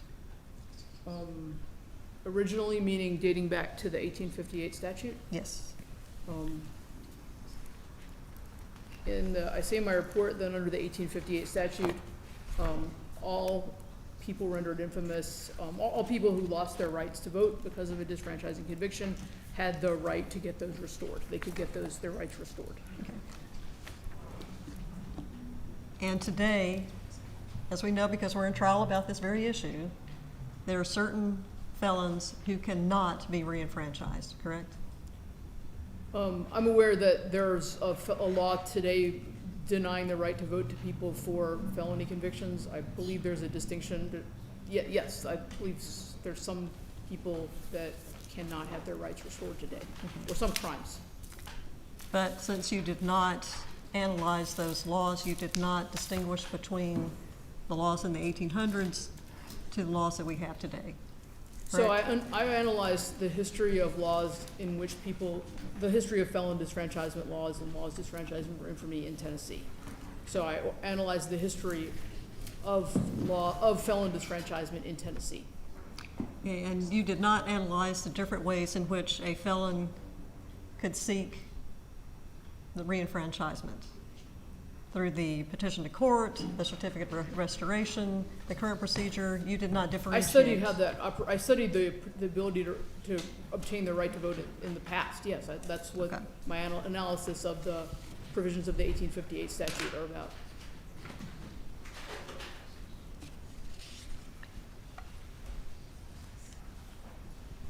And now let's talk a bit about the years 1865 to 1870. We talked a lot about the loyalty oaths. Do you recall that? And you agree that the southern states, including Tennessee, people lost their right to vote as a result of being involved in the Confederacy, right? That Objection, Your Honor. What's the objection? Assumes facts not in evidence. The reference to states out of Tennessee, we only discussed. Okay, Okay. just one, no speaking objections, if, please. You Okay, just well- tell us what the objection is, so, Apologies. assuming facts not into evidence, is that the objection, Mr. Peterson? We'll withdraw the objection. It's withdrawn. We can limit it to Tennessee. That's fine. That's fine. Okay. Years 1865 to 1870. People in Tennessee lost their right to vote as a result of being involved in the Confederacy. Correct? Not exactly. People lost the right to vote if they refused to sign a loyalty oath that attested to various elements of their involvement in the Confederacy. Okay.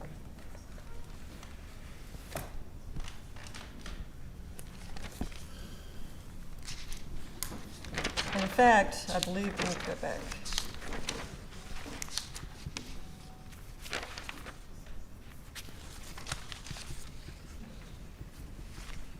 You had testified that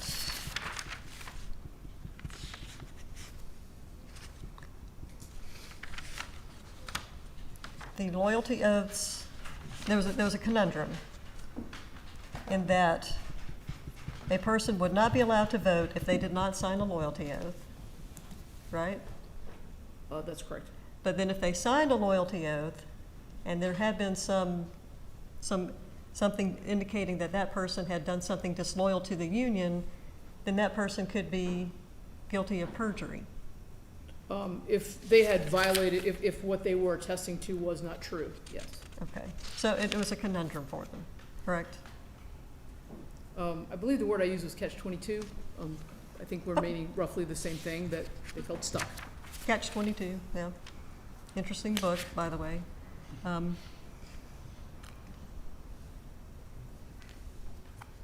just as a little deviation here, there's no constitutional provision in any of the Tennessee constitutions to allow for re-enfranchisement. That re-enfranchisement has to be given to felons, am I correct? Or anybody convicted of an infamous crime. I'm not sure I understand your question. Let me ask it again, it wasn't very good. Okay, in none of the Tennessee constitutions is there any provision that requires the state of Tennessee to provide for re-enfranchisement of infamous criminals? Are you aware of any such provision? Mr. Peterson? Objection, calling for legal conclusion. All right, Ms. Jordan? Calls for legal conclusion. This witness has been testifying about the Tennessee Constitution all day. All I'm asking her, Given opinions, yes. all I'm asking her is if she has seen a provision that requires the state of Tennessee to allow re-enfranchisement. That's all I'm asking. And I think that's fair because she said that she's read all of them. Yes, ma'am. Okay. Sorry. Does it call for a legal conclusion? No, I don't think it does, Your Honor. It just asks her if she's seen one. Okay, Mr. Peterson, why do you say it calls for a legal conclusion? The use of requires, Dr. Holloway has been testifying about the Constitution, describing the modifications to the language. Whether or not the Constitution requires something, in our view, is a legal conclusion. Ms. Jordan, response? Okay. Anywhere in the language of the Tennessee Constitutions, is there any language that provides that the state has to allow for re-enfranchisement of convicted infamous criminals? All right, Ms. Jordan has stated the question. Do you have any objection to that question? Okay, you may proceed. My understanding is that the Constitution of 1870 does not make provision for restoring the right to vote. 1834 Constitution? No. 1796? One didn't lose the right to vote for an infamous crime under the Constitution of 1796. I'm sorry, could you repeat that, Dr. Holloway? I'm sorry, I said one did not lose the right to vote for an infamous crime in the Constitution of 1796, so there wouldn't have been a provision for the restoration of that right.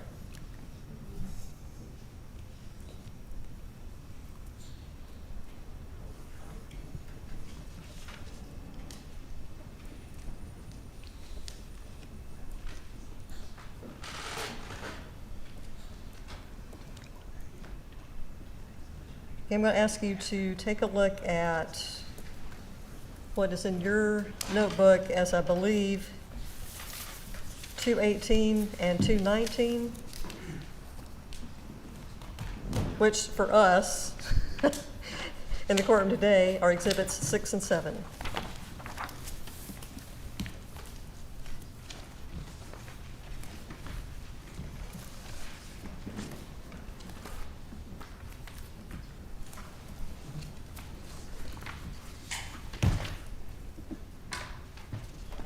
Okay, I found them in the notebook. I'm having trouble reading them in the notebook, so I'm also looking at the text of the slides in case you're referencing quotes that were bumped out in those.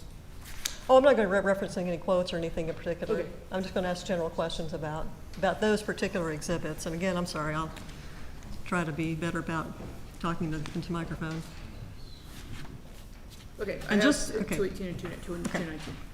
And just so we're all clear, these are excerpts. These two exhibits are excerpts of those transcripts. Am I right about that? These excerpts are newspaper accounts of the proceedings at the convention. They function as transcripts. Okay, so There's they're not news. another list of them, sorry. Yeah, I didn't mean to interrupt you. Go ahead. That was it, that was all. I'm so sorry. I didn't mean to interrupt you. Okay, so these are newspaper accounts by reporters. They sent someone to the convention and took notes. It's the closest thing we have to a transcript. These are accounts of what happened at the convention. Okay, thank you, because and I may be wrong, but I heard you say that these are essentially transcripts, correct? When I said the closest thing we have to a transcript, that's what I mean by essentially a transcript. They're not like literally, like absolutely word for word, just because of technology at the time. It would have been impossible to get a word for word, but these are a very well accepted accounts of a pretty much close to word by word account of what happened at the convention. Okay. And, okay, so these are newspaper accounts written by reporters, Yes. newspaper reporters. I'm not aware of who exactly is doing these. I mean, that would be my assumption since it's in a newspaper. No, not in a court reporter like the court reporter we have here today. I don't believe so, no, because they weren't printed by the convention. For other conventions, you would have a like firmed by the convention account, but you don't have that available for this convention. What we have are these reports.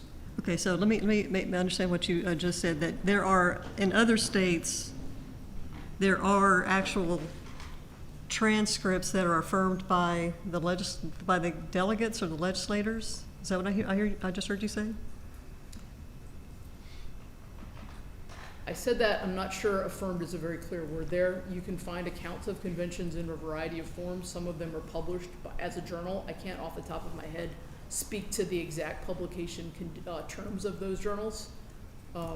What I do know is that these are the accounts of the convention that were published in the newspaper that are recognized by historians and cited in multiple instances as this is what happened at the convention. There's very little dispute that, I've never seen it ever disputed, that these are inaccurate accounts of what the proceedings are. Okay, but they may not be inaccurate, but they may be incomplete,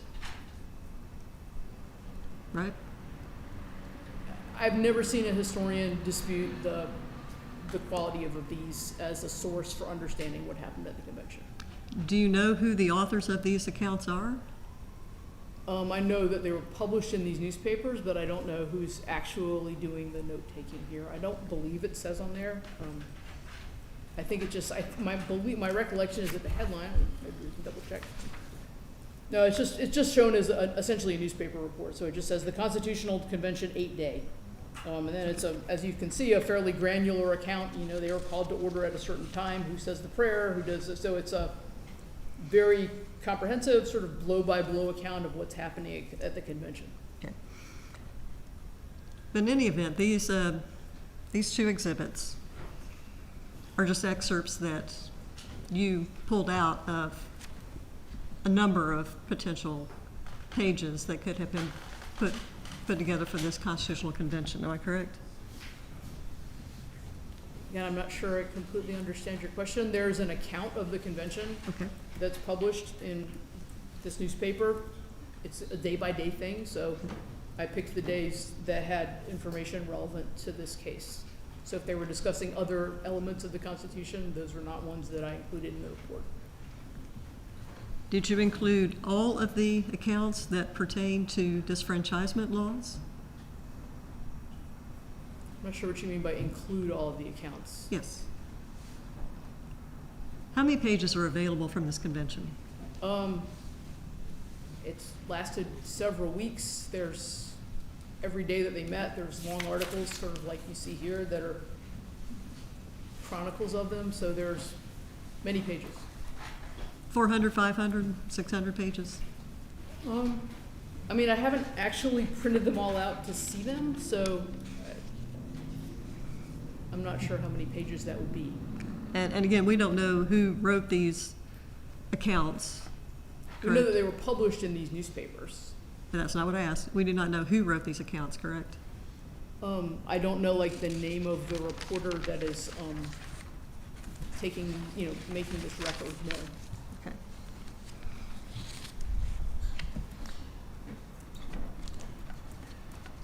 Okay, so back, and then all of this was a discussion about the loyalty oaths, the hated loyalty oaths, right? That's correct. And at that time, as you described, loyalty oaths were a prerequisite to obtaining the right to vote, or to regaining the right to vote. That's to correct. being allowed to vote, right? That's correct. In other words, these people were denied the right to vote unless they swore to the loyalty oaths, correct? That's correct. And as you stated earlier, the legislators were concerned directly on how the expanded free and equal elections clause would end the hated loyalty oath, correct? You said the legislators, by which, I'm sorry, the convention delegates. so the convention That's what I meant, delegates, yeah. could you restate the question then? Yeah, sorry about that. The convention delegates were in particular concerned directly on how the expanded free and equal elections clause would end the hated loyalty oaths, correct? They were concerned with how the expanded, I think I would reverse the order of that statement. They were concerned with the loyalty oaths, and as a result, they modified the free and equal elections clause. Okay. I'll go with that.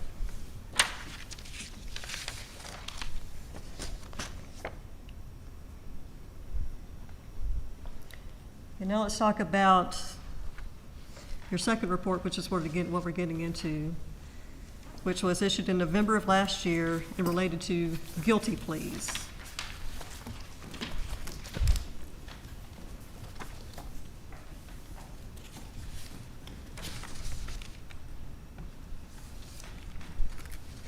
Okay.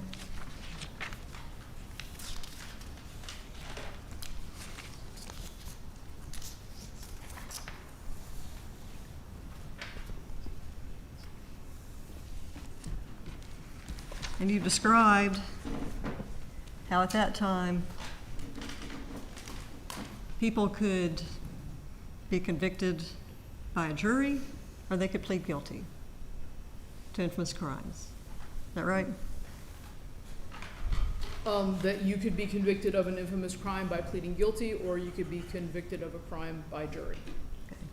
And prior to your second report, which came in November 2025, you had never done any work or research related to whether there were guilty pleas in Tennessee at that time, correct? I hadn't specifically researched that question, no. Okay. Well, we talked about a little bit about this earlier, but, well, you've never pled guilty to anything, right? No, I've not. Okay.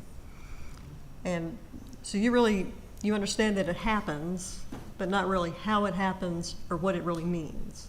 I have a historical understanding that when you plead guilty to a crime, it means that you're convicted of that crime. Okay. And you don't know how guilty pleas were actually consummated in the 1800s, correct? I'm not sure what you mean by consummated. Was there an immediate judgment? Was a jury called, or how did it happen? How did the judgment come about? That when somebody pled guilty in court, they were judged, that they were convicted. That there was, yeah. Okay, and that's the extent of your understanding? That if some, I would assume, no, my understanding would be there would be a judge there that did that. Okay. They pled guilty to a judge. I believe it says that in the newspaper accounts we looked at. And at that time, in the 1870s, 1860s, around that time, when there was a guilty plea to an infamous crime, then a jury would be impaneled. Is that correct?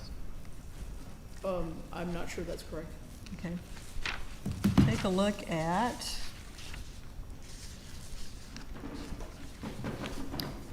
'15. I'm sorry, it's your Exhibit 11, our Exhibit 15. Do I have all of those? I'm not sure I was given a copy of all of those. If I might. Your Honor, may I approach with a copy of the document? Yes. Let's see, does this have everything? Oh, it's double-sided, this one.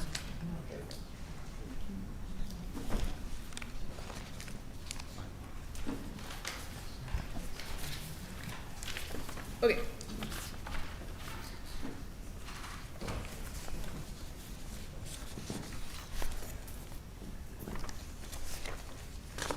Okay, this is a compilation of the statutes of Tennessee in 1836, is that right? Yes. Okay. Which your attorneys introduced as an exhibit, right? I'm not completely sure. I believe I heard that. Okay. Yes. That's fine. I haven't been following along every single exhibit. I don't blame you. It's hard to follow along. Okay. So if you look at, it's on page 4 of the exhibit, and I think that yours is double-sided, so Is it the one page marked 242? 241. 241, okay. Yeah. Down the bottom, 1831, chapter 83. Are you there? Yes. Okay.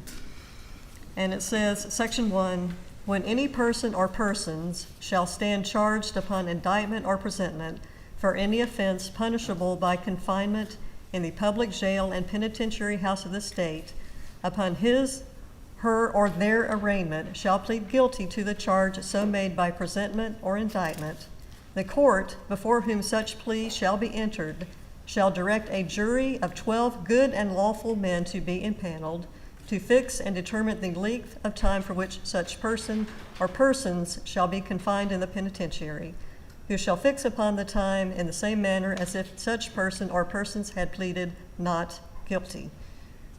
Did I read that correctly? That's correct.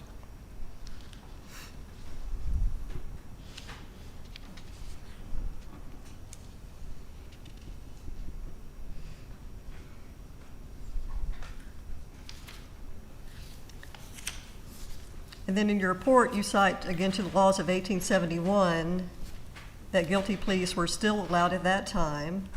That's report page 2, your second report, page 2, which is exhibit 2.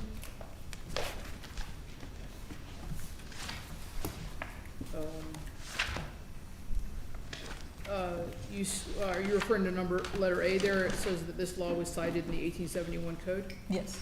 Yes. Yeah.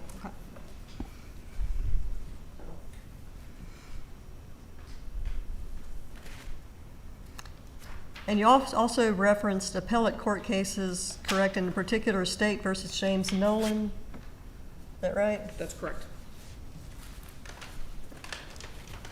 And for all of our purposes, it is your exhibit 18, but our exhibit 19. Is that right? I don't know the numbers of the exhibits. Okay. I hear you. Okay. James, does she have one? You handed this one? This is James Nolan part. We handed our copies up to the court. Okay, here. You handed this. I'm sorry, Ms. Jordan, we're having a hard time hearing you. Okay. What I'm handing to the witness is part of what plaintiff had marked as Exhibit 11, but which is actually Exhibit 15 Okay. in ours, and it's the James Nolan versus State. Let me see, I've got it. Are you sure that's the correct exhibit, right?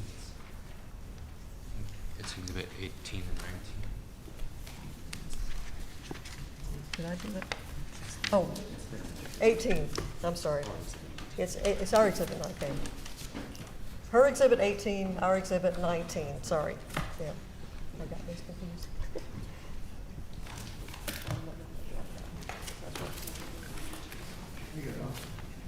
Have you got Nolan? I've got the Nolan case in particular, let's, okay. Now you haven't, let me get back to my microphone. Okay, so, sorry I confused you. It was their exhibit, initial exhibit 18, but it's our exhibit 19 in terms of this trial. Gotcha. Okay, all right. And in particular, what I've handed you is the James Nolan versus State case. Do you see that? I see that.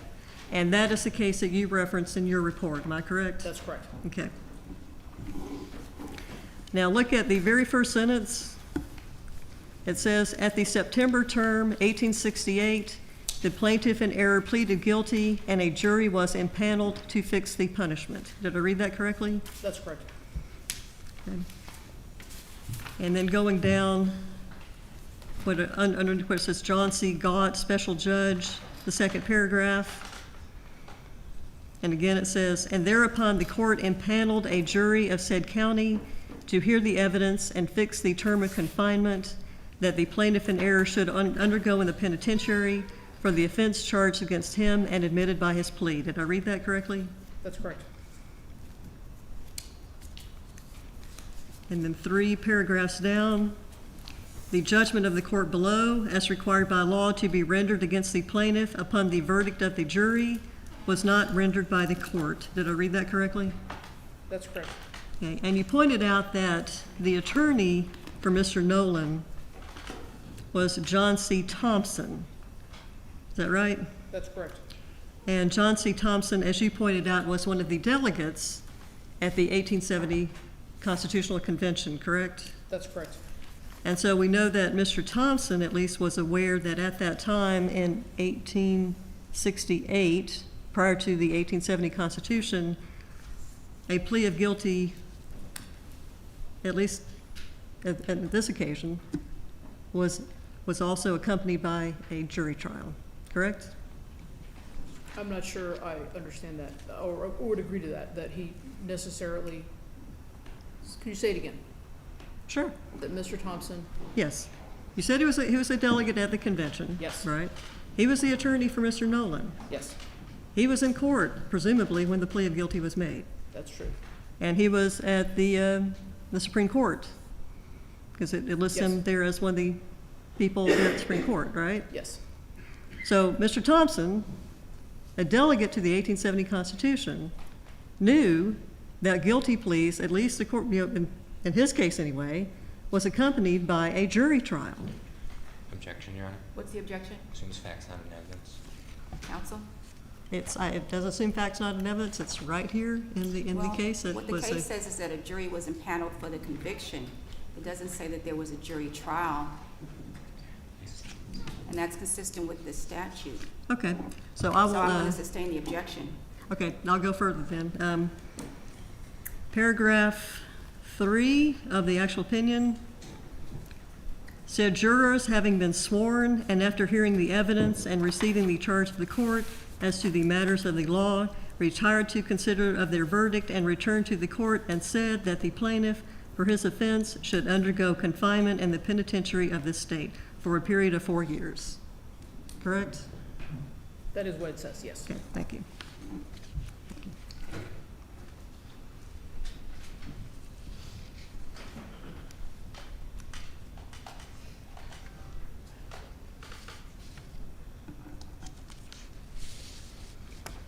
And you do not have any documentation that John C. Thompson ever argued that a person pleading guilty was not disfranchised, correct? I don't have any documentation that he argued that a person who pleaded guilty was not disfranchised. That is correct. And you have no evidence that John C. Thompson was ever involved in a case where a person pled guilty and a jury was not impaneled, correct? I don't have a complete record of all of the cases that he was on, so I can't draw that conclusion yet. Okay.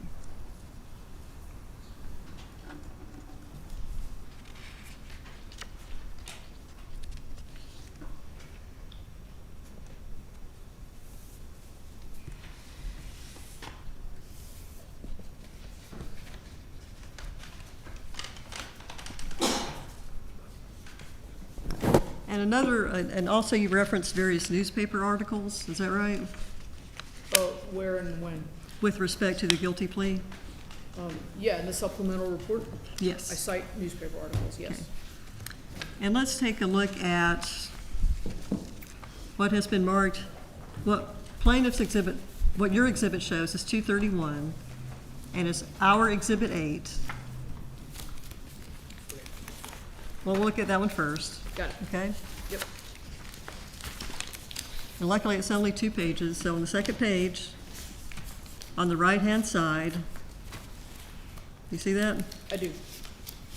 And it says at the very top, yesterday in the case of the state Ray Joe Dunlap, indictment for grand larceny on a plea of guilty, the jury fixed penalty at 3 years imprisonment in the penitentiary, correct? That's what it says. And then, what is showing as your exhibit 232, but is our exhibit 9?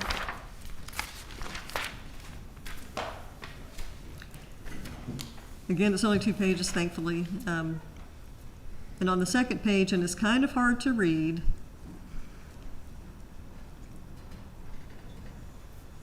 but it says, in the case of Howlett, who assisted in the robbery of Weekly and Farrell's store, Edgefield, sometime after, and who attempted to escape from the county jail,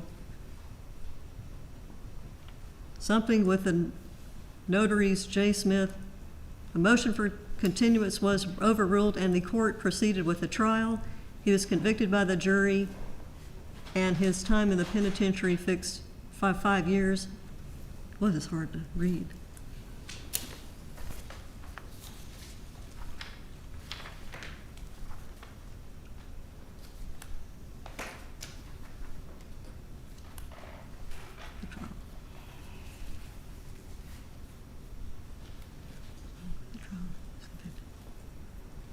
Okay, I can't even read it.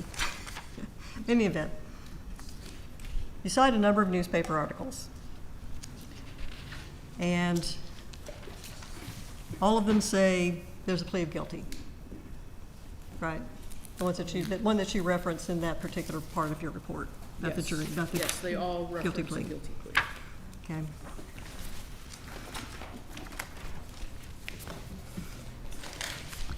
And in some instances, we don't know what the crimes were in some of these reports. They're really hard to read. I selected ones that I was able to read. Okay.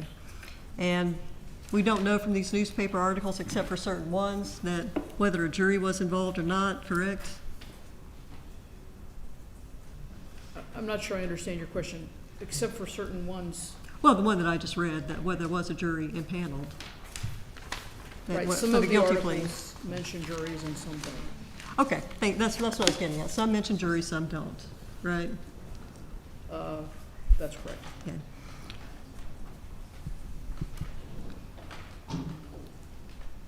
And again, you don't know about the authors of those particular articles, am I right? These are newspaper, they're sort of these chronicles of court proceedings. Again, they're recognized by historians as perfectly legitimate sources for understanding what's happening in court at that time. You did not go back to take a look at the court record for any of those? I did not. So you don't know whether the jury was involved or not? I didn't go back at the court record, to look at the court record to determine anything beyond what's in the newspaper.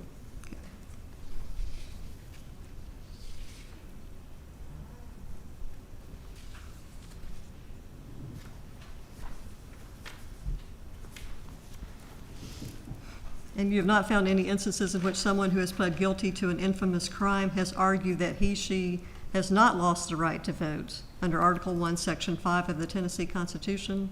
Is that right? I didn't look for instances in which people argued, for the purpose of this report, whether there were people who argued that they shouldn't have lost the right to vote following conviction of an infamous crime. I did not find anything like that. Might take a moment, Rose.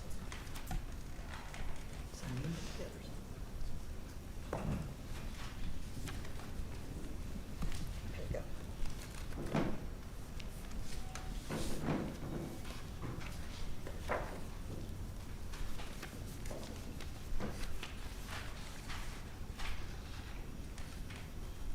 We don't know what these are. We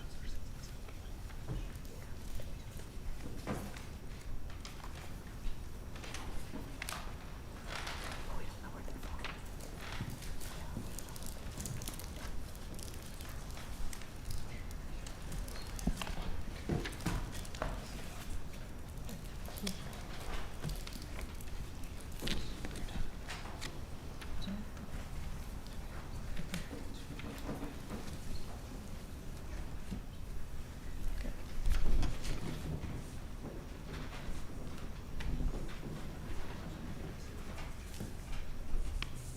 I don't think about that. I go.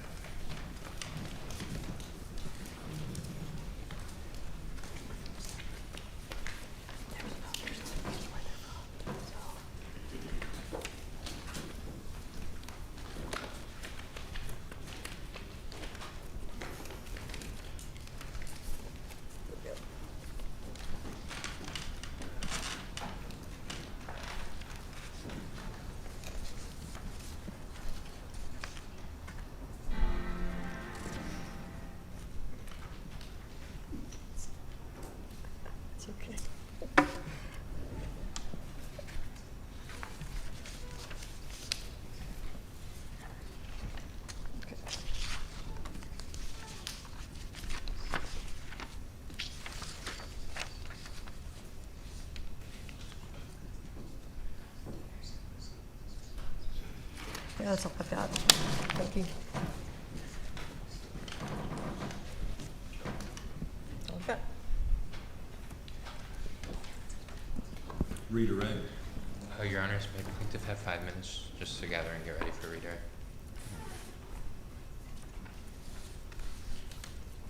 Will there be redirect? Yes, yes, Your Honor. Okay, we'll take a recess. We'll let the court reporter take a recess, so let's take a recess. Okay. Recess.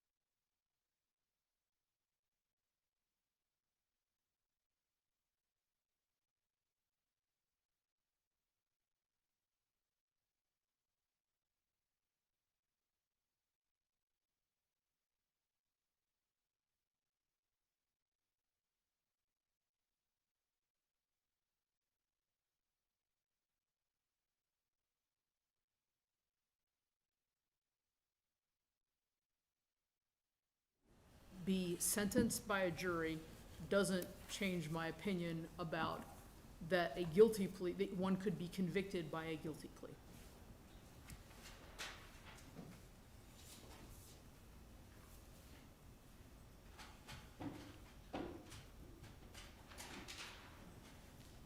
Dr. Holloway, you were asking questions about a statute passed in 1829, which was Section 71 of Chapter 23, declaring defendants infamous. Do you recall that?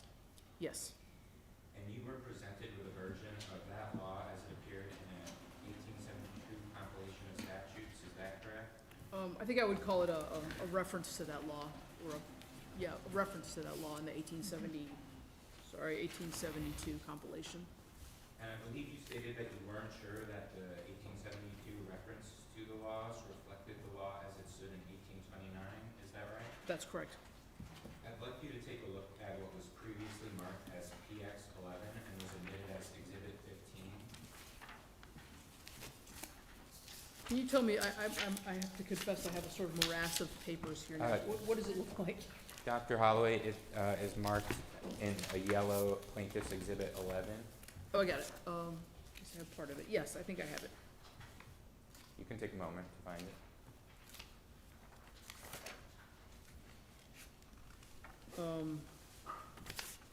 I do have it, yes. Looking at the cover page, is this a compilation of Tennessee laws as they existed in 1836? Yes, it is. Can you please turn to page 316? 316.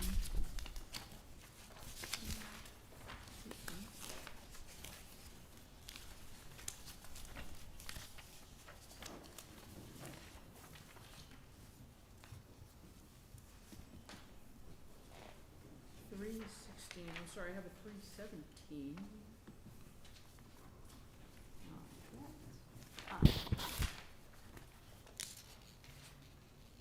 316, got it. Do you see a reference to 1829, Chapter 23? Yes. Dr. Holloway, can you please turn to page 327?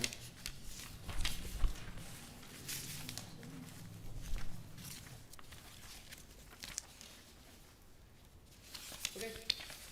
Do you see Section 71 of Chapter 23 appearing about 2/3 of the way down the page? I do. Can you read the statute? Sure. Every person convicted of any of the foregoing offenses shall, in addition to other penalties hereby imposed, be disqualified from holding any office under this state. Each person convicted of any of the offenses mentioned in the 9th, 11th, 12th, 13th, 15th, 17th, 18th, 19th, 20th, 21st, 22nd, 23rd, 24th, 25th, 26th, 27th, 28th, 30th, 31st, 32nd, 33rd, 34th, 35th, 36th, 37th, 39th, 40th, 41st, 42nd, 43rd, and 44th sections of this act shall, in addition to the other penalties hereby imposed, be rendered infamous and incapable of being examined as a witness. Does it say anything about disqualification from voting? No, it does not. Does it say anything about voting at all? No.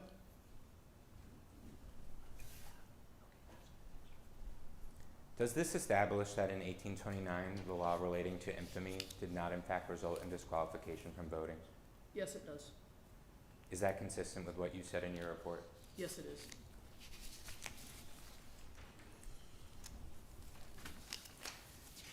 Dr. Holloway, you were asked some questions about Tennessee laws used in the late 19th and the early 20th century to diminish the political participation of black Tennesseans. Do you recall those questions? I do. The questions noted that some of those laws are no longer in effect today. Do you recall that? Yes. Many of the facially race-neutral laws that Tennessee used to diminish black political power after the Civil War are no longer in effect, like the poll tax and literacy test. Is that right? Sustained as to leading. Dr. Holloway, are many of the facially race-neutral laws that Tennessee used to diminish black political power after the Civil War still in effect?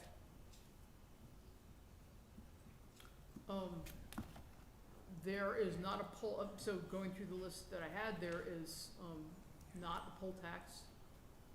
There is not a literacy test. I believe there's some kind of secret ballot, as I generally understand elections to function, but I don't know exactly the extent to which it comports with the original secret ballot law. So, Go ahead. so some of the laws that you Some of discussed. the laws exist, I'm sorry, some of the laws did not exist. Dr. Holloway, some of the laws that you discussed are no longer in effect, Some of the laws I discussed are no longer in effect. but does Tennessee still have felony disenfranchisement? Yes. Is that it?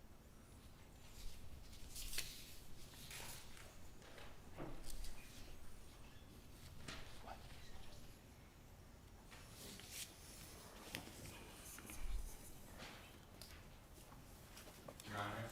Yes? You had indicated it would be helpful to see a copy of the actual 1829 law that's been discussed. Yes. During the break, we found that, and we're having copies printed now, and we'll move to admit it hopefully this afternoon. I just wanted to mention this before Dr. Holloway concludes her testimony. Okay, thank you. Just to say we're done. Nothing further, Your Honors. Okay. Right. Recross? Can I ask that? No. You want me to ask that? Let me see, what section? It's the compilation that they were talking about. This is the one that mentions nothing about voting. But see, how do you reconcile, they're making an exception about slaves, and then every slave is accepted on the provision of this act, all that?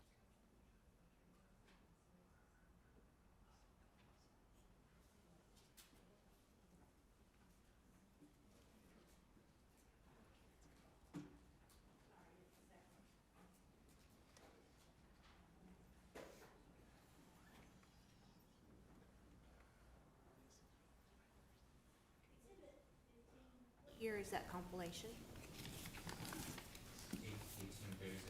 1836. Okay. Thank you.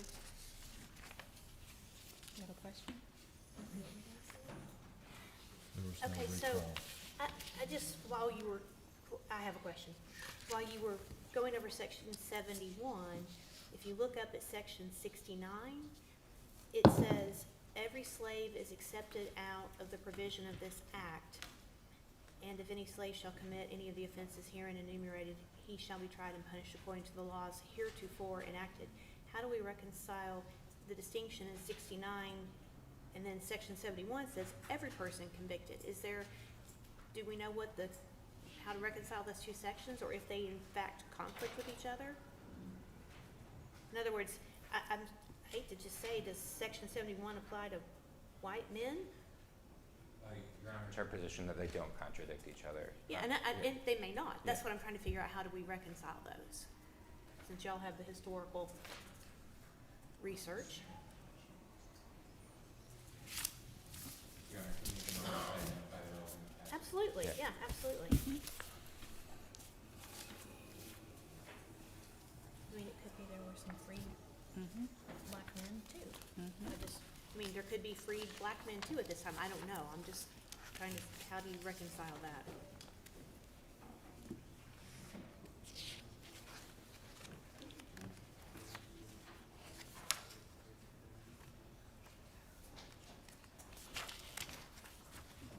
Your Honor, can you potentially submit some further reason on this point? I'll leave that up to our presiding judge. That'll be fine, or if Yeah. you want to think about it, Yeah. both sides, and then maybe tomorrow you can address that for Judge Cook? Yes. Okay, Yes, very certainly, good. Oh, Your just for me, huh? Okay, Honor. for the panel, Yeah, yes. Sorry, I gave you homework. yeah, no problem. Thank you, Your Honor. Okay. Okay, is there an offer for you? Okay, so that completes the redirect. All right, so I guess we'll take the offer of proof now. How long do you think that'll take, counsel? Because we're going to excuse ourselves. Any idea how long that may take? Maybe 5, 7 minutes? Okay, is there going to be a cross on the offer of proof? Or no? Doubtful. Excuse me? Doubtful. Doubtful, okay. All right, well, we will take a recess, and officer, if you let us know when they've completed the offer of proof? Yes, sir. All right, thank you. All rise. Okay. Okay.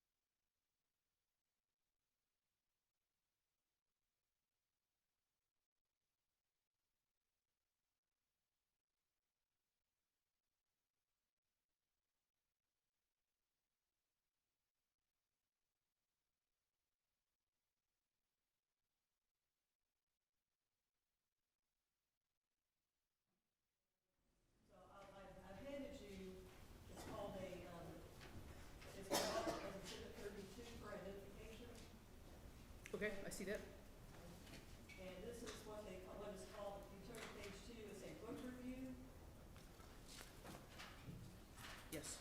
Living in Italy, felony misinformation.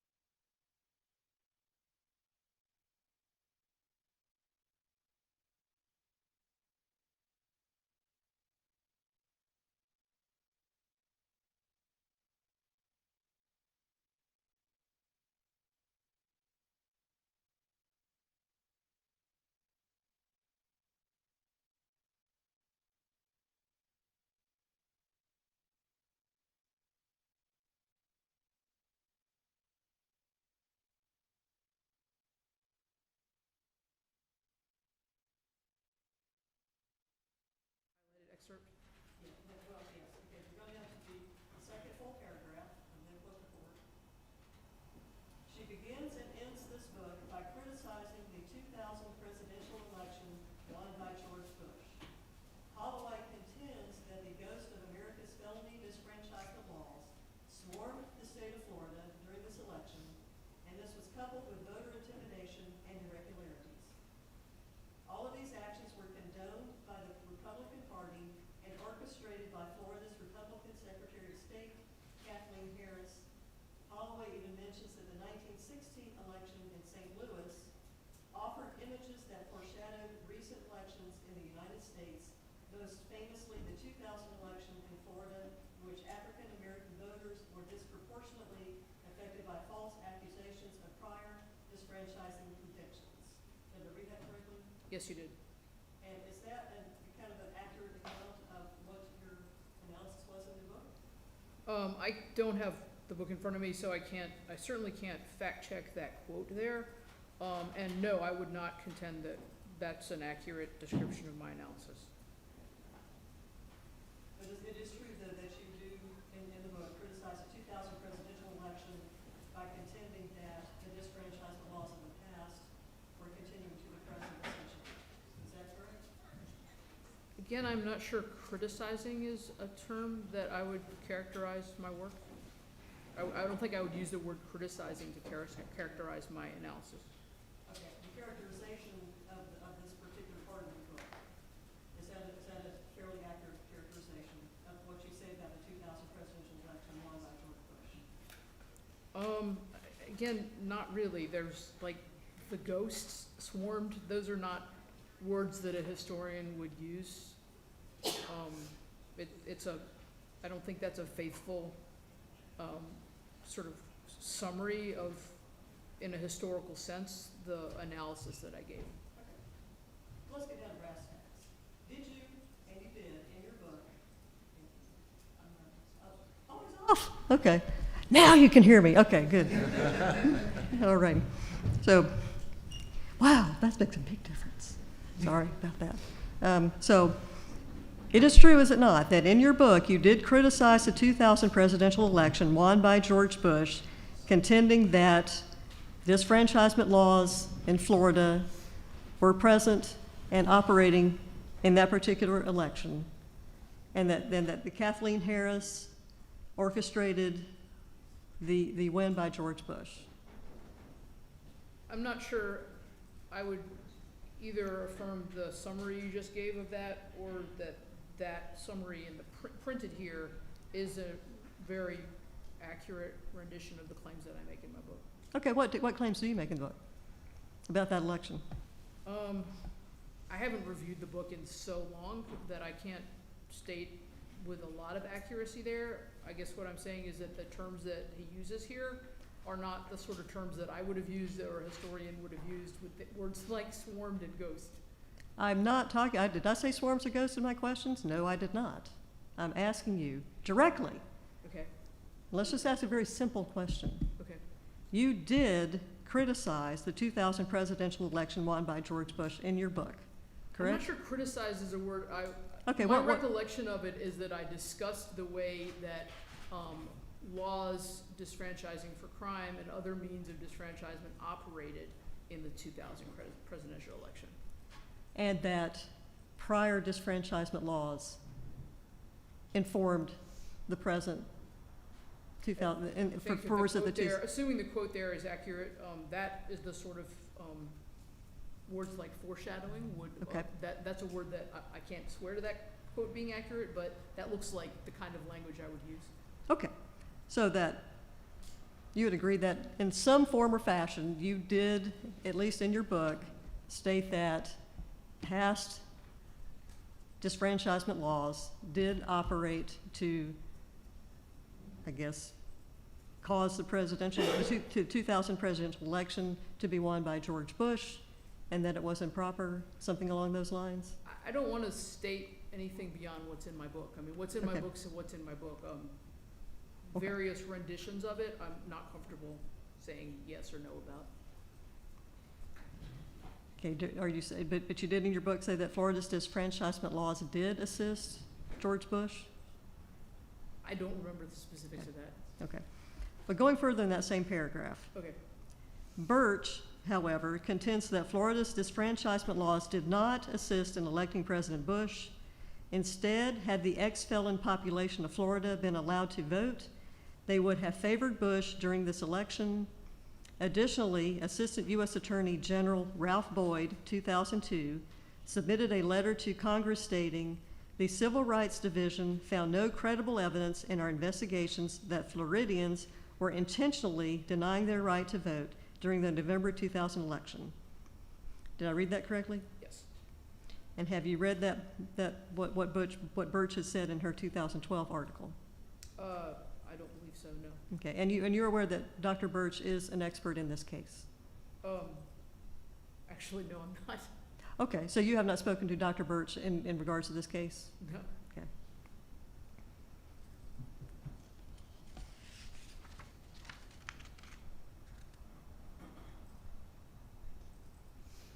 Okay, if you go back to page 308.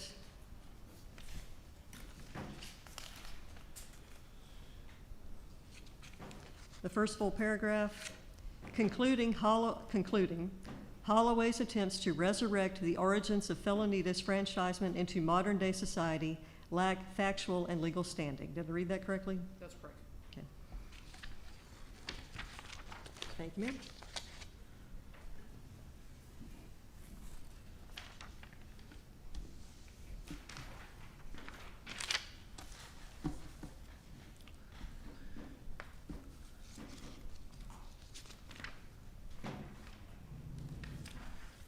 Dr. Holloway, this was published in something called Qualitative Criminology, right? Yeah, that's what it says here, yes. Is that a prominent journal? I have never heard of it. Is it a history journal at all, if you know? Based on the title, I would say no. Criminology is not history, it's its own field. The author is Gregory J. Freeman, is that right? That's what it says here, yes. Have you ever heard of him? No. I mean, I've seen this, I've heard of him the past hour or so, and I saw the original review, but I don't know anything about him. I know that has some affiliation with the University of Houston downtown, according to this, but I don't know what that affiliation is.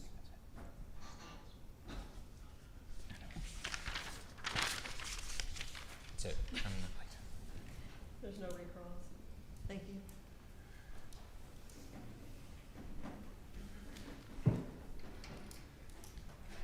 Dr. Holloway, you better run.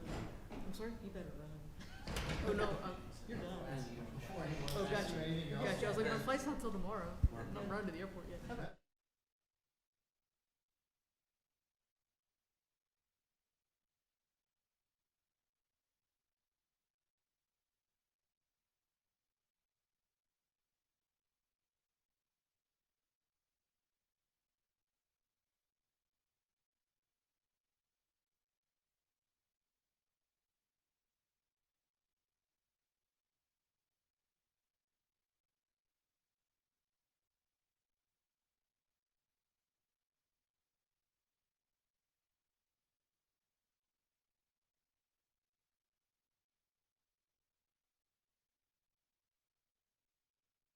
Back there, so she may be seated. All right, thank you.